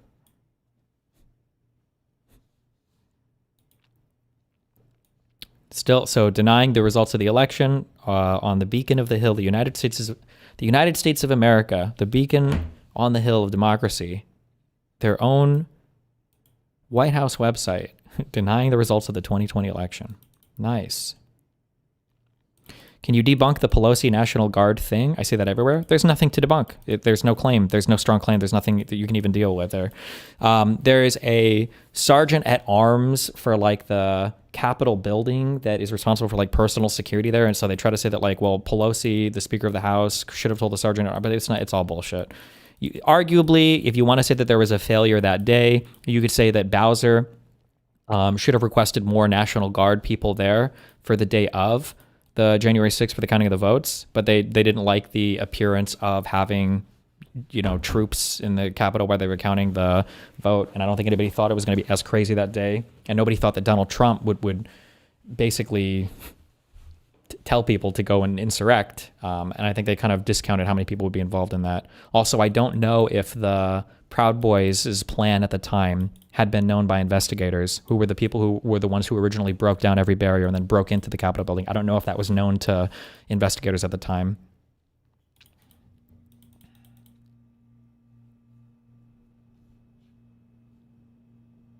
Yeah, we've already seen also, Donald Trump has no problem deploying the National Guard when necessary. And even if Pelosi did fail, we would say Pelosi failed to stop an insurrection led by Donald Trump. It doesn't really help him at all. So...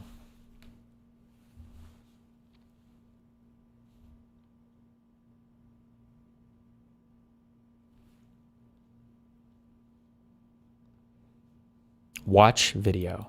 We have responsibility, Terry. We did not have any accountability for what was going on there, and we should have. This is ridiculous. You're going to ask me in the middle of the thing when they've already breached the inaugural stuff that should we call the Capitol Police? I mean the National Guard? Why weren't the National Guard there to begin with? They thought that they had sufficient resources. That is not a question of how they had been. They don't know. They clearly didn't know, and I take responsibility for not having them just prepare for more. You can argue there was a failure here. It would mainly go on Mayor Bowser, not Pelosi. But also, you can also see how it's weaponized against you. It's kind of funny because I have the same issue as a streamer where, like, why don't you take accountability for this? And it's like, well, on the other side, people are saying I'm a rapist. So I don't know what you want me to say. But anybody saying anything here, like, this is technically what a leader should do, right? Well, we should have been better prepared. There are other things we could have done. There probably are. But what they failed to stop was Donald Trump's insurrection, right? That was the issue. I mean, it was stopped eventually. But...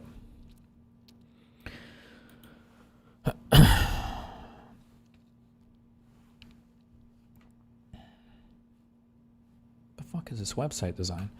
President Trump invites Americans to D.C. President Trump invites patriotic Americans to Washington, D.C. on January 6th for a peaceful and historic protest against certifying the stolen 2020 election. Just putting these words and being associated with this project, I think, I would say that this type of stuff easily would just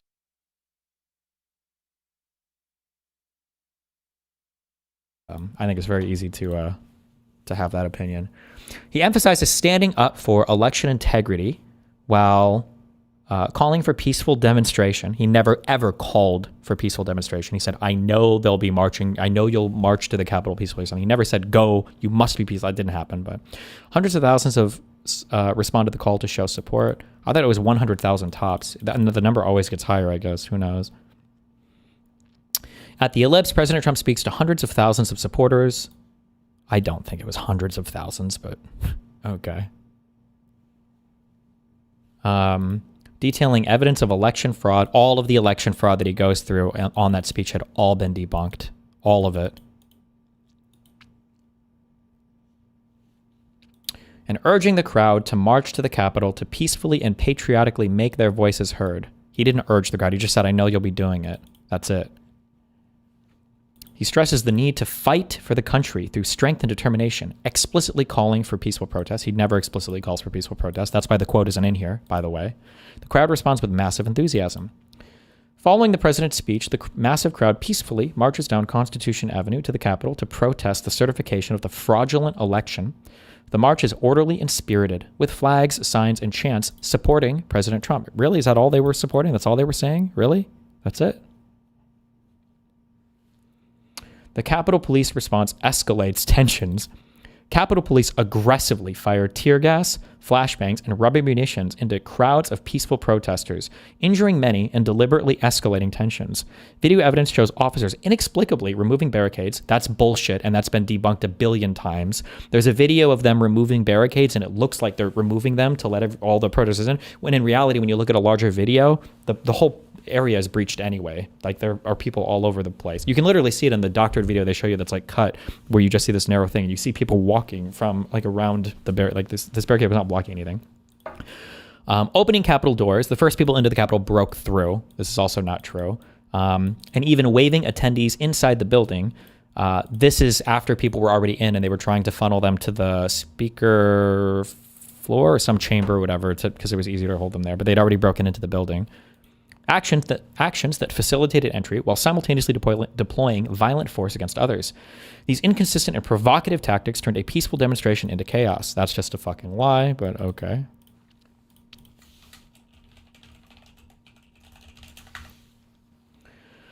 President Trump urges calm. As events unfold, President Trump repeatedly calls for peace, tweeting support for law enforcement and releasing a video telling supporters go home in peace after Ashley Babbitt dies. But okay. While reiterating love for them and election concerns. He consistently promotes nonviolence despite the attack on attendees and emotions running high. He had to be begged to do this by family members, by people in Congress. It was only once it was clear that they'd failed their rebellion that he finally ends up doing this.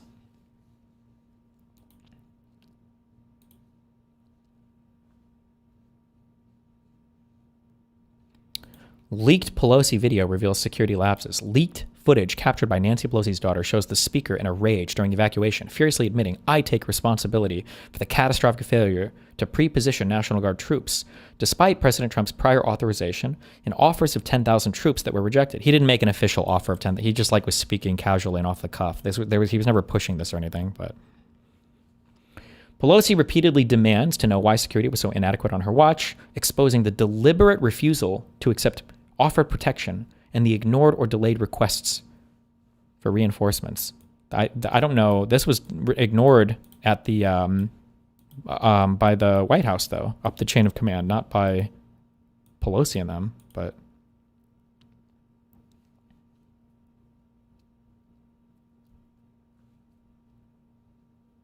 Is this the same video we watched before? It is. Nice.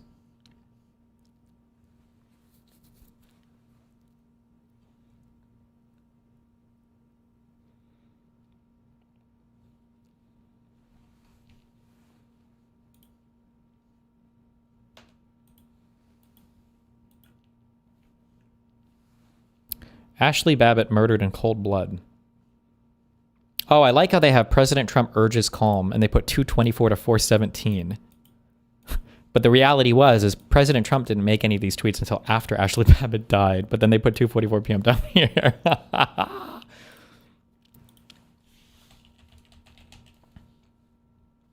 Nice.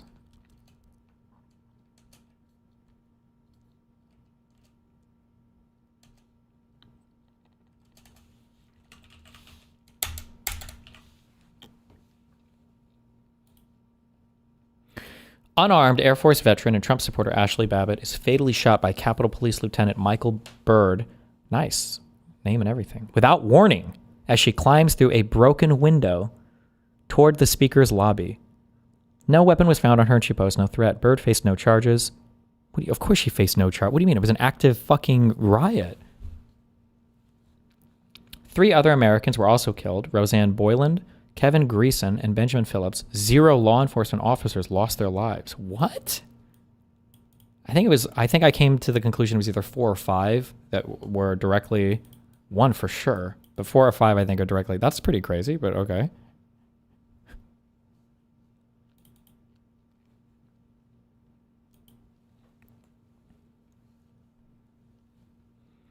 Mike Pence refuses to act. Didn't the Secret Service guy give tons of warnings not to go through the broken window? I'm pretty sure there was a guy literally pointing at her on the other side with a fucking gun. I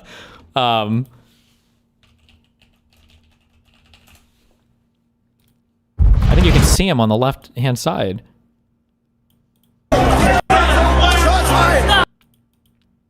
He's right here. You can literally see his fucking gun. I think congressmen are right down this hallway, no? I think you might hear somebody even scream, he has a gun.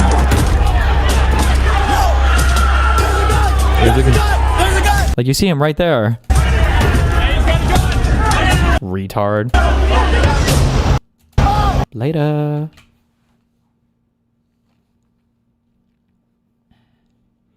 Oh, betrayal of the president. Mike Pence refuses to act. Vice President Mike Pence, who had the opportunity to return disputed electoral slates to state legislatures for review and decertification under the United States Constitution. This is a lie. They were asking him to break the law. Chooses not to exercise that power in an act of cowardice and sabotage. Instead, Pence presides over the certification of contested electors, undermining President Trump's efforts to address documented fraud and ending any chance to correct the election steal.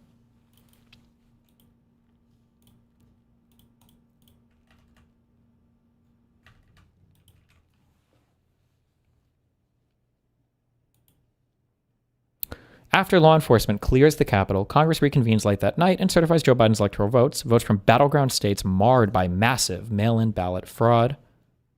Hidden suitcases of ballots, we've debunked each of these, are all bullshit. The hidden suitcases weren't hidden at all. They lied about that. We've got the full State Farm footage video. We can see exactly where those cases came from. There was no mail-in ballot fraud ever uncovered. The exploding water pipes that stopped the count for like 20 fucking seconds or whatever, and was that in Georgia? It was not anything. It's bullshit. Voting machine irregularities, bullshit. And unprecedented pandemic-era rule changes that bypassed state legislatures that they didn't challenge till after they lost the election. That was one of the big deals.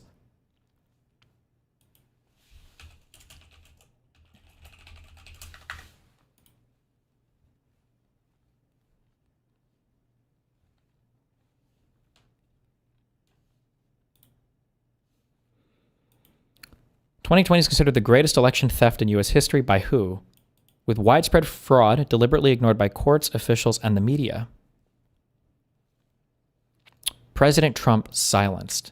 Despite his explicit calls for peaceful protest, Twitter, Facebook, YouTube, and other platforms collude to ban President Trump, citing incitement and a blatant act of election interference. The election was already over, you fucking retards. JP Morgan, Bank of America, Capital One, and other major financial institutions debanked President Trump and his family, closing accounts, freezing funds, and denying services in a ruthless campaign of financial persecution to destroy them politically and economically.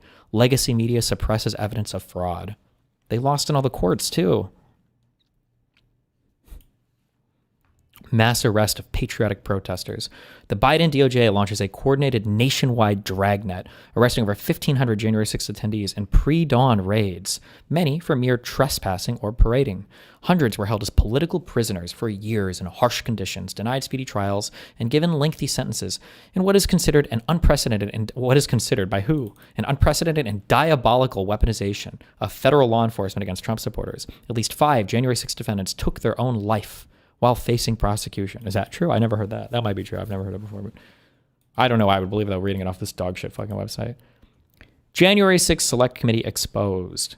Speaker Pelosi's hand-picked J6 Select Committee, stacked with anti-Trump Democrats and 2 rhinos, Liz Cheney and Adam Kinzinger, spent over 3 years and nearly $20 million in taxpayer funds on a propaganda spectacle to demonize President Trump and his supporters. They coached witnesses like Cassidy Hutchinson, this is a lie, leading to calls for perjury and witness tampering investigations against them, while withholding exculpatory evidence like what? That's also a lie. Deleting encrypted files, that's a lie. And ignoring security failures, that's a lie.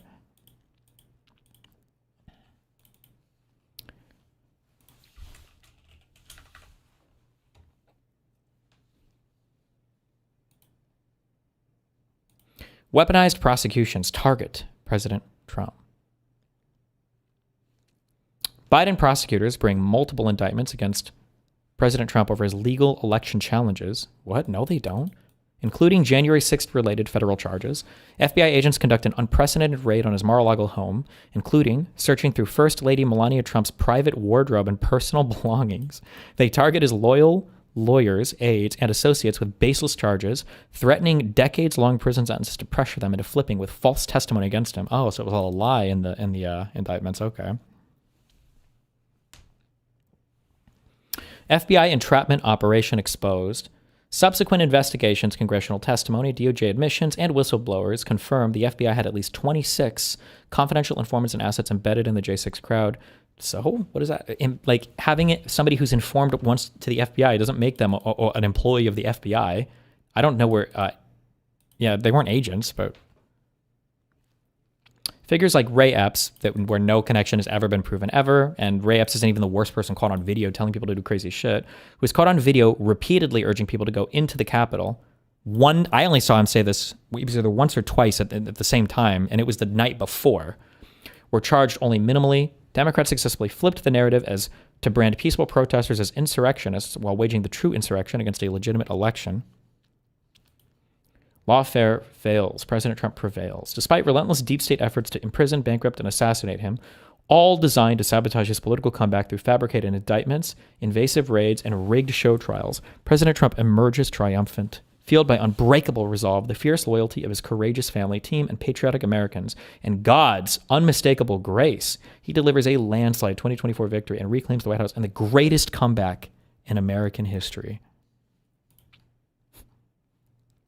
President Trump corrected a historic wrong, freeing Americans who were unjustly punished and restoring fairness under the law.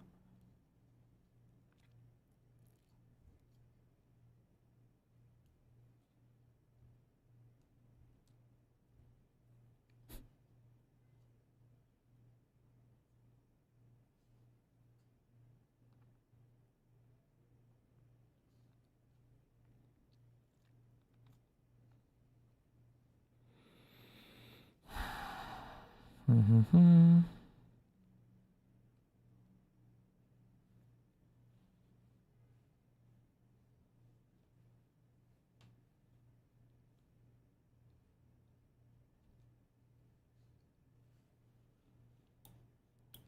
Why can I see this?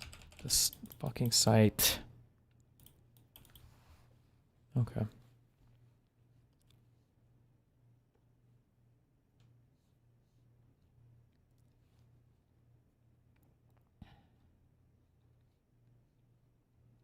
President Trump's full speech on January 6, 2021.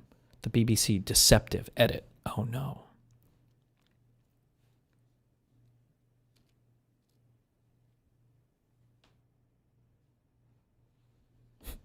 Any of these House committees release the craziest. These guys just release some wacky and wild shit. Anything from the Republican House is always the craziest shit you've ever seen in your entire life.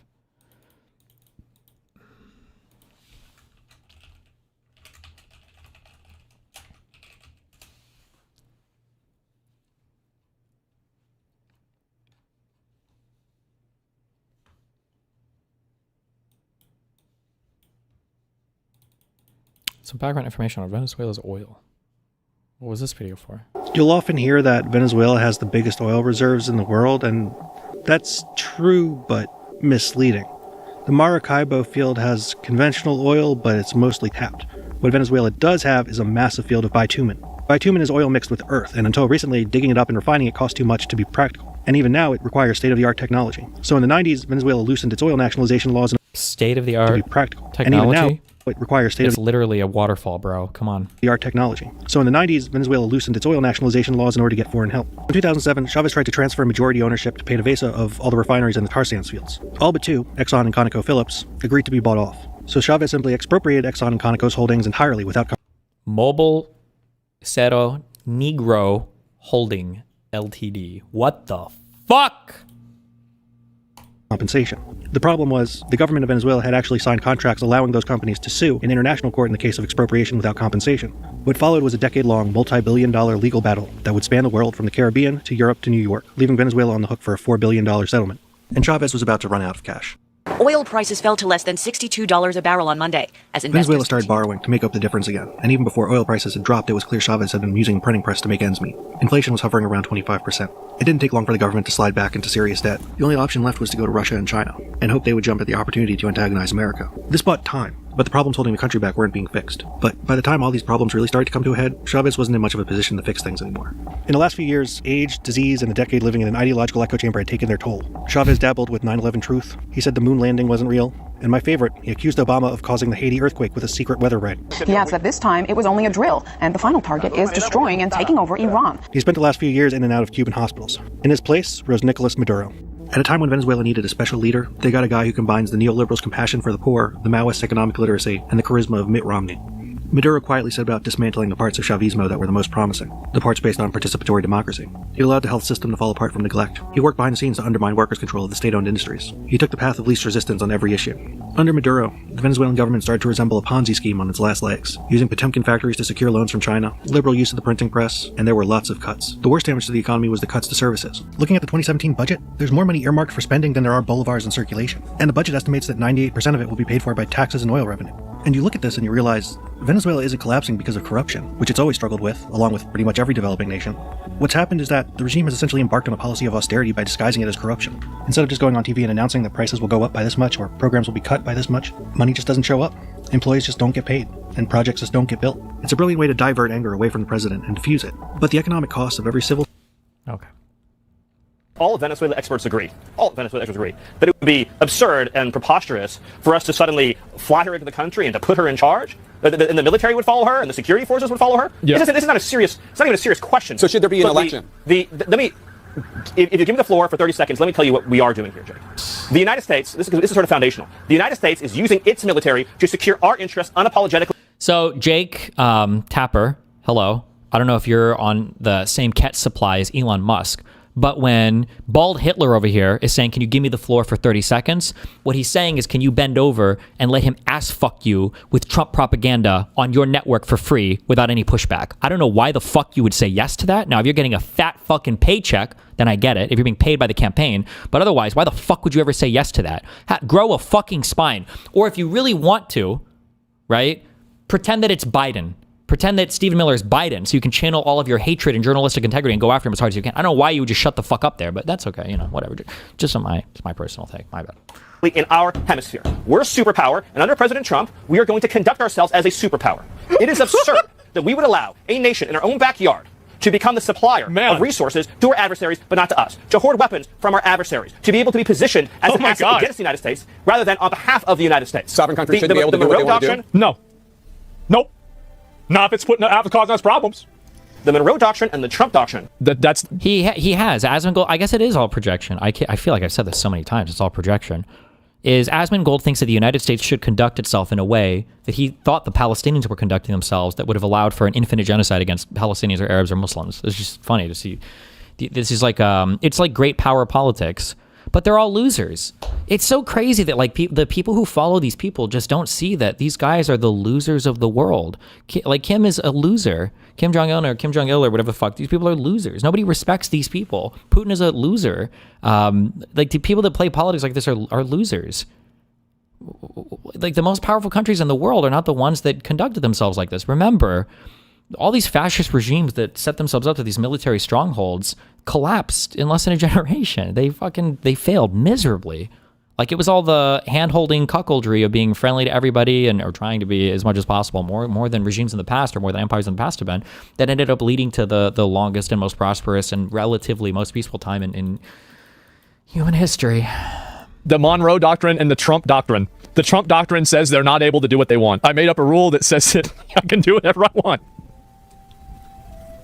Is all about securing the national interest of America. For years, we sent our soldiers to die in deserts in the Middle East to try to build them parliaments, to try to build them democracies, to try to give them more oil, to try to give them more resources. The future of the free world, Jake, depends on America being able to assert ourselves and our interests without apology. This whole period that happened after World War II, where the West... It's also so annoying, too. I remember debating this 10 years ago when Islamic extremism was more of a deal in the West. And I would always argue with conservatives. I'd be like, I don't know why you guys hate Muslims so much. Like, they're all on that Sharia shit. Like, you guys kind of want the same shit. They just happen to be of a different flavor of religion. And like a year or two ago, that actually started to spark up a little bit when you had all of these weird red pillars being like, actually, Christianity is kind of like weak and gay, and Islam is kind of like based and strong-pilled. And yeah, you have Asmongold acting, like this 70 IQ Somali warlord while simultaneously screeching about American values and how we need to deport all of these, inferior genetic people back to their homelands or whatever. But like you would fit in right over there. Like this is, you're embodying the stereotypically horrible ideologies that you think all of these people have. Like that's what you're embodying right now. You just happen to be lucky enough that your genetically inferior, weak body exists in an empire that can protect opinions like yours, because people like you would just be passed around and raped by soldiers in any country that lived by the actual values that you're professing that you would wish they'd believe in. It's insane to me. To begin apologizing and groveling and... I love this guy because this guy is as mad about it as I am.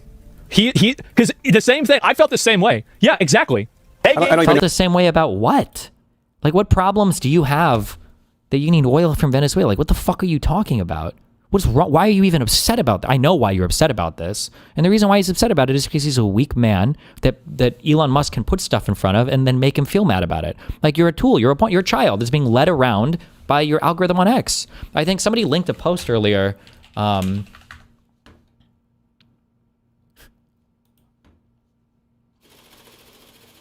think, I don't know how much this gets upvoted. I don't follow subreddit much. This is on Asmongold's subreddit. 274. I don't know if this is the most upvoted comment or not, but I feel like the quality of his arguments has been going down a lot lately. He seems to completely rely on what his Twitter For You tab shows him. Also, anytime something that might be a bit against his talking points appears, he goes on rants like, you can cry, moan, complain as much as you want. It is what it is. Or, data is fake, unless the data reinforces his opinions. In the past, he used to have a lot more nuances with his arguments and more open-minded to be wrong, but lately, it turned into just rage bait slop / clip farming. He'll probably use his Twitch / YouTube numbers as arguments if he ever reads this post, but I prefer quality over quantity, and these days the quality seems to be going down a lot. Just my feedback. Hope he doesn't take offense to this. True. And he did do that, right? Well, look at my numbers. Look how many views I get. It's like, okay. Look at my comment sections.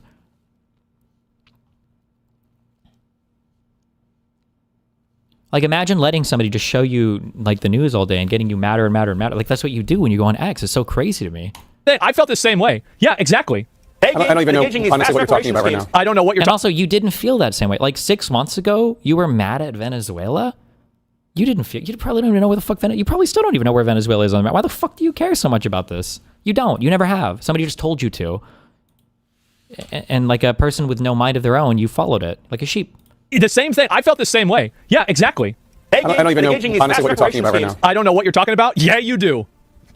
What I'm talking about, Jake, is the idea. And by the way, you do. I know you love doing that smarmy thing, Jake. And I was hoping attacking the media. Smarmy? This guy, Stephen Miller, is the most smarmy. Also, yeah, attacking the media is so based. It's literally dick slop for the Trump admin. It's so crazy how these guys, like, in 2 seconds turned into every single thing they accused liberals and progressives of being forever, right? And all of their values instantly collapsed. These were supposed to be the types of people that the Second Amendment guys fantasized about. Oh my God, a strong federal government that wants to have authoritarian rule and attack our First Amendment rights and everything else. That's what I have my guns for.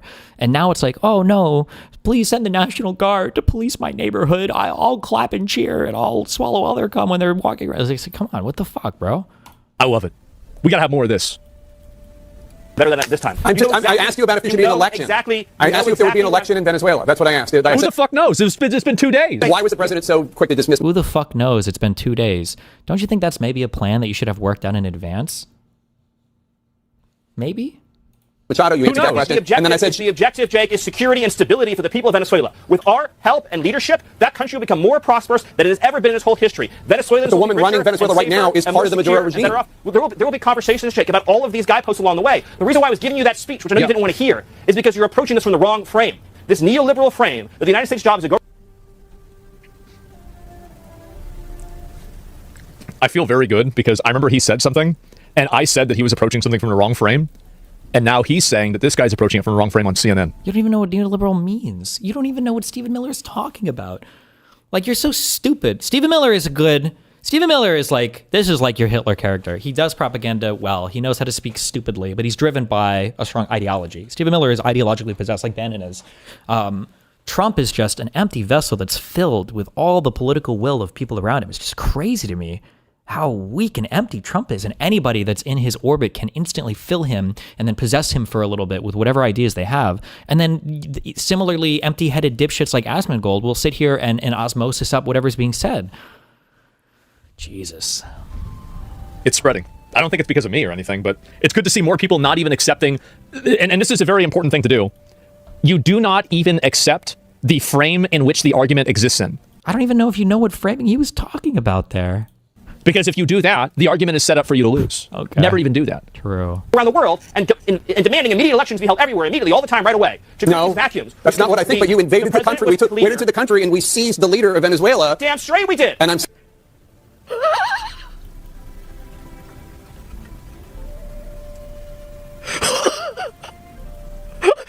What? Oh my God. Is that you? It's as close as I'm gonna get. Okay. Man. This is amazing. I've been waiting on this for a while. Not what I think, but you invaded the country. Like, this is like epic if you're like 14, I think is like, I get it. Right? If you're like a kid, you're like, oh shit, bro, epic. But like, come on. Seriously? We went into the country and we seized the leader of Venezuela. Damn straight we did. And I'm saying, so is the U.S. going to have new elections? Is that we're not going to let Tim Pot communist dictators send rapists into our country, send drugs into our country. How many people and drugs were coming from fucking Venezuela? What? send weapons into our country, and we're not going to let a country fall into the hands of our I bet, without looking it up, I bet there were more fucking refugees and shit that were bothering all the surrounding South African countries, way more than anybody in the fucking United States. But Jesus. The future of Venezuela working with America is going to be so bright and so incredible and so positive, and we'll have a conversation about everything that you raise. But the priority right now, as the president has made clear, is a judicious, thoughtful, careful transition process to secure a... You couldn't even name the transition process, though. But the priority right now, as the president has made clear, is a judicious, thoughtful, careful transition process to secure a great future for Venezuela and to secure a great future for America. Let's just take a moment and just acknowledge, Jake, that what we've witnessed under President Trump's leadership this last week is one of the greatest foreign policy and military victories this country has ever had. I mean, they just went in there and they got his ass, man. Oh my God. And this is insane. The reporter's losing his shit. Yeah, I mean, the thing is that he's not. And look at the. You should also know this, Jake. Okay, that when you do this song and dance to be the impartial person, this is what the most popular political streamer says about you. You don't get any fucking credit for this. So I don't even know who you're dancing for right now. Right? He just said you're losing your shit. Jake Tapper's not even fucking saying anything. What do you mean he's losing his shit? Asman's brain has been so programmed by all of the Elon slop being fed to him every day. It's unbelievable to me. And this is insane. The reporter's losing his shit. Yeah, I mean, the thing is that you shouldn't even treat these people seriously at all. They're just a bunch of fucking losers anyway. And they don't care at all about... I can't, how do you take yourself... Shouldn't even treat these people seriously. Like, just scrolling scrolling the Twitter feeds, and that's it. That's everything. Damn, this guy puts Hasan's research to shame.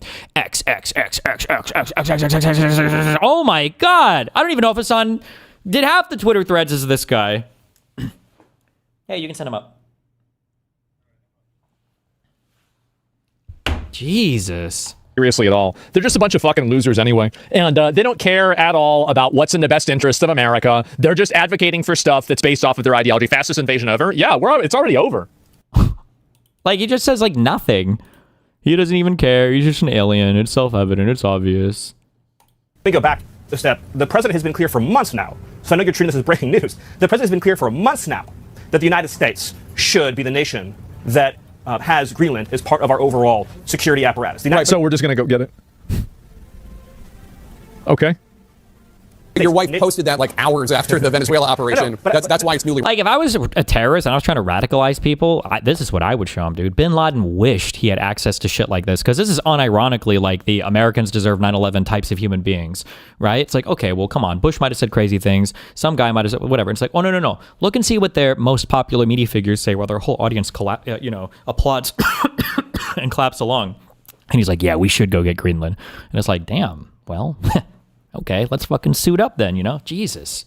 Relevant. No, and I'll talk with you about it for an hour. I think it's a really important conversation. I just wanted to reset, Jake, by making clear that it's been the formal position of the U.S. government since the beginning of this administration, going back into the previous Trump administration, that Greenland should be part of the United States. The president has been very clear about that. That is the They just taking over, bro. Holy shit. This will break the Western alliance? You mean the alliance where we pay for all their shit and then they patronize us for not having free healthcare because we're defending them? We're paying all the NATO budget?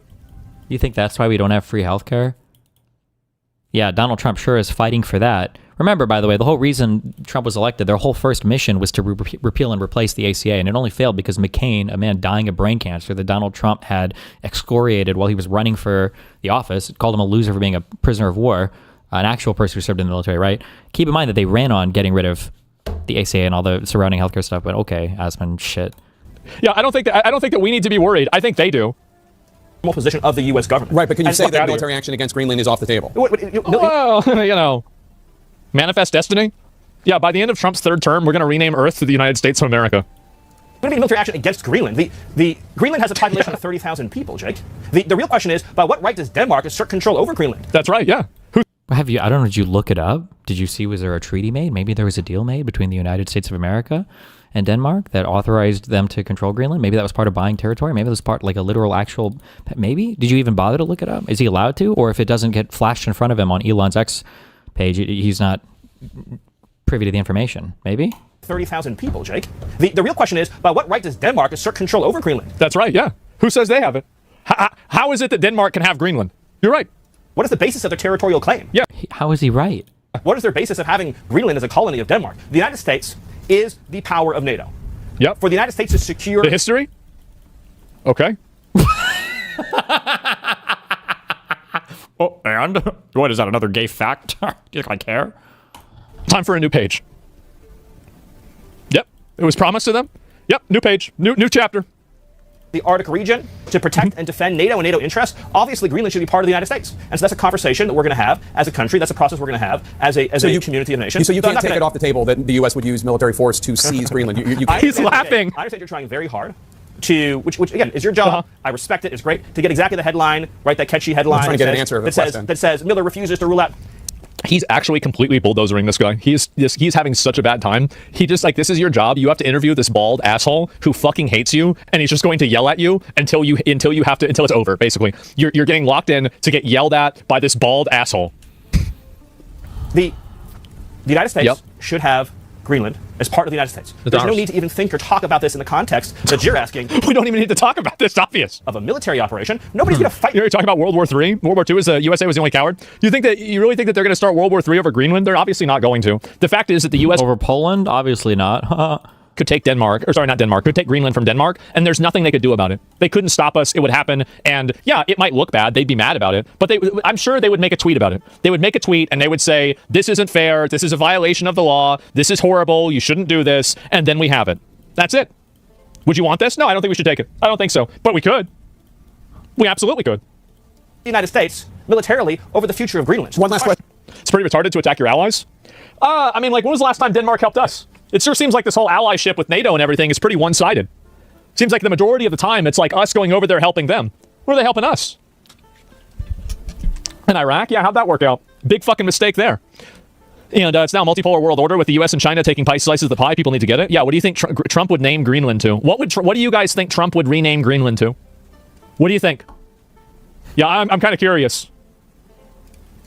Trumpland. A lot of people are saying Trumpland. That's a good way to say it. By the way, this is my line in the sand, okay? Ready? I am putting a bad one here. I will never vote for a Democrat again. And I don't care because I don't give a fuck. Voting sucks anyway. I don't want to go. I will never vote for another Democrat if we take back the White House, if every single building and every single monument and thing that Trump put his fucking name on, like the Kennedy Center is now the Kennedy Trump Center, and some arts center is now the whatever and Trump Center. If every single one of those doesn't have Trump's name removed from it, I will never vote. I won't even fucking vote in any election in this country again. That shit needs to go. Fucking day one, that shit needs to go. But as soon as possible. That is beyond anything. Yeah, I think you could be right. And if France colonized you instead of helping you, you don't attack an ally, that's all? I mean, again, I don't think they could, like, the thing is, I'm not disagreeing with you. I don't think we need Greenland either.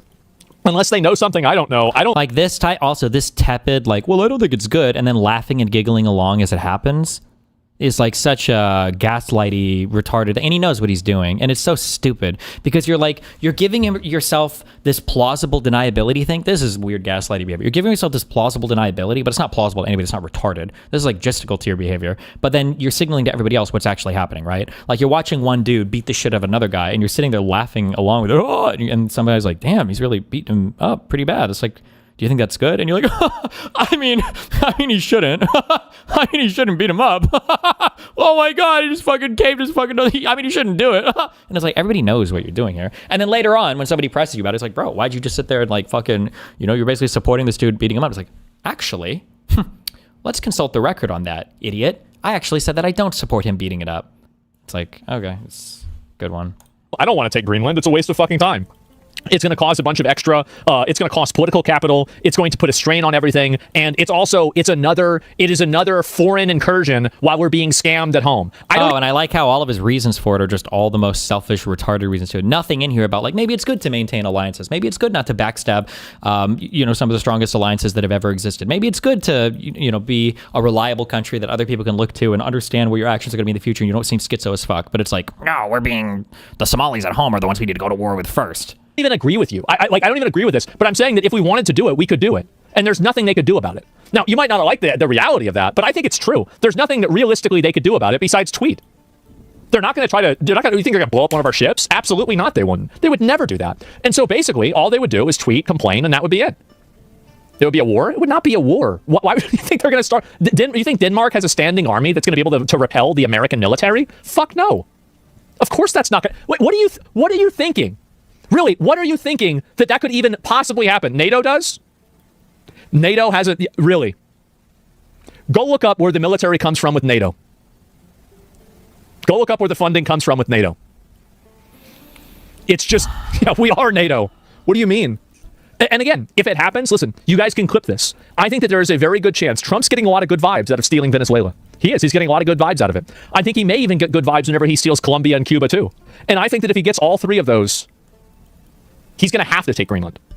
He wouldn't even want to, but he would have to. Because that's what people would want. I mean, shit, because you're on a roll at that point, right? You're on a hot streak. You're going to stop now. What's this? In the Trump world, exactly. The Infinity Stones, yeah. I think, don't forget Panama. Yeah, sure, you get that on the way out, definitely. And I'm I don't ever want to hear it's just, all of it was such a lie. The no new wars and Iraq was horrible and we shouldn't be invading people and we want to be isolationist. You can't even use the populist framing to attack them. Aren't you guys hardcore isolationist populists? this is bad for ABC, XYZ reasons. There's no ideology that you can even attack them from. It's literally the ideology of based. It's whatever is the funniest, most epic and based thing that you can put on social media. And then in a way it becomes kind of self-fulfilling because the algorithms are just feeding you whatever make you happy anyway. So Trump can do a thing and then the algorithm is going to push whatever is the funniest thing about the thing. And so you'll always support the thing because the social media platform that's owned by Elon Musk, the African who deserves to be deported from this country more than any other African here, is telling you to feel that way. And then everything just becomes good and based and awesome and epic. Trump can do anything. The social media platform will push in front of you whatever you want to see about it. And then you'll end up supporting the thing. It's just this never ending treadmill of stupidity. I'm telling you guys, y'all think it's not going to happen. All right. That's the way I see it. They cannot stop us, but NATO would not be happy. I don't think they'd be happy either. I think they'd be very upset about this. They'd be very, very upset that we did this. They would not be happy. You're right. I don't think they'd be happy. EU can retaliate hard. To what expense? To what expense? They're already being sieged by Russia with Ukraine, helping Ukraine. They're not going to be doing anything. They're not going to fight two. They're not going to fight two incursions, one against the Russia indirectly, and the other one against America. Do you really think they're going to do that? Absolutely not. It's not worth it to them. Anyway, let's go to the next one. I'm arguing for something that I don't even agree with. I think people are delusional in thinking that any of these countries can actually do something about it. Very delusional. Who's he even talking about here? Nobody is saying that. Who's saying, oh my God, Denmark is going to fight back against us militarily and defeat the United? No one is saying that. You're arguing against, he's making straw men for things that nobody's even saying, to attack positions that nobody even holds, to defend a position that he's saying that he doesn't even have. It's so stupid. It might turn Europe as an adversary in 10 to 15 years. Well, if it continues getting overrun by third worlders that want to take over the government and turn it into another, fundamentalist religious shithole, then yeah, you're right. Maybe the first country with nukes is going to be the UK. You're right. That's true, at least. We wouldn't want to be in a country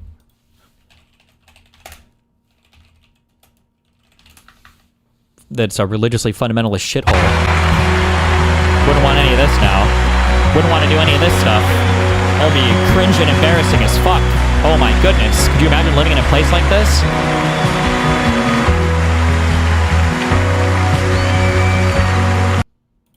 Anyway, we got a third one here. Let's watch it. There's going to be some posturing. Oh, a third clip. Thank God. Another Twitter clip. That occurs when a nation has been so thoroughly defeated in this way. The United States of America, think about this, Jake. The United States of America has encircled this nation for months. One of the largest naval armadas in history has been stationed off its coast. Fighter jets have been encircling the island. We've been engaging in kinetic lethal strikes against Maduro's drug boats and trained Arawago gang members leaving the island. We have launched a complete oil embargo of the ghost fleet, the dark ships. The dark ships. And now on top of that, now on top of all that, stop, Jake. Shut the fuck up. Let him continue his campaign speech, Jake. Jake almost interrupted him there. Okay, shut the fuck up, Jake. Let him go. Of the ghost fleet, the dark ships. The dark ships. And now on top of that, Maduro is sitting in a jail cell in New York, as is his wife. So of course there's going to be, this is very important though, of course there's going to be some posturing. Okay. Without giving anything away, I want to be very clear. Very clear. The government has set... Imagine being this guy. True. You don't get to talk. True, but for the exact opposite reason why Assmolgold thinks it's true. You don't get to ask any questions. He doesn't give a fuck about you. He's just going to talk. And if you start talking, he's just going to talk louder. That's it. Messages. This is such an important point, Jake. To the Secretary of State, two more senior. They'll say this shit, and then the next breath they'll say that like the media is still liberally biased. I wonder if Assmolgold still believes that the media has a liberal bias. This is on the Commie News Network, by the way, CNN, the worst of the worst. That fucking bald Hitler over here just gets to do infinite PR for the Trump administration.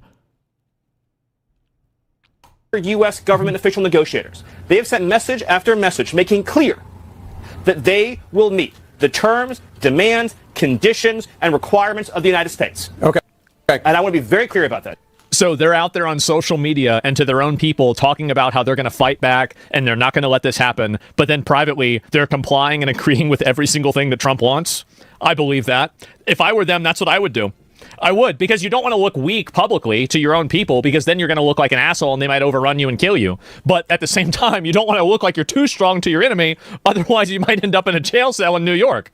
So you've got to just play both sides here. Yeah, I believe, but show the proof. You think they're gonna show the text messages between them and the? What are you thinking, man?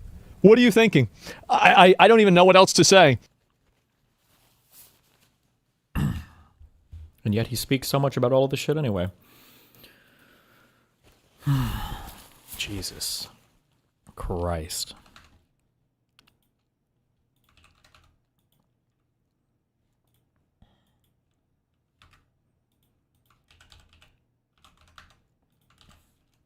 Wow, Rice Wolf, thank you for the gifted tier 1 subs, buddy.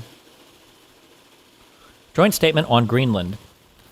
Statement by President Macron of France, Chancellor Merz of Germany, Prime Minister Meloni of Italy, Prime Minister Tusk of Poland, Prime Minister Sanchez of Spain, Prime Minister Starmer, the United Kingdom, Starmer, sorry, and Prime Minister Fredriksson of Denmark on Greenland. Arctic security remains a key priority for Europe, and it is critical for international and transatlantic security. NATO has made clear that the Arctic region is a priority, and European allies are stepping up. We and many other allies have increased our presence, activities, and investments to keep the Arctic safe and to deter adversaries. The Kingdom of Denmark, including Greenland, is part of NATO. Security in the Arctic must therefore be achieved collectively, in conjunction with NATO allies, including the United States, by upholding the principles of the UN Charter, including sovereignty, territorial integrity, and the inviolability of borders. These are universal principles, and we will not stop defending them. The United States is an essential partner in this endeavor as a NATO ally, and through the defense agreement between the Kingdom of Denmark and the United States of 1951. Greenland belongs to its people. It is for Denmark and Greenland, and only them, and them only, to decide on matters concerning Denmark and Greenland.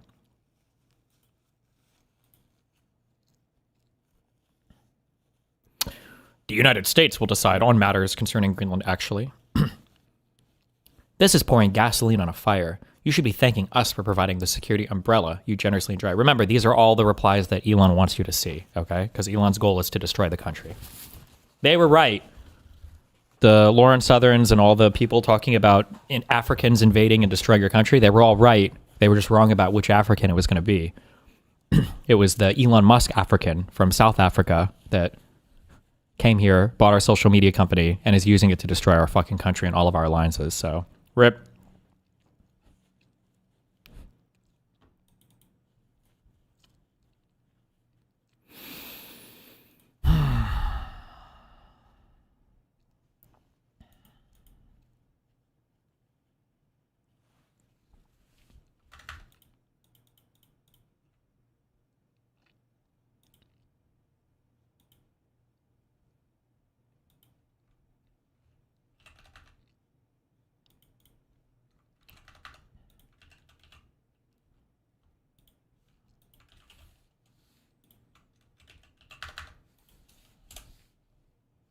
Anyone.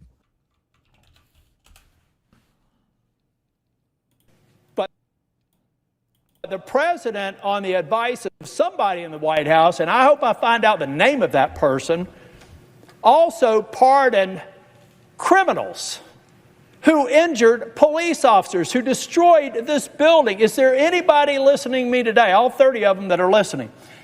Is there anybody here, if you had that happen to your office or your business, would you think, well, they were just a little hot-headed, let them go, not prosecute them? Or would you hold them accountable for destroying the citadel of democracy? So, I believe that there were many people that should have been pardoned. The people who just came in, they didn't understand what was happening. The people that led the vanguard, the people that were waving people through, the people that burned the buildings, the people that injured a police officer, leading to the death of an officer, should go to prison for as long as the law allows. And yet they got loose, including the QAnon shaman. Now, people from my side of the aisle said, what a terrible thing we're doing to these people, imprisoning them. Do you all know this guy? I forget his name. But we all know the dude with the horns and no shirt. Do you know, everybody's talking about these horrible conditions that these people were in when they were in jail or prison.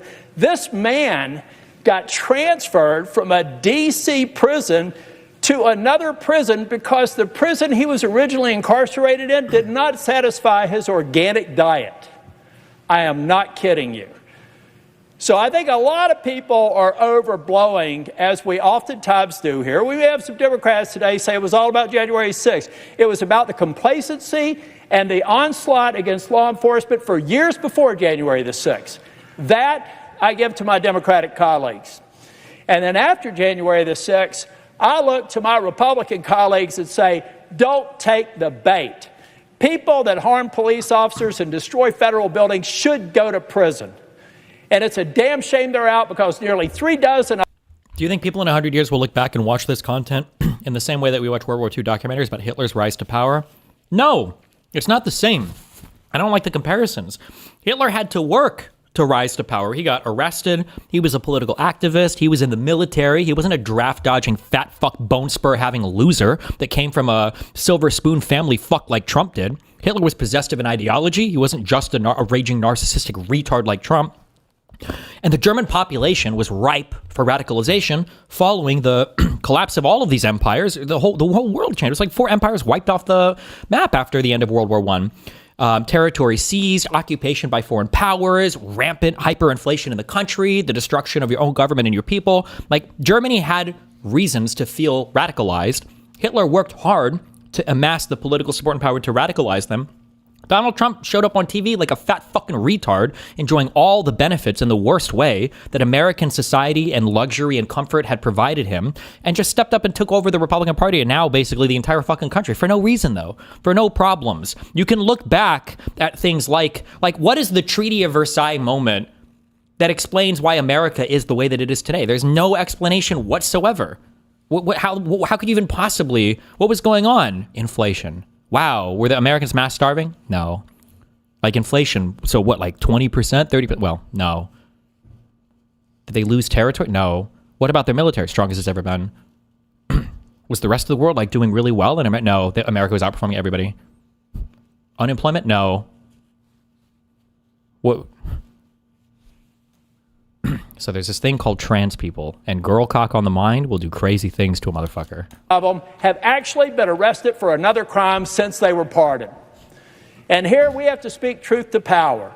I support President Trump. I campaign for President Trump. I would support him again if he ran for re-election, which is not going to happen.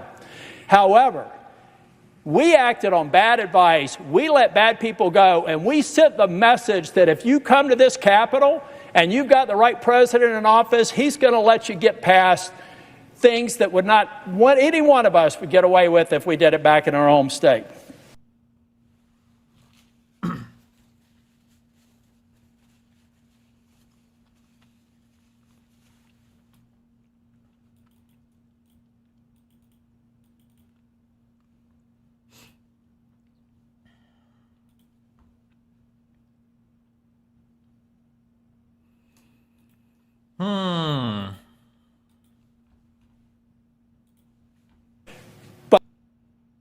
What these guys argue about? Should we talk about should we talk about Walz a little bit? Yeah, exactly. Yeah. Speaking of chicken shit, what the fuck? Does anybody support this? This is some bitch assness right here. Give us the whole spiel, guy. You seem angry about it.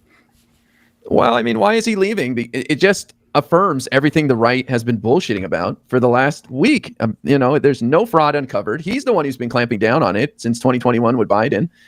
And yet now it just makes everybody think that he did something wrong. Yep. And I don't know how he can just bail right now in the middle of it. No story's going to last in the news for more than like 2 weeks. This would be ancient history in a month. What the hell is he doing?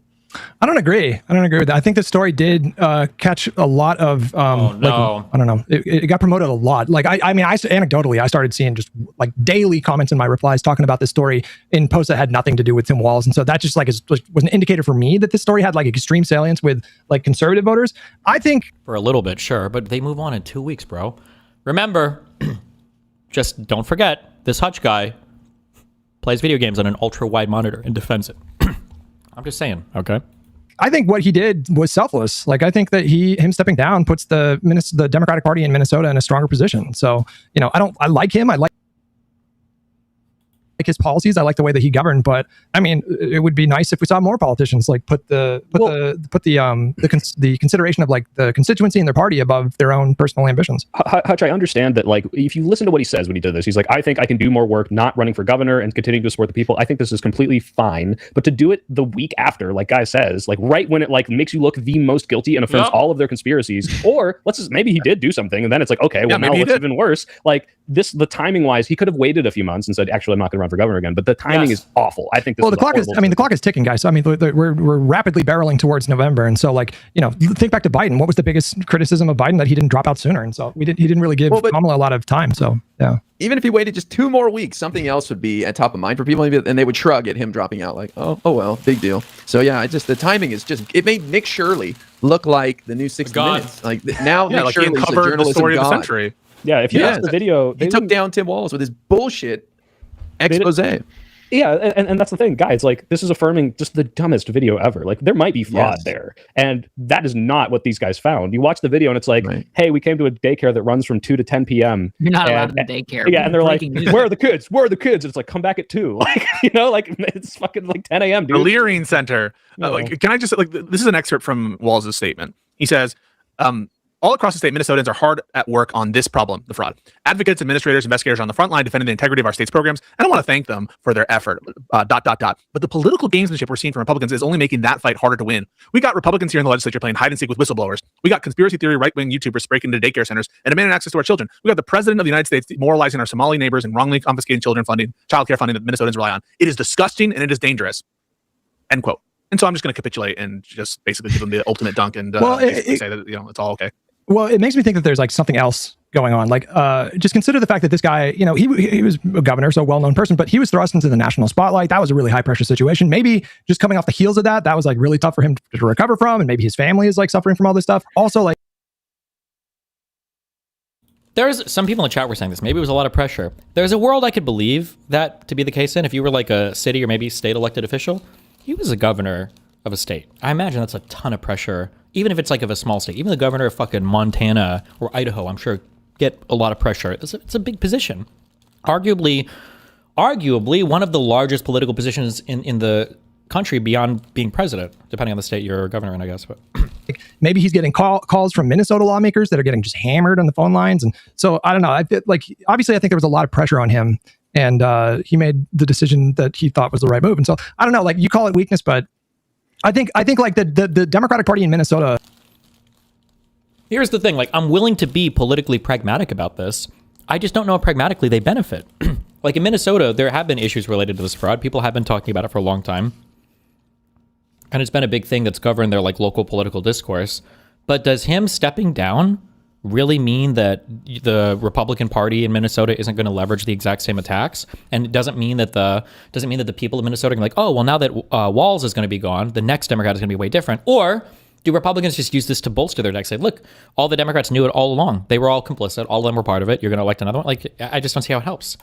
Are probably going to be fine. They're probably going to be like, their standing is probably going to be a little bit better going into the next. I want you to criticize one Democrat. Criticize one Democrat. Criticize one Democrat. Let's right now. Fuck.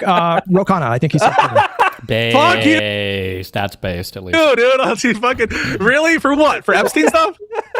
I think he's self-serving. No, we don't need to get into it. But Hutch, to me, this Fetterman. Okay, great. Okay, that's that's a good one. This is bigger than Tim Walz. This is the Democratic Party. This is the left defending itself against this bullshit, taking on the Nick Shirleys of the world. And so it takes away all of our fight. It's like, yeah, no, we're done. Never mind. Fuck it. We're out. I think Nick Shirley picked Walz because Walz has been looking to get, since he ran for VP, and he has been looking to quit. And apparently, I actually know some people in Minnesota politics. He got all depressed after the election, and he just like kind of wasn't doing his job. Like it just the party the. I mean, like this could be true, but fuck, man. Then the criticism would be, why the fuck did you announce you're gonna run for office again so early? Is that normal? Then you just shouldn't have fucking said anything about running for office again. You know. The governorship leadership was just kind of like falling apart. So I think he had planned at the beginning of the year for like the last 6 months, basically, he'd been thinking of quitting. And the timing of Nick Shirley's video coming out just makes it seem like Nick Shirley did it. But I don't. How does that correspond with, or how does that line up with him announcing to run again in September? Like it was just a few months ago. In September? I think so, right? Isn't that maybe the guy's bipolar because he's got times where he's real depressed and times where he's going to take on the whole world. And he just decided to finally give up. If that's true, then I bid Tim Walz farewell. You know, best of luck. If he's bipolar and he doesn't want to do the job anymore, then I agree with his decision to step down. But I would also agree with IRI. Do it in like 2-3 weeks and maybe not just like, you know, the week after this. Say what you want about the QAnon shaman. He was a total goofball, but there was no footage of him beating the crap out of cops. He was one of the first motherfuckers into the Capitol, bro. He saw the doors being broken open before he ran in. Throw him in a fucking dungeon cellar and throw away the key. Fuck that guy. Massive, you know, story that's been twisted and falsified with bad angles from the Republicans. You know, they had this conversation. Like, I wonder what that was like. They had to. Yeah, no, that's the thing. They had to have thought about this. And so it's the similar kind of dynamic. I'm not saying it's the same. All right, wait. Hey, fucking Peace Corps haters out there with Peace Corps Rangers. I'm not saying it's the same, but it's a kind of dynamic that I recall from like the Epstein files with Trump, where it's like, well, Trump must know that it looks bad to do these redactions and withholdings, whatever. And so whatever if he's considering this, there must be something that he's saying that like is worth whatever action he's taken. And that's the kind of dynamic where I'm like, well, yeah, Stacey's right. They must have thought about this. So why do they do it notwithstanding that? There must be something, some reason there, some political reason, some feeling of vulnerability, perhaps. Well, if he doesn't have the fight, go ahead, guy. Sorry. Well, I was just saying, I don't know. It starts to make people think maybe he's guilty of some shit, right? Yeah. Like, I hate to say it, but like, what the fuck? I mean, like, if he doesn't have the fight in him left, I mean, shouldn't you want him to resign? I mean, you need somebody that's up for that moment. If he doesn't have it in him, he's out of gas, then get out of there, yeah. And devil's advocate, why won't this be forgotten in 2 weeks? It will be forgotten tomorrow. It will. Okay. So it's like they got a little bit of an extra win here, but ultimately, will it be that bad? Opportunity to fight, and I wanted to square up, and we were starting to fuck these guys up, picking holes in his story, and Nick was getting embarrassed, and now Nick Shirley's a god. But I will say a silver lining is Governor Amy Klobuchar. We all love Amy Klobuchar, of course. Senator or governor? Oh, Senator. Who am I going to? Whose name am I going to put out there? Senator Al Franken. Let's go. Give him back. No way. Are you serious with this shit? You're like, he literally made a stupid joke that the person he was doing the joke to was in on. Apparently, didn't he grope someone? No, he didn't even. He was joked like he was groping, right? So he didn't actually grope her, and she knew about it. To be clear, I think there were allegations of forcible kissing. Al Franken a groper? I think it was just. He did not grab her boobs. He was like doing the whole thing that like, oh, I'm grabbing her boobs, but you're not really.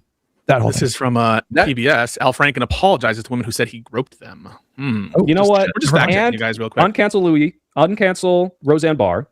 Uncancel who else did nothing wrong? Unburn the Waymos. Unburn the Teslas. Roseanne Spiegel. Bring back Elon. Roseanne made a. Wait, Roseanne is fucking crazy. Louis fucked up. I think he apologized. I haven't followed that closely enough, but Louis fucked up for sure. Post when Kimmel got fired for a second or sidelined, where she was like, I seem to recall another Democratic president doing this, implying that Biden did that to her, but she went after like 2019 or something like that when Trump was president. It was insane. They made a call, okay? They have connections. They're like, back channels, I suppose. Get Roseanne off. We don't like her. Roseanne is. Democrats are addicted to old people. I don't know what it is. We don't need Al Franken. Let's get someone new and young. I just want some dynamism. I want some. What do you mean, what here, God? You know this. You know this. God. Al Franken is a comedic god. He'll go in there and clown on Trump. He'll be a charismatic. He'll grope Trump lightning on the rod. stage. He'll grope him. Groper in chief. We have to do like the regular set of questions for Stacey before we have to end. We have to ask the following first. A, who do you pick? Graham Plattner or Janet Mills? Go ahead. For what? Or Senator May. Listen, I don't really. Okay, Janet Mills stood up for trans people against Trump. That's cool. And she doesn't have a Nazi tattoo. So 2 big wins. Well, that you know of. We got Janet Mills. I don't want a Nazi tattoo in the party. So I'm sorry. Space. Wow. And next for Texas Senate Democratic nomination, we have is it James Talarico? Oh my God, I can't even. Talarico. Okay. Versus Crockett. Oh my God, Crockett. Yeah.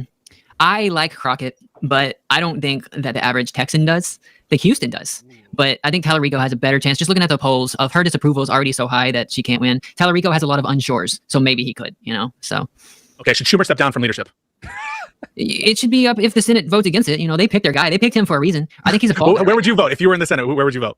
I don't know what goes on in the backroom dealing stuff. I think that the whole shutdown stuff. I think the shutdown. There's another shutdown coming up. Like I think he's lying right now about them not doing a shutdown just to keep it out of the news cycle, so that when it does actually happen, I think that he's lied about a lot of things for strategic reasons to protect Democrats. So whenever they're done with him, they'll pick somebody else. But I don't think we should have a big winner as the Senate minority leader right now. That's not a great position to be in. Like this, whoever this is going to be a very unpopular guy. And hopefully Schumer. I think he should quit, not run for the next election because he's just crazy unpopular and whatever. But for now, he's the fall guy, and we should elect someone popular whenever we actually have. Wait, who is this person?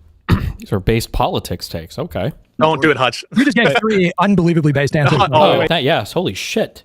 My God. Let's watch the Schumer clip. Let's see if it changes their mind, okay? All 3 questions. I was going to see the Schumer clip. We have the War Powers Act, which you mentioned. Right. I have the right to put that on the floor. Tim Kaine is the sponsor along with myself and Rand Paul, so it's bipartisan to a degree.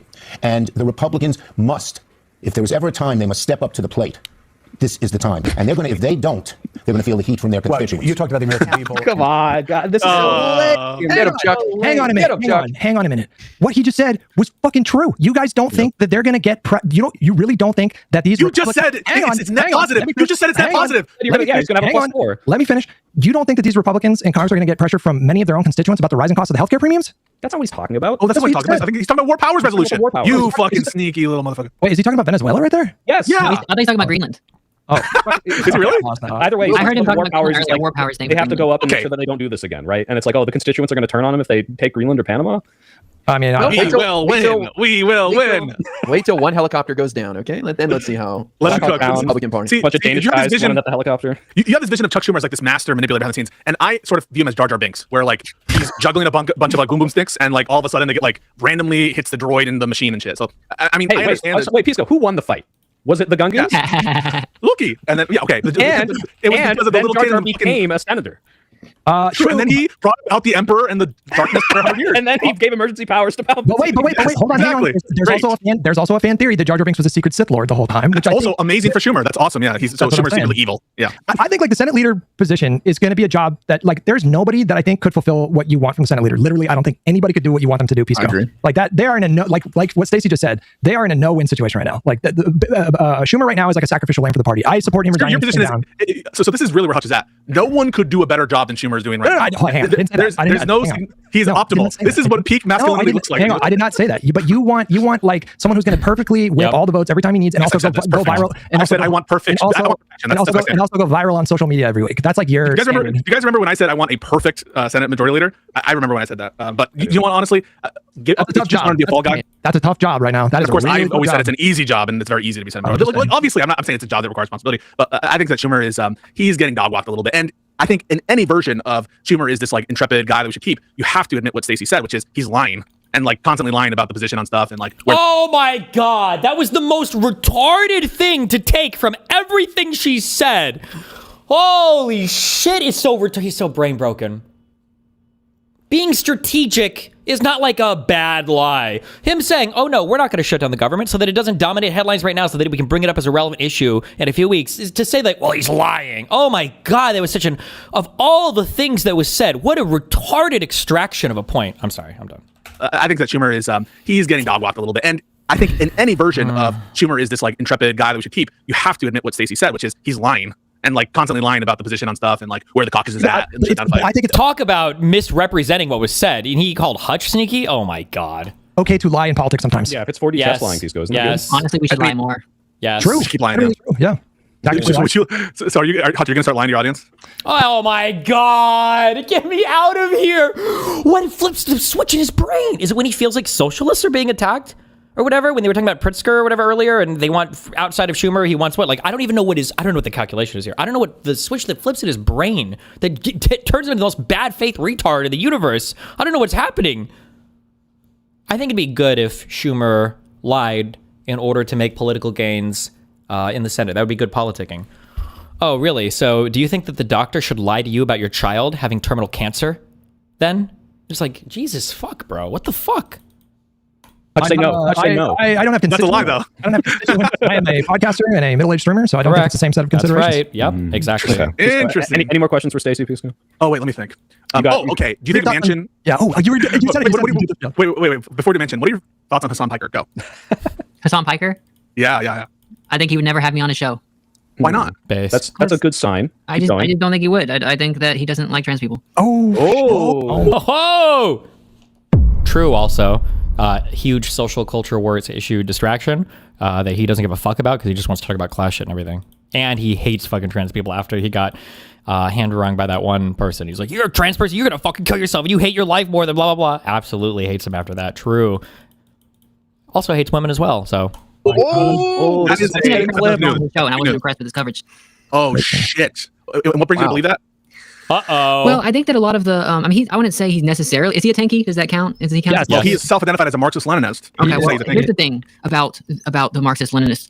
I was in the Missouri Capitol against. Wait, what did you say? Here's the thing. He's necessarily. Is he a tanky? Does that count? Is he count? Yes. Well, he is self-identified as a Marxist-Leninist. Okay. Well, here's the thing about self-identified as a Marxist-Leninist. Okay. Well, here's the thing.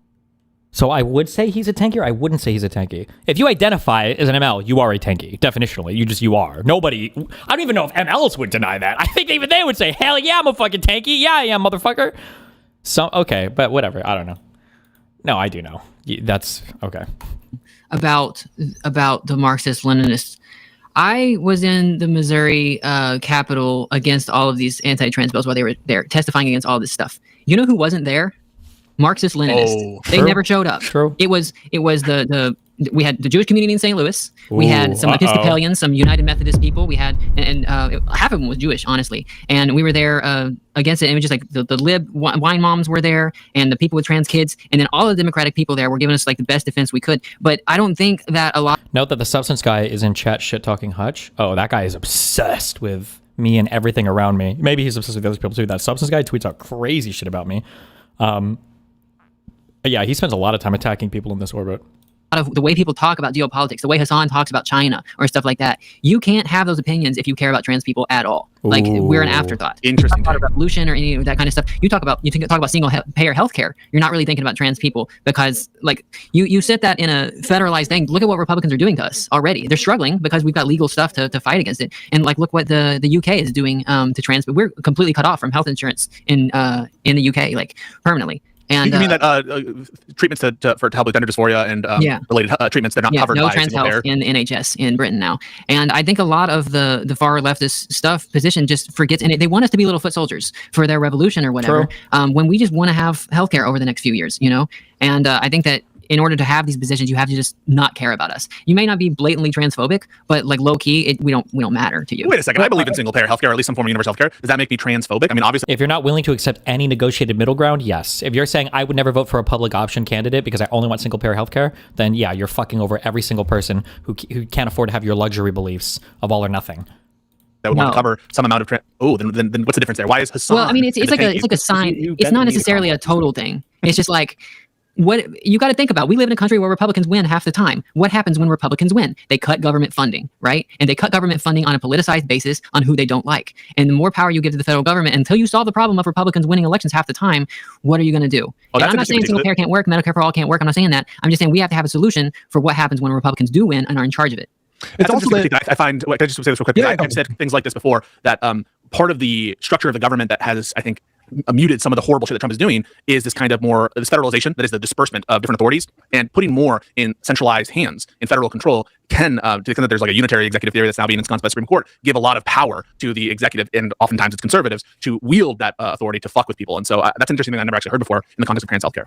It's also I've had many critiques of like the tankies, but like on this particular topic, I also see a lot of rhetoric. And thankfully, I think these people are pretty fringe and they're mostly online and they have an outside voice. And I don't think they're numerous, but they spin these narratives and they seem to stick. And I don't know if it comes from Hasan, or I don't know what he said on this topic, but I can't tell you how many times I've seen big, prominent, kind of hyper lefty accounts accuse Gavin Newsom, for example, of being bad on trans issues. True. Which drives me fucking insane, because when I looked up his track record, he signed like literally a dozen really consequential. It's because of that one interview he did with Bannon, or no, it was with Charlie Kirk, where he was like, maybe some of the trans athlete stuff for grade school, maybe this was too far, and people lost their shit over it. Some people did. Super pro-trans bills. Like California is a sanctuary state for parents who want to give their kids gender-affirming care. See, like you can come to California. They passed those laws in 2022. Whenever the red states were passed, they saw what the red states were doing, and they made a law to protect us if we move there. And that matters to these red state trans people that are because I know a lot of families that had trans kids. They all left Missouri. They all had to leave after the laws got passed. They moved to different places, and the states where they passed those laws, it matters. It's very important. And a lot of people, when they're talking about Newsom being transphobic, they don't give any weight to that kind of stuff. Now, one thing Newsom did is he did go on Charlie Kirk's. He had Charlie Kirk on his podcast, and he said some stuff about how it's deeply unfair for us to play sports or whatever. But that pissed me off, and I was mad about it. But that's a podcast. But what did he do in his policy? Trump said he was going to cut California federal funding if they don't kick all trans people out of sports. And Gavin Newsom's administration told him to go fuck himself, and that trans kids were going to keep playing sports. So in practicality, he's been great for trans people. Well, last question. Sorry, go ahead. You first. I was just gonna say, I mean, he was playing into. I mean, that was obviously all about optics, but his position was that he had. I think he was trying to validate concerns that a lot of people have, right or wrong. He was just trying to validate those concerns. Bro, I thought you guys were linking slop in chat. What the fuck? This is the White House YouTube channel? Patriotic lo-fi victory beats.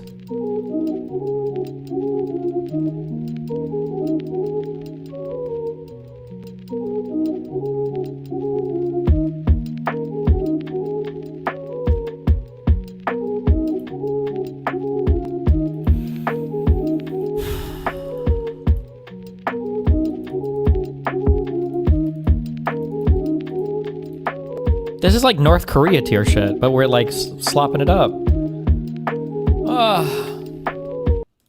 But his official position was that the government should not be in charge of regulating these athletic bodies. It should ultimately be up to the body. So even in that position, he wasn't saying that he would be open to like having the government step in or the state of California step in and restrict trans people from sports. And on all the other topics, though, on so many other, like that was just one bill. Like literally, it's like a dozen really consequential bills. And so when I hear stuff like the Democratic Party has abandoned the trans party, it drives me insane. Because the people that are leaving these red states that are passing these restrictive measures, what states what party do you think governs the states that these people are likely going to be? Yeah, I uprooted my life to go from Kansas to Maryland specifically because Democrats are in charge here. It's a big difference for trans people. So, that's good to hear. But I have a last question, then I'll hand over to Bill in this series of questions. What do you admire most about the new mayor of New York City, Mamdani? The fact that he's a communist or the fact that he's a Muslim? Jesus Christ. I think he's a cool guy. All right. Why do I have to have a favorite thing about him? I like his stuff on building just some of the like minutia of New York, like getting the scaffolding off of all the buildings. Cause right now in New York, it's like scaffolding is everywhere. It just stays up forever. And little things like that to take it away. Like the licensing stuff there's so many things in New York because it's a giant. Oh, careful. You're going to trigger him. That sounds like abundance liberalism right there. Uh-oh. Oh no. Ratness of a city. There's so much going on that can be improved that way. And I think that people try to make Zoran like a national guy. Like they want to talk about Israel and Palestine all the time with this guy who's supposed to run New York City. There's so much stuff happening in New York City. It should really just be focused on that. And I think that his video, his campaign stuff is amazing, and Democrats everywhere should copy it. Well, his mom is a film director, and so like obviously that had a huge influence on him because his campaign had stuff. Yeah, I have. That's how terrorists. Yeah, no, I've seen it. That's my mayor. Holy fuck! No, yeah. When he said abundance in his inaugural speech, I got a little. Yeah. Did you quiver with rage? Did it upset you?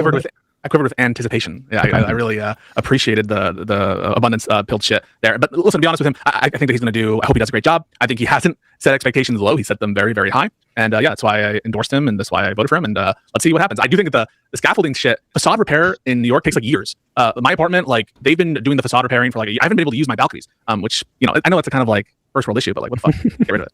It's like I don't want to see people. Yeah, they could really fix it so that people with balconies can more enjoy the site. I think they keep the scaffolding because it's cheaper to just have scaffolding out there than actually fix the facade, right? Yeah. We don't want people to get killed by like chunks of concrete falling down, I guess. Yeah. It's little stuff too, man. Like he got me to think about things I never would have thought about as someone who doesn't live in New York City. But like the process of getting like a permit to sell to sell food or whatever. Like he laid it out. I'd never heard of it. People are like, it costs like $20,000 to purchase this permit, and so people buy the permit and then like sublet the permit basically. Like other people, vendors pay these people so they can use that permit. It's insane. And so that one policy of like bringing that permit cost down to like what was it, like $50 or $200 or something like that is like that could make a huge difference and actually they're like scalping it. It's like the Wick is asking if you want to join the Nick Shirley panel. Why wouldn't he just ask me? We're friends on Discord. Pokemon card scalpers. Yeah, it's insane. These fuckers trying to corner the market. Those guys make bank. I've heard some of them make six figures. The guys their licenses, you mean, or the vendors? No, the people selling hot dogs making like six figures because like at a museum or something. Oh yeah, every hot dog's like $30. So out of touch, Pisco. That was your Hillary Clinton moment. How much can a banana cost, Michael? What's a $20? banana, Michael? What should we call it there, guys? Or yeah. So Stacey, I have your Twitter link in the description. But where can people find you? What's coming up? Anything to plug? Shows, tours, rage bait, Fox News clips you're about to put out. What's going on? I guess follow me on Instagram and YouTube. That's my favorite ones. I post a lot on Twitter, but I'm not a fan. And I'm gonna be doing. I don't know how many of you guys are in California, but I'm supposed to be doing something like January 30th is a progressive YIMBY thing. I'm supposed to be associated with that. Perform. I don't. It's a new thing putting together, but you might see me there. Say what? What city? LA. Oh, well, never mind. All right. I said California. I was thinking LA. me and Guy are in those parts. Message me after and give me the details because I might hit you up on, or take you up on that. All right, so I got to get more of the details first, but they put my poster on it, so now it's official, I guess. Awesome. Well, thanks so much for coming on. This is thanks for having me. We love all the joking and all that.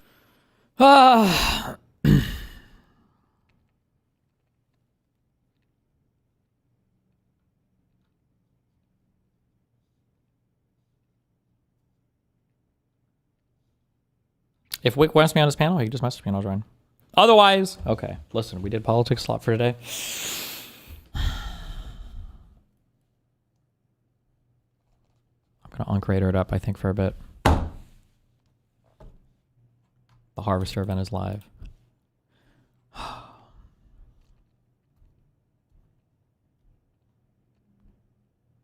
Hopefully one day my political views will not be so extreme that I can rejoin the twitch.tv website. But until our political views calm down, I guess.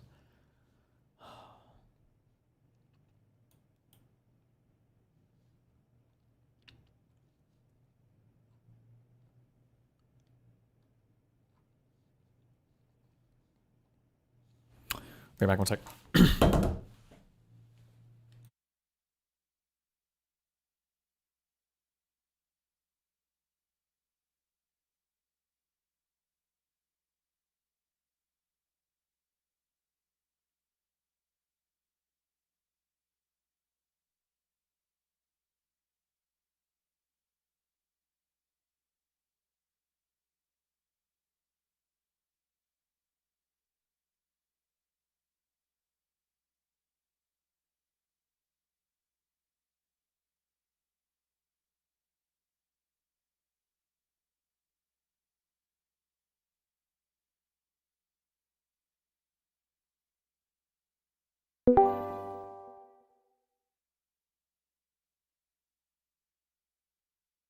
I'm loading up.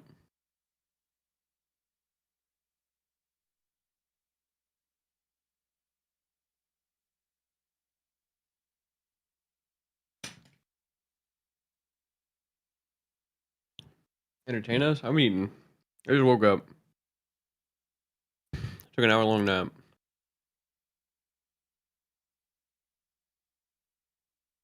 And I'm grumpy.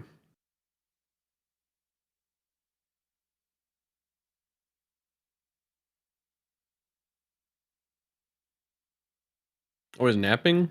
I wake up at like 7 a.m. Let me nap. Hey, Mr. Moon. Hello. I had a question. What's up? People were telling me that you turned down like a bunch of money from steak. Yep. Why'd you do that?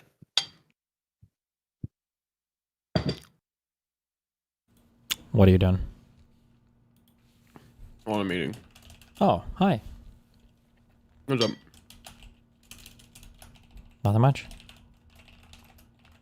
Are you just avoiding it? Yeah, I don't have to fucking answer to you, retard. No one asked you to answer to me, fucking asshole, but you fucking engaged in the question, so I figured you would answer.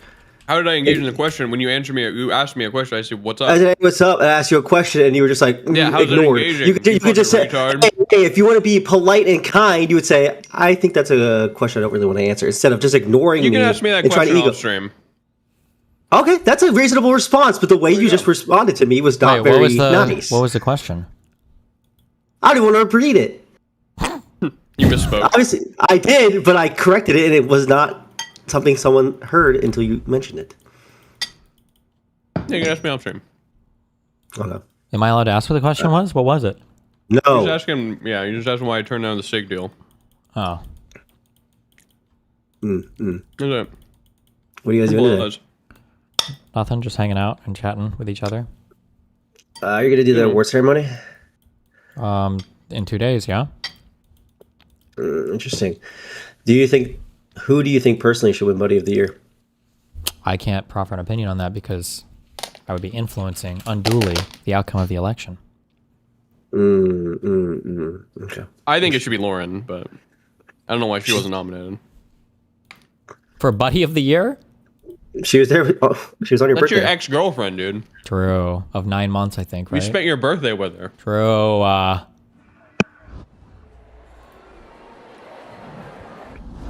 Okay. Well, I just wanted to talk to you about that because I was curious. But I guess I'll message you about it because it's personal. Love you, Darius. That. Love you, buddy. All right. Have fun. Bye.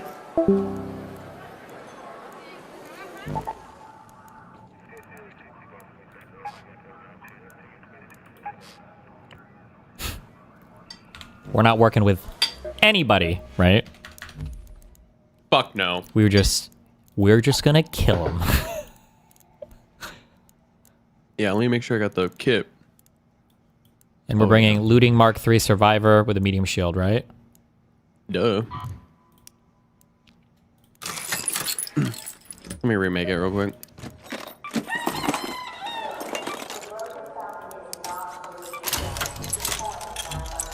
Oh, we had a good we had a good Stella run. I just remembered. We did. It's always nice when I end and I see my inventory. And it's got a bunch of guns that are broken because you know you killed some motherfucker for him. Hell yeah. Shit went down.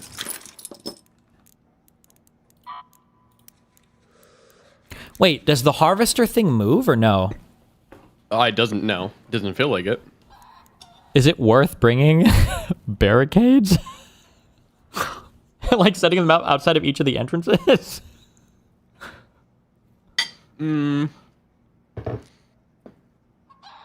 feel like we're not going to notice if someone brings them down. It's so loud. I think we would know. I think we would absolutely know. They'd have to start shooting at it and attacking it, right? And then wouldn't They can just hold E on it. No way. That's only if it's your barricade and if you're on the other side of it. That's I think. not- Or no, I think you have to be on the other side of it. I don't think you can just hold E and Maybe you take have it to down be from on the other side of it. Maybe you're right. Yep. Can you take down a barricade from the front? Wait, does anybody know this? Probably not from the front. Probably from the other side. Well, now I'm getting mixed answers in chat. Oh, Radiant said, yeah, of course. So does that mean the opposite is true? You will hear it, but they can dismantle it from the other side. I think it also gives us good excuses to like kill people too. Because like, bros, we had barricades out. Like, what were you guys thinking? Obviously, we're PvPing, you know? Yep. But I don't care about that. Fuck them. True. Well, I gotta buy batteries.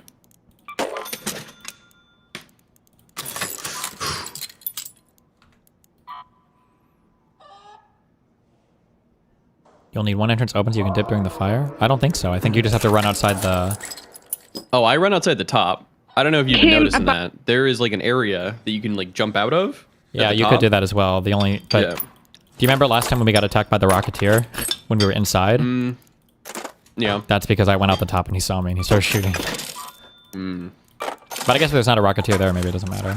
There's always gonna be a Rocketeer, but usually what I'm able to do, if it's just me, I guess, I'm able to like dip and weave so the Rocketeer doesn't like shoot me. But yeah, if two people, you can't really dip and weave. Okay, so we're not killing it. We're just like doing the puzzle inside, right? Yeah. Yeah. Yo.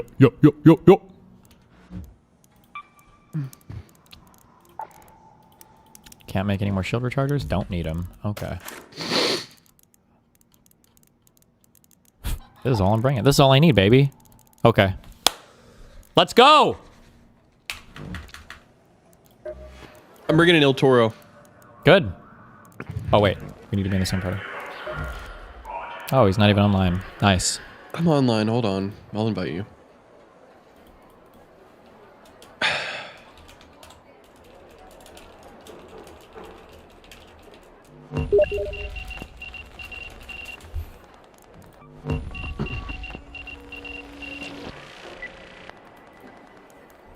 All right, spaceport, go. If I die, I'm gonna need like 10 minutes to make a whole fucking loadout. Good. About the court case. Ask him about the court case. Ask you about your court case. What is the context? Who is this guy? Your court case. Shut up, you little Kim about the court. Listen, I'm winning my case. I don't give a fuck. That's gonna be the craziest manifesto ever. All right.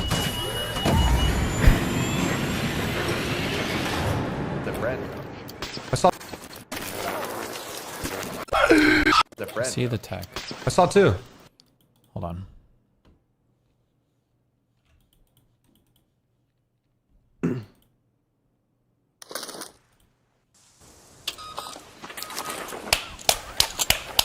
Let's LFG. Let's fucking go. Oh, Jesus fucking Christ. What? Is it always there? Is it the same spot? Jesus Christ. Yeah. That's all I said, Jesus Christ. Should we loot the locker room and departure? No looting. Fuck that. Queen is guarding it with her life. Oh. Engage if you've brought your best gear, lots of backup, and a very good plan.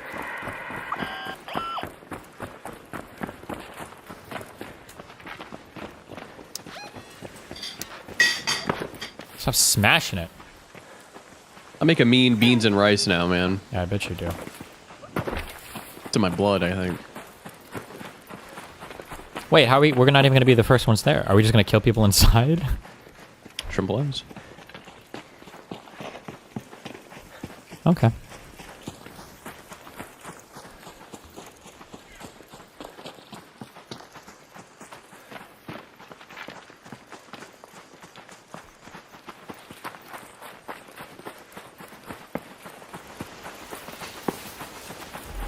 See, unlike you, I'm not gonna ditch you. No, thanks for arresting me. Can I drop you something? Let me drop you something. Fuck you.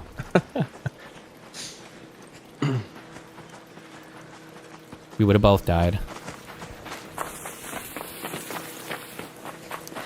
Oh, the red room is right there, totally unlooted. Why is he using frame gen? Doesn't he have a 5090? Listen, my new computer is downstairs. But also, why would you not use frame gen? Gen those frames, baby! The Great White Hope! What? You know. Fake frames? Dog. It's a video game. All the frames are fake. It's not real life. And the frame latency doesn't seem to increase either, so get fucked. I'm running through. Good!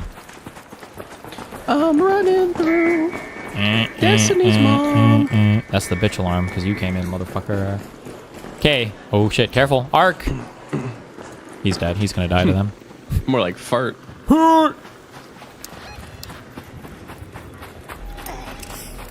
Careful. You.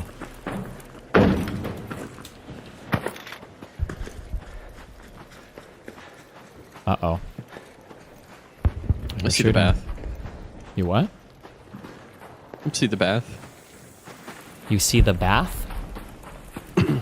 I see the path. The path. The path. The path. That's good.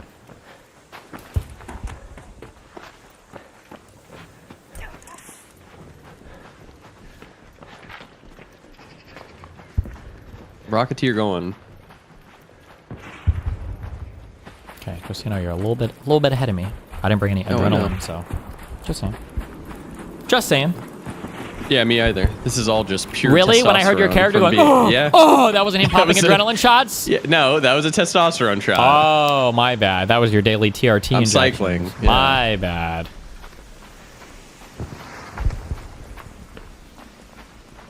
I'm look maxing right now.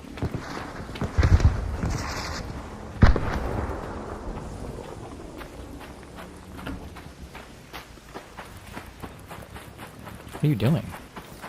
I'm watching. Go to the harvester. Let's go to the harvester. My harvester. My dune. Are we killing people inside? Yeah. But I want to say hello to him first and say friendly, No, and then I want to we can't dash be their that- fucking dreams. We can't be that bad, Moot. Uh-oh, you know what that means. They're in there. Oh, they're on top. We could just kill him. No. He's going full rat mode. I'm waiting for you right here. Okay, and then we're killing him? Yeah.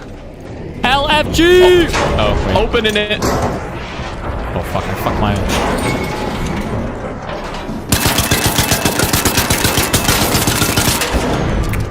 It just locked me out? One's up here. I'm down. I'm coming in, I guess, because you just stand out there like a retard.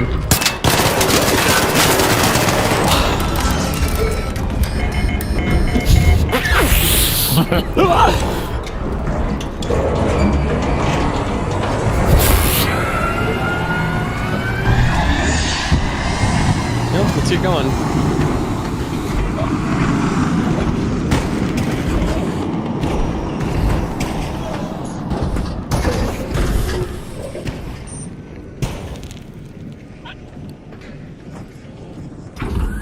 Come on, man. We got a long way to go. Where are we going? We're going to the extract, brother. The south elevator? Yeah. That's where I'm headed. I'll see you there, man. The door closed! I don't... I'm dodging. Alright, I'm gonna stay in the fucking... in the cover for a second while I regen. Sounds like a good idea.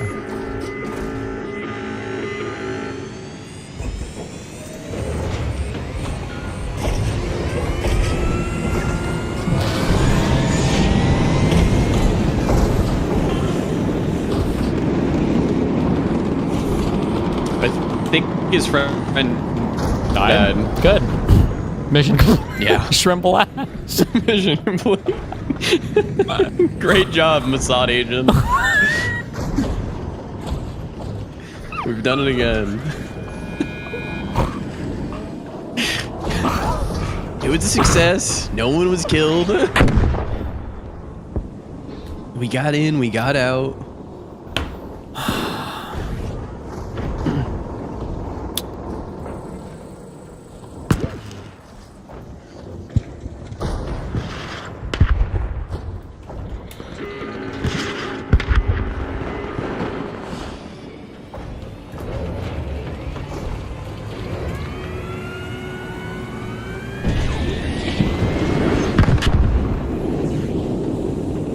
How are you so far ahead? Oh my god.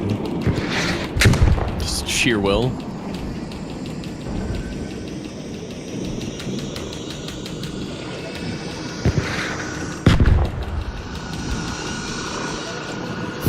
Aw.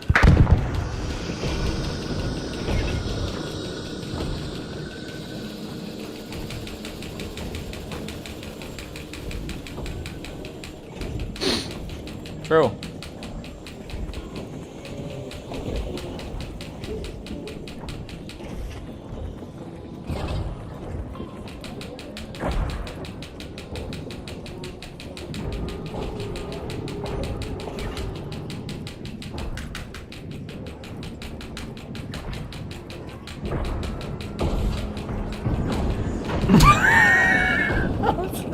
Never mind.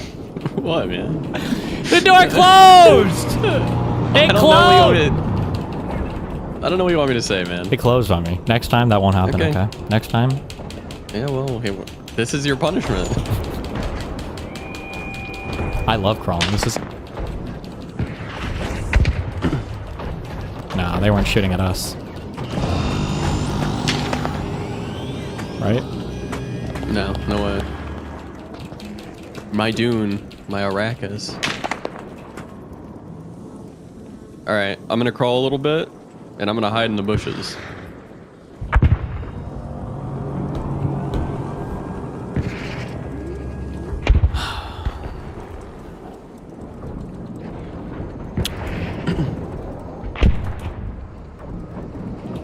I'm looking out behind.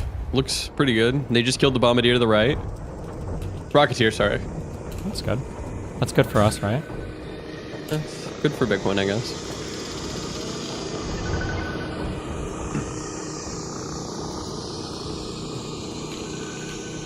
Okay. 1 second. Keep it going.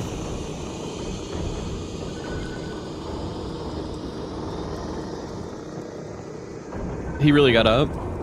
Okay, good. Now that he's gone. This fucking guy, he knows that door closes. He's just a fucking boomer. I did more damage. I can't wait to see where we're at damage at for the end of this round, okay? I basically 2v1'd, and you went in, and I don't even know what you were shooting at, to be honest. I shot the guy down. Oh, did you?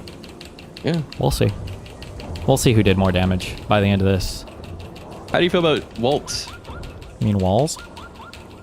Whatever his name is, Walz. The governor stepping down? Yeah.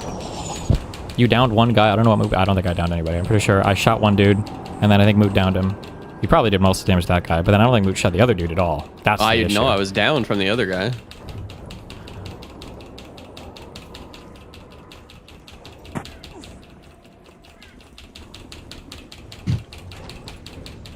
Making my way downtown. No, you downed him? There's no way that that happened. I did not down the other guy. Moot would not have fucked up that badly. There's no way.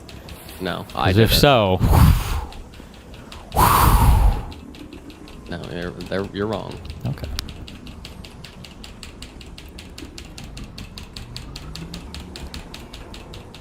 How far are you? I'm 138 away, man. I'm making progress. I'm 135.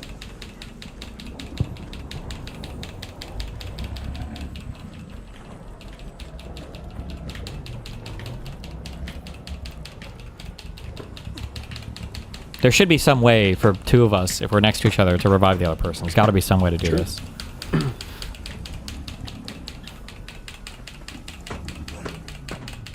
You're crawling away? Yeah, what do you want me to do?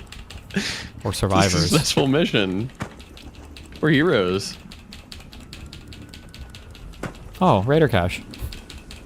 Good.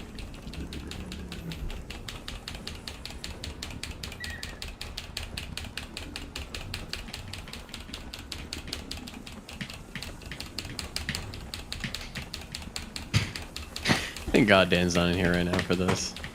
This is Arc Racers, bro. True.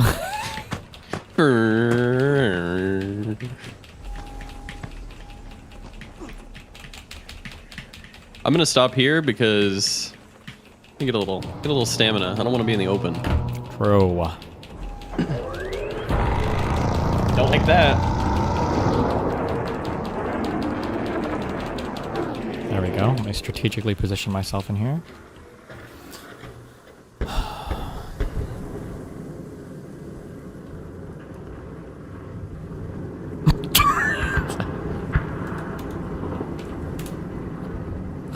We're good. We're gonna make it. We're gonna make it out of here, man.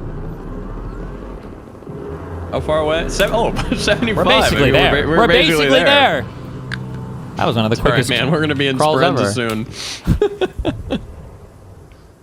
Way quicker than our first crawl.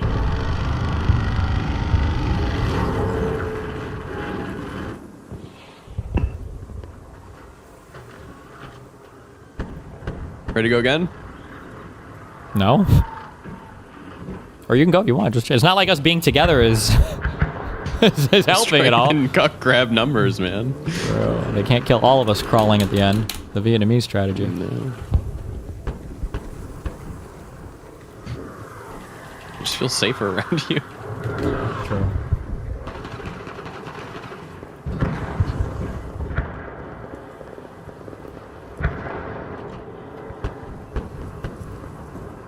Oh, Parsec, there he goes, raping again.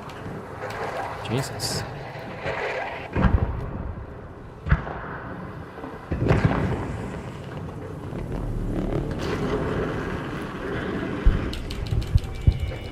Uh-oh. Oh, I think we might want to wait. Why? Maybe they have a thing for. Oh, you think 60 they're gonna... meters, bro. We're like right there. We should start screaming at them. Don't start screaming at them. I'm just kidding. No. Oh wait, I can scare them out. I got him on voice chat. Don't.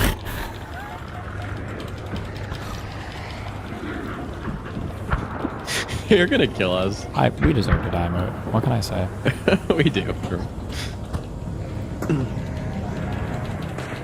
It's right there, Moot.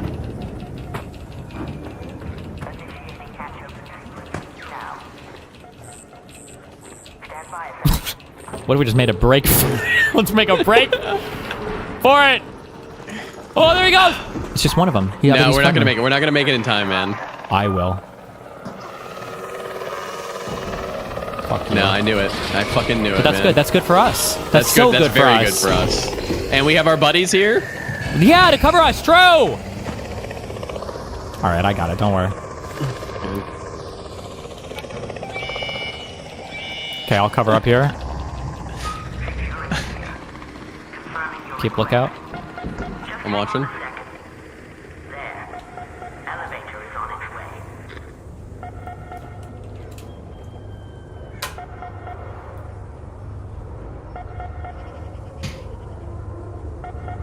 If we get out, I mean, that's legendary. Agreed. Successful run.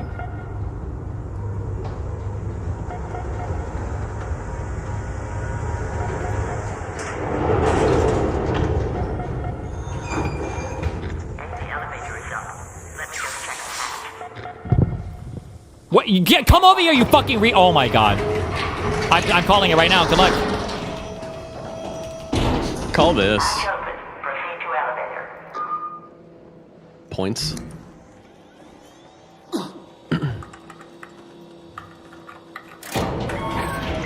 Easy, see?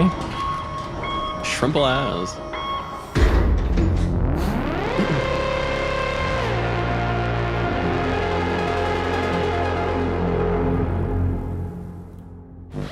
I mean, that's an all-time victory. I would agree. Oh shit, wait. No, go back. Hold on. Okay. How do you go back? Too late, I got it. I'll check. Oh, I see. He had a Bobcat 3. I did 73 damage, 58 deflected. So and I did the Bobcat 40 3 and guy, 41 to that guy. I did over half. What do you want me to say? I can't contribute any more than that. Bobcat 3 guy fucking donked me with 100 damage, but I did 59 damage to his friend. Yeah, because I did 41 to him. You didn't hit the other guy once?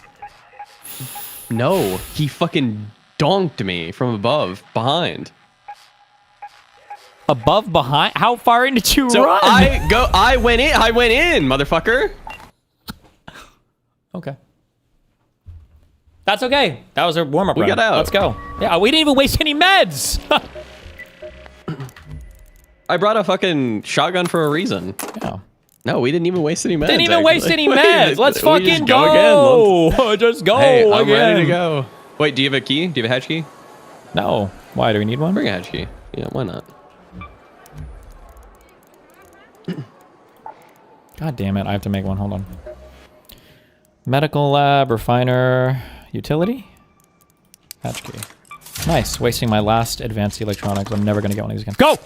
Go! Go, go, go, go, go, go, go, go, go, go.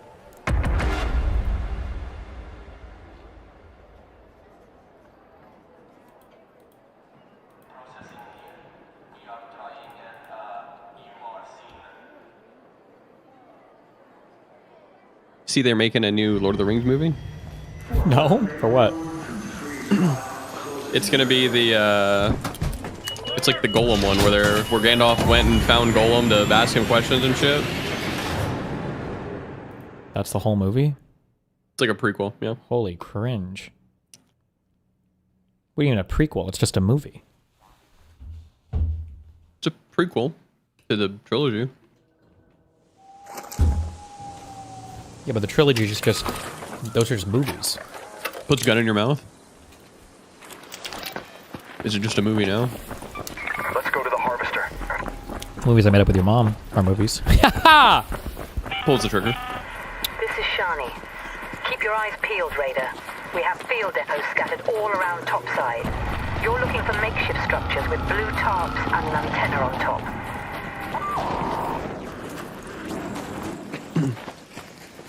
We should just be rats one day and sit with ospreys and just snipe people who go in and out. Bro, don't even loot. Just leave. Bro, Don't even like loot. Don't even extract. Just like stay until the map ends. And For the die. love of the game. For the love of the game. Don't come with a shield, just bring one osprey. True. Sit on a hill. One osprey, 1,000 medium bullets, and just That's go all you like need. to the top of that spaceport, set up 400 jolt Yeah. mines, and say fuck it. Yeah.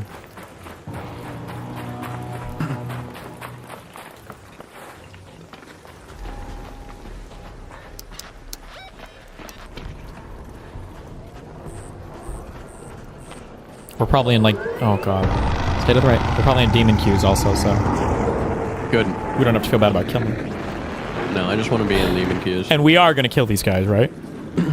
Big time. Big time. And if we don't, we're gonna crawl back. Oh, I didn't even repair my shield. I want to be reminded of where I came from. Might be people in there. Yeah, let's stay away from the rocketeer. Oh, no, I mean, well, yeah, that too. But there might be people. I know, in there. I know where they're at. Yeah. Okay. Oh, I hear him. A lot of violence. Speed, violence. Want to recover Stam? Yep. I'm ready. Let's go. Okay. All right. You open the door this fucking time. Be cool. Be cool. Be cool. Be cool. He's chill. It's open. I'm in. It's about to go off. No.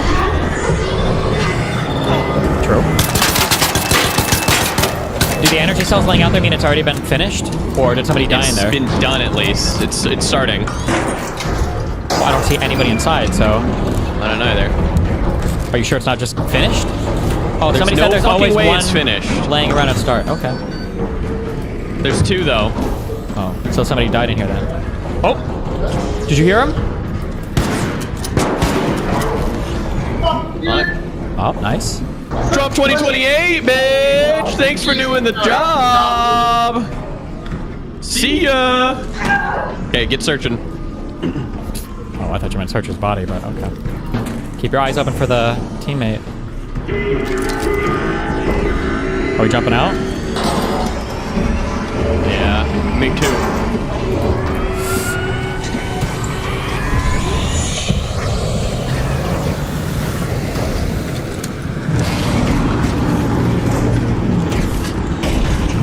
Back in. I'm back in. Did that guy have good shit? Yeah, he's got some shit. Okay. I haven't had the chance to full loot, but I'm gonna start looking for the battery, because fuck it. Okay. Remember, after you breach, you're just looking for the interact. Yes.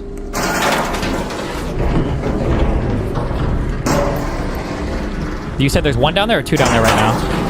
There's 2. Oh, carry. I got it. Ready? All right. Yep.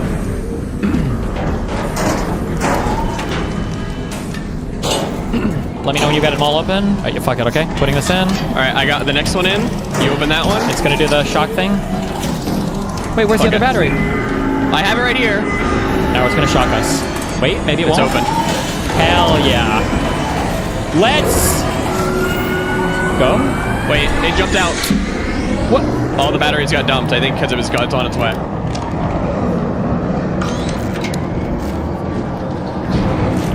Okay, we need to open all 3 things.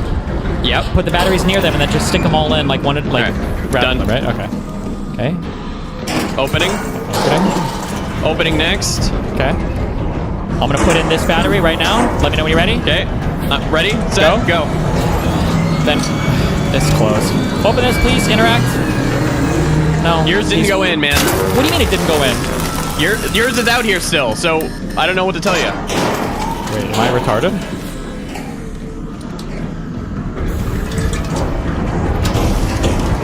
Oh, I see. Yeah, you're right. I understand. Okay.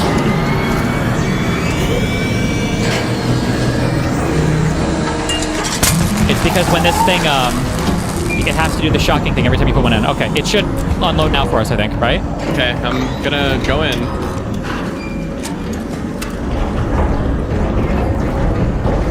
Okay, it's shooting time. Oh shit, you're right. I'm so stupid. Fuck!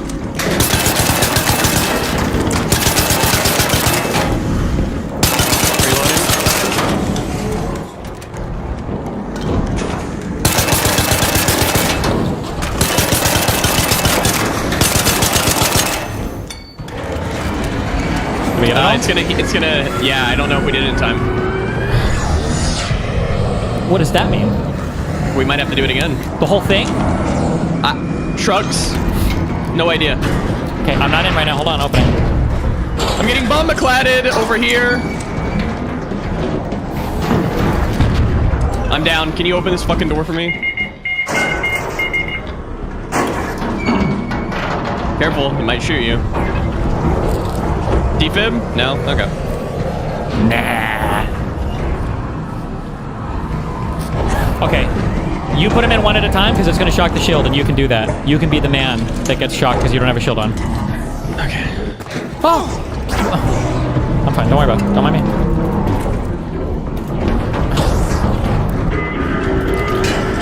I'm getting out.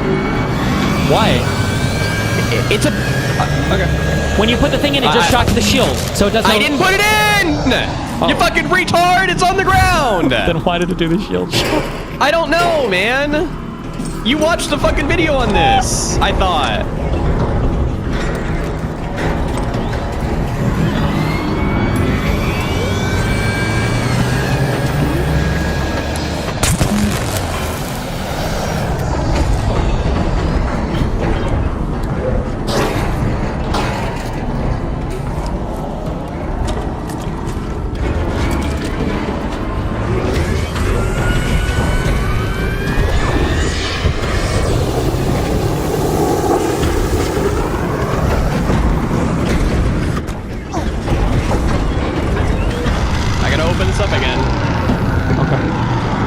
Have you put any of the batteries in, or? One in, but I think they got zipped out. No, it's still in.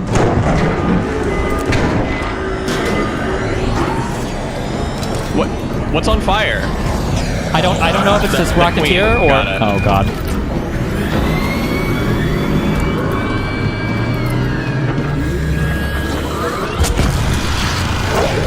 Did you put the battery in? No, man. Okay. It takes a fucking second. Okay. Do you want to switch roles? I can put the batteries in. It's not just a one-guy task, dude. I'm putting the next one in. No, you have to put them in one at a time because it does a shock thing every time. I'm waiting. Okay. Yep. Just give me a heads up when you do it so I know to get ready to run out. All right, I'm about to put the last one in. Okay. You know what? I have no shield, so let me help you. Okay. Now we're shooting the thing.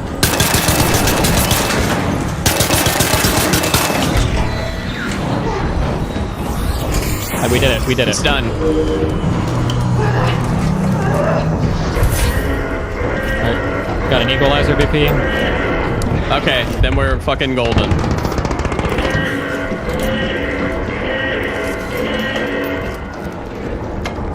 I got 2 Jupiter BPs. Okay.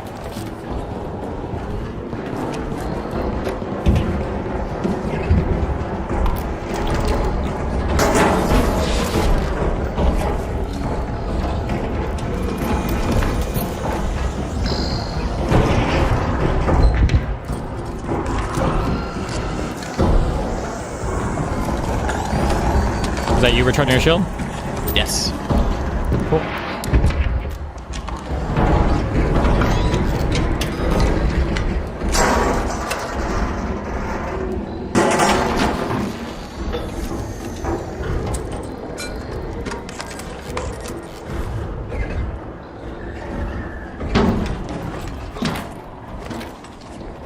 There's nothing on the ground floor to loot, right?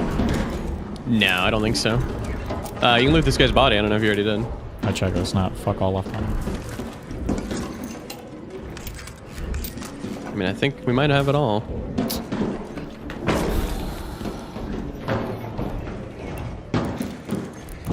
Okay. If we hurry, we might be able to run one more time if we want. But Run we got what the BBs, one more so I time? don't really give another harvester. Oh, like another vent. Oh yeah, sure. All right. Are there no hatches to hatch key out You brought a from? hatch. What's far? I guess the closest thing, south elevator, huh? East elevator.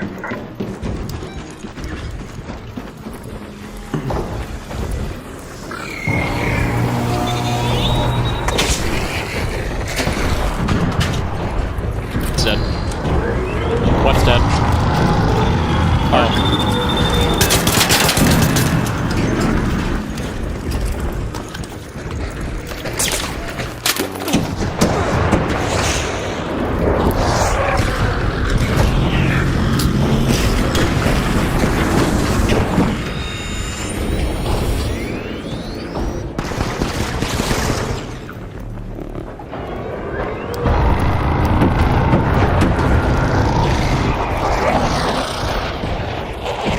I'm going dark on this arc.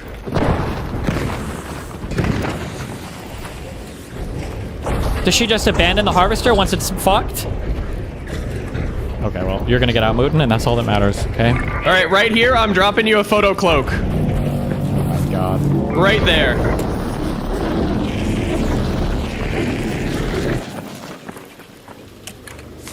How do I use this thing? I got it. Never mind. Don't worry. Put it into your inventory. I just got shot.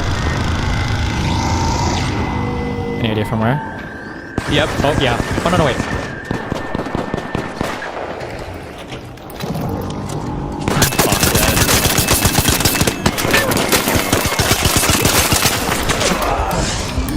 Well, hold on. She's coming. She's coming to save us, Moot.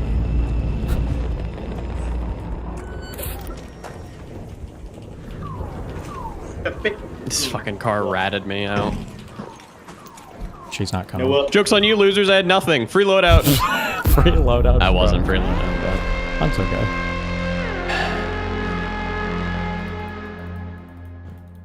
You put the blueprint in your hole, right? No, I left it in my inventory for epic games. Okay. You put it in your hole, good. Oh, I need to spend these Can I cards. aim? I'm at so low HP, and I... Okay. Hey, you got me. White name. True. Shrimp lives.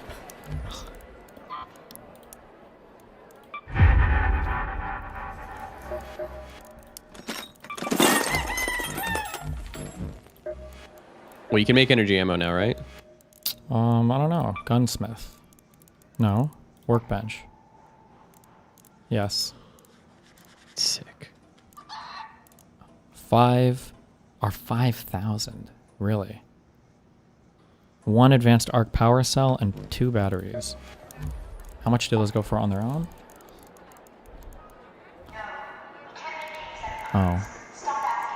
Not even 5 close. advanced arc power cells go for 3,200. Oh, damn. Yeah, okay. They're not fucking around with that one.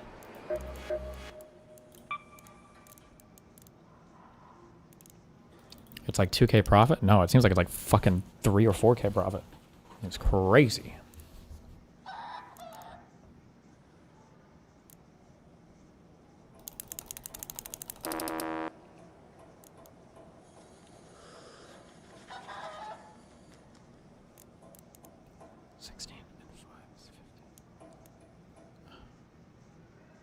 Okay. Well, what do we do now? Oh, you finished top 5 in your trials, right? Duh. Duh. I wonder how tryhard the people are right now in my trials. Let's see. It's got to be like just barely there.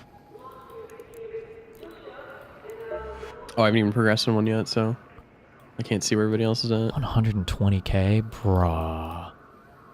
I'm gonna be. They need to stop doing the throw snowball one. It's not fun, and it makes me not want to do the fucking dog shit trials. Dude, you're cooked. Your fucking group is insane. What are they even getting it all on? Let's see. Damage snitches. Search Probably harvest plants. Harvest plants, maybe. The best spot is Buried City. Cold snap on top of the garage. There are 2 snowballs next to each other. What? And then can you throw them on? Oh, I wonder if you just throw it at the bastion below and you just keep doing that. Maybe. The snowball shit is AIDS. Oh, we have 8 minutes. Do you want to run another one of these and try to get another equalizer BP? Yeah, I'm yeah, kind of. All right. Yeah, you do. Yeah, you do. I'm just bringing a bobcat. That's it. Why? Of all the shit? I don't have any. I don't have any shit, man. You can't like buy a Stitcher 1? Okay, I can bring your gun. I got you. I gotta. I mean, I gotta. No. I have an anvil. I got you, bro. I got you, bro. I'm not gonna be able to bring the Giga load out. We don't need. We're not even. I've been bringing kettles. We're good.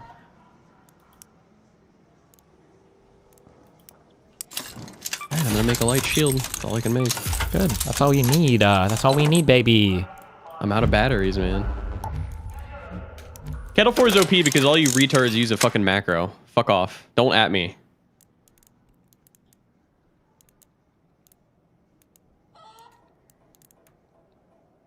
Wait. When did I have... Okay, never mind. Okay. Alright, I'm ready to... I'm not, oh, wait, so suck my fucking dick, bitch. Exactly, yeah, that's right.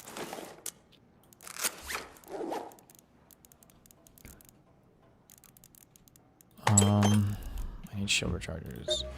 Or... No, I'm just clicking everything. clinic. You made it.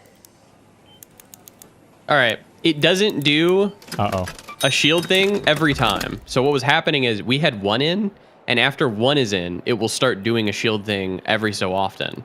Are you sure? That's why you do it as quickly as possible. Yeah, there's a guy who I trust who is always in my DMs, and everything he's ever said has been correct. Okay, because when you put one in and I put one in, and you were like, yours didn't go in, after you put yours in, mine, it didn't let me put it in. It auto-closed it or whatever. So it feels like it does it one at a time, but... Okay, we'll see. Okay. I don't know why yours didn't go in then. Well, I watched it happen a second time after you put yours in, the thing closed. So maybe you just have to reopen them every time or something? I don't know.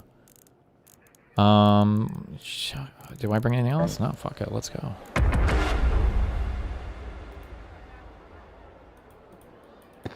See, Radiant's saying that they're wrong, which is how I know that they're fucking right.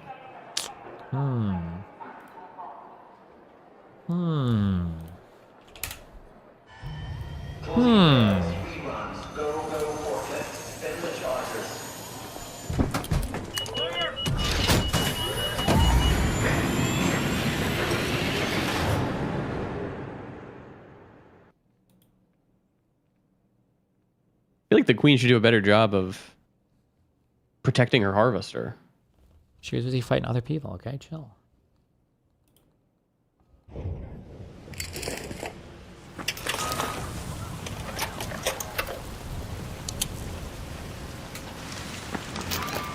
Oh, goated spawn. Yeah. Goated. Perfect spawn for them to come in and fucking just completely fuck us as we're doing the puzzle. We're good. I got a Bettina this time, baby. I'm taking my shield off also, so we can both stay and be electrocuted over and over again. Bettina. More like Melina. True.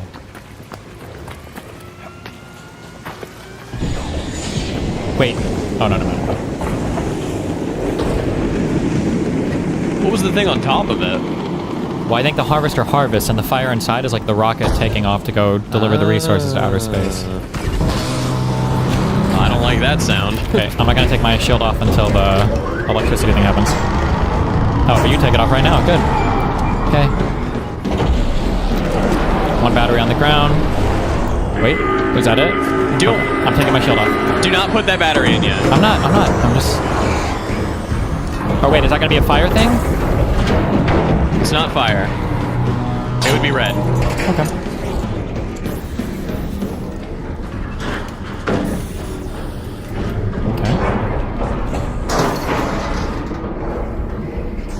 Notice how Radiant was wrong, chat. Yep, he is. Oh, that's fire. That's fire. That's fire. Oh my god. I put another battery down there, so we've got two. Okay, I'm searching. Okay, opening the door. You're dying. You're dying. You know you're dying, right? Yeah, well, there's nothing I can do about it. Okay. King.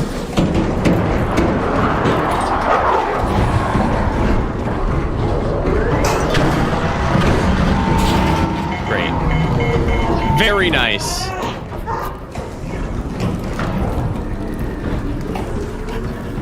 Can a brother get some help? I'm trying to wait for the fire to clear.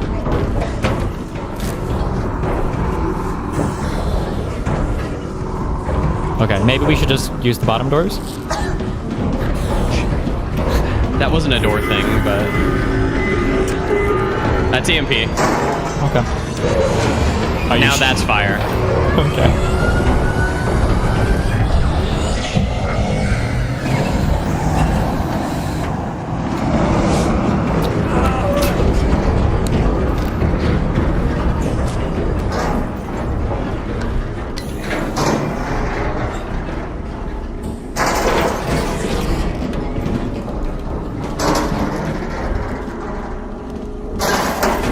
Got it. Carry. Okay. Okay, ready? Interacting. Interacting, although I don't know if that matters, but... You putting yours in? Placing. Placing, trying. It's placed. Interacting. Wait, fuck, it dropped. Give it a sec. Interacting. Okay, put your shield on now. After the... Did it eject them? Oh, we gotta do the thing. Fuck, you're right.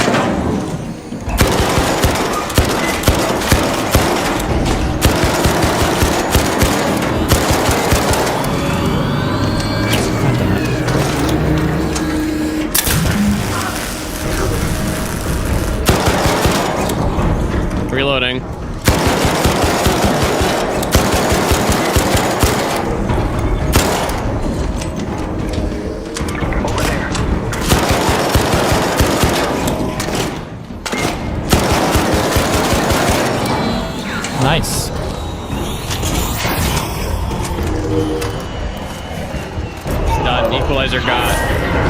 I'm down. Did you get shot? I did. Are you crawling? Do you know where you got shot from? I'm outside. Yeah, left side, south. South. Okay. Tell me, do you see anybody or where they're coming from? I'm watching. Okay.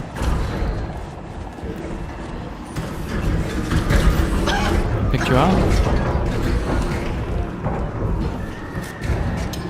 Oh. He's inside. I just got fucked so hard. Move!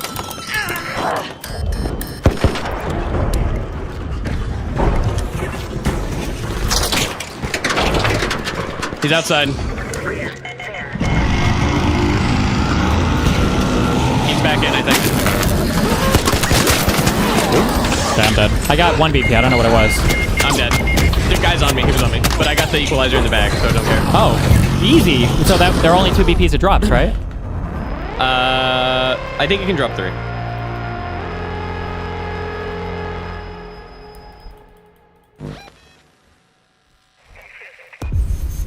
What did I get? Oh, I got a Jupiter Blueprint. Okay. Yeah. You got an equalizer BP? Yep. That's all I wanted. And we did it. Fucking A. This season is saved.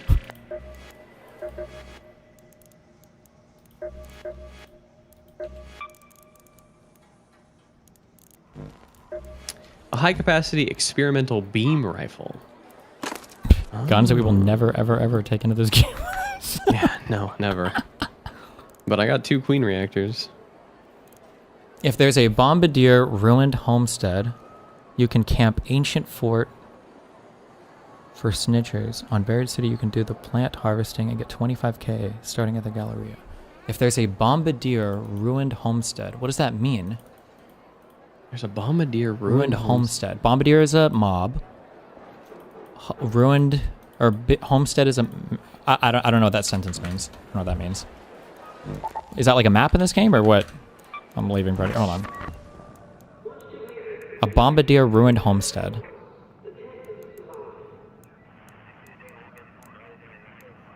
At ruined homestead. What is ruined homestead? On Blue Gate. Okay. If there's a bombardier at the ruined homestead area at the Blue Gate. I assume the ruined homestead is just like a place. It's an area to the south. What does it have to do with harvesting plants? You can camp the ancient fort for snitchers. Do bombardiers spawn snitchers or something? So bombardiers spawn the spotters. Oh, bombardiers spawn the... Oh, bombardier, I'm thinking rocketeer. Do spotters count as snitchers? I don't think they do. I think those are snitches. Those are... That guy's those retarded. Are spotter He's relays retarded. or whatever. Yeah, Yeah, you're just retarded. He is. He's an idiot. Ban him. Ban that fucking retard. I should. He's trolling.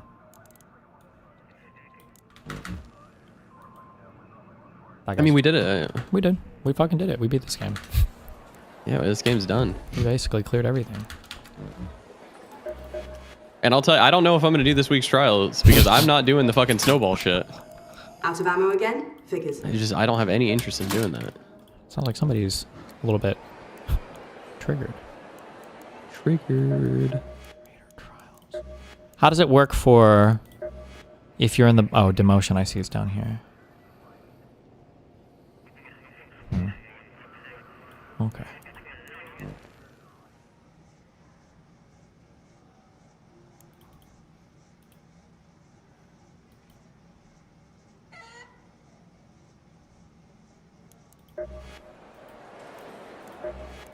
Okay. We'll figure it out. Mooton will do his trials. Don't worry. We'll make it. I'll do my trials, surely. He will do his trial. Okay. All right, well, that's it for me today. Yeah. GG's. Take care. Okay. I don't know if I'm streaming my talk tomorrow or what is the plan with that. I should figure that out. But I still need to get that studio ready downstairs. I'm almost done. You guys have fun. Be careful. Wait. Connect.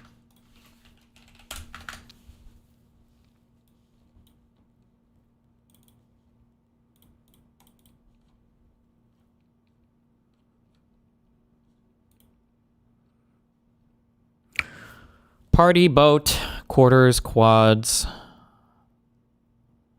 clear, balloon, flush, stuffed, rich, pack, pad, deep, flat, full, straight, and digs.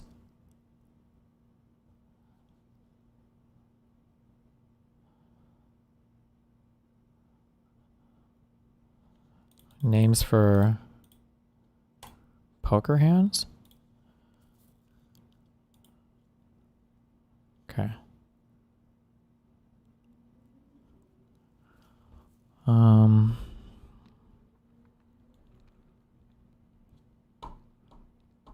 Places where you can live? My pad, my flat, my quarters, or my...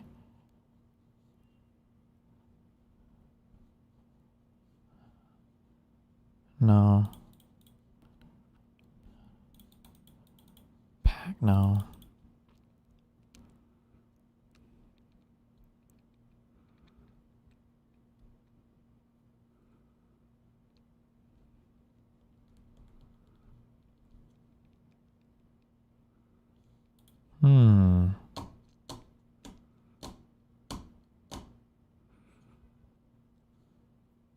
Balloon, stuffed, full, and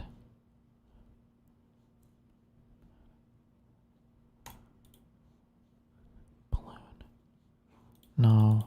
Fuck.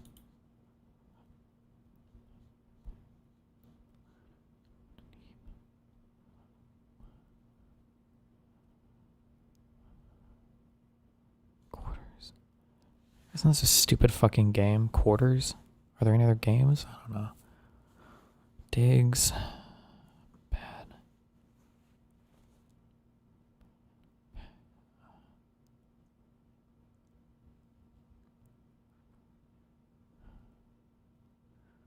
Oh my god.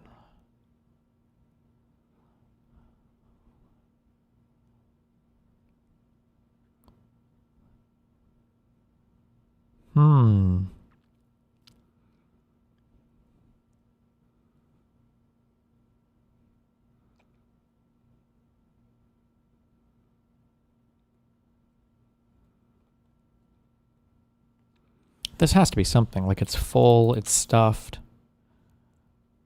No, it doesn't. Well, it's packed, but this would say packed, and it doesn't.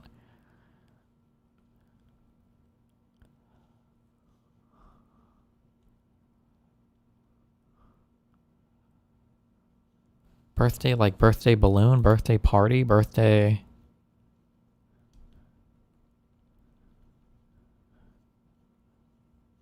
No. Clear?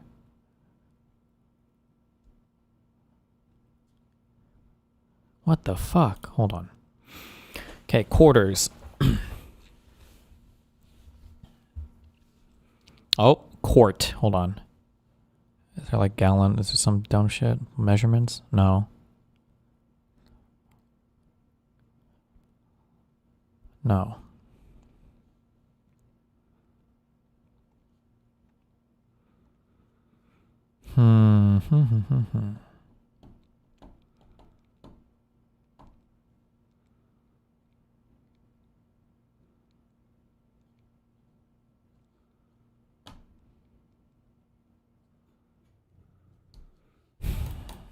Party, like a group of people? Rich. Flat. Stuffed. Digs. Pack. Balloon.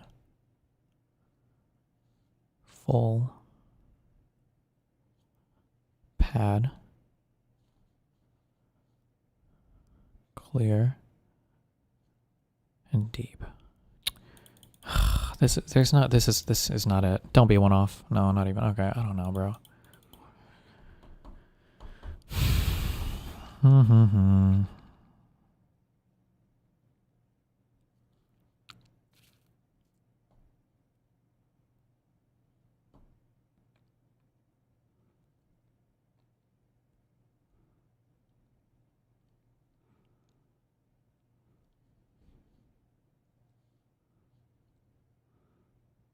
Flat end? Is that a thing? Deep end?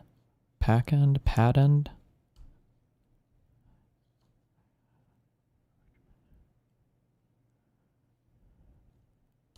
Nicknames? Rich? Richard?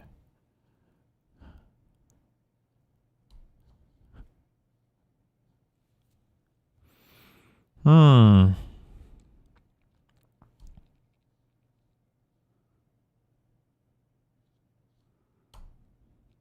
Oh, this is going to be real dumb. Balloon? Hot air balloon? Hot air rich? Like birthday stuff? Like party balloon? Pad and dig? Birthday pad? I don't even know what that means. This is retarded. Don't be one off. No, not even. I don't know. Clear. Stuffed. I already tried to guess like full. That's rich. Deep. Flat. Balloon.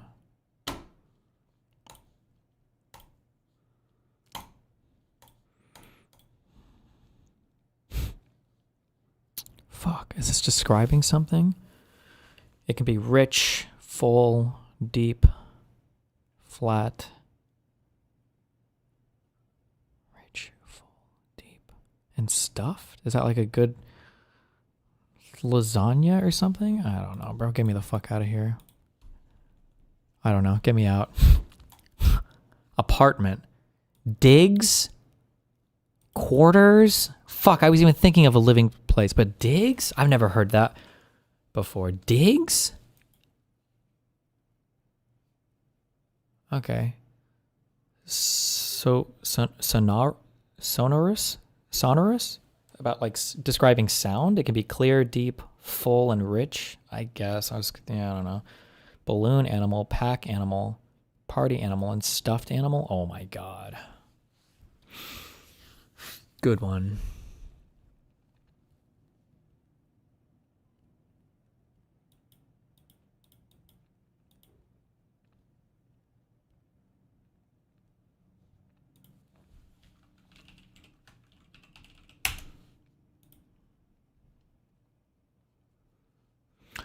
Okay. I love you guys. Be careful. Stay safe. Be careful. We'll be back tomorrow. Don't die.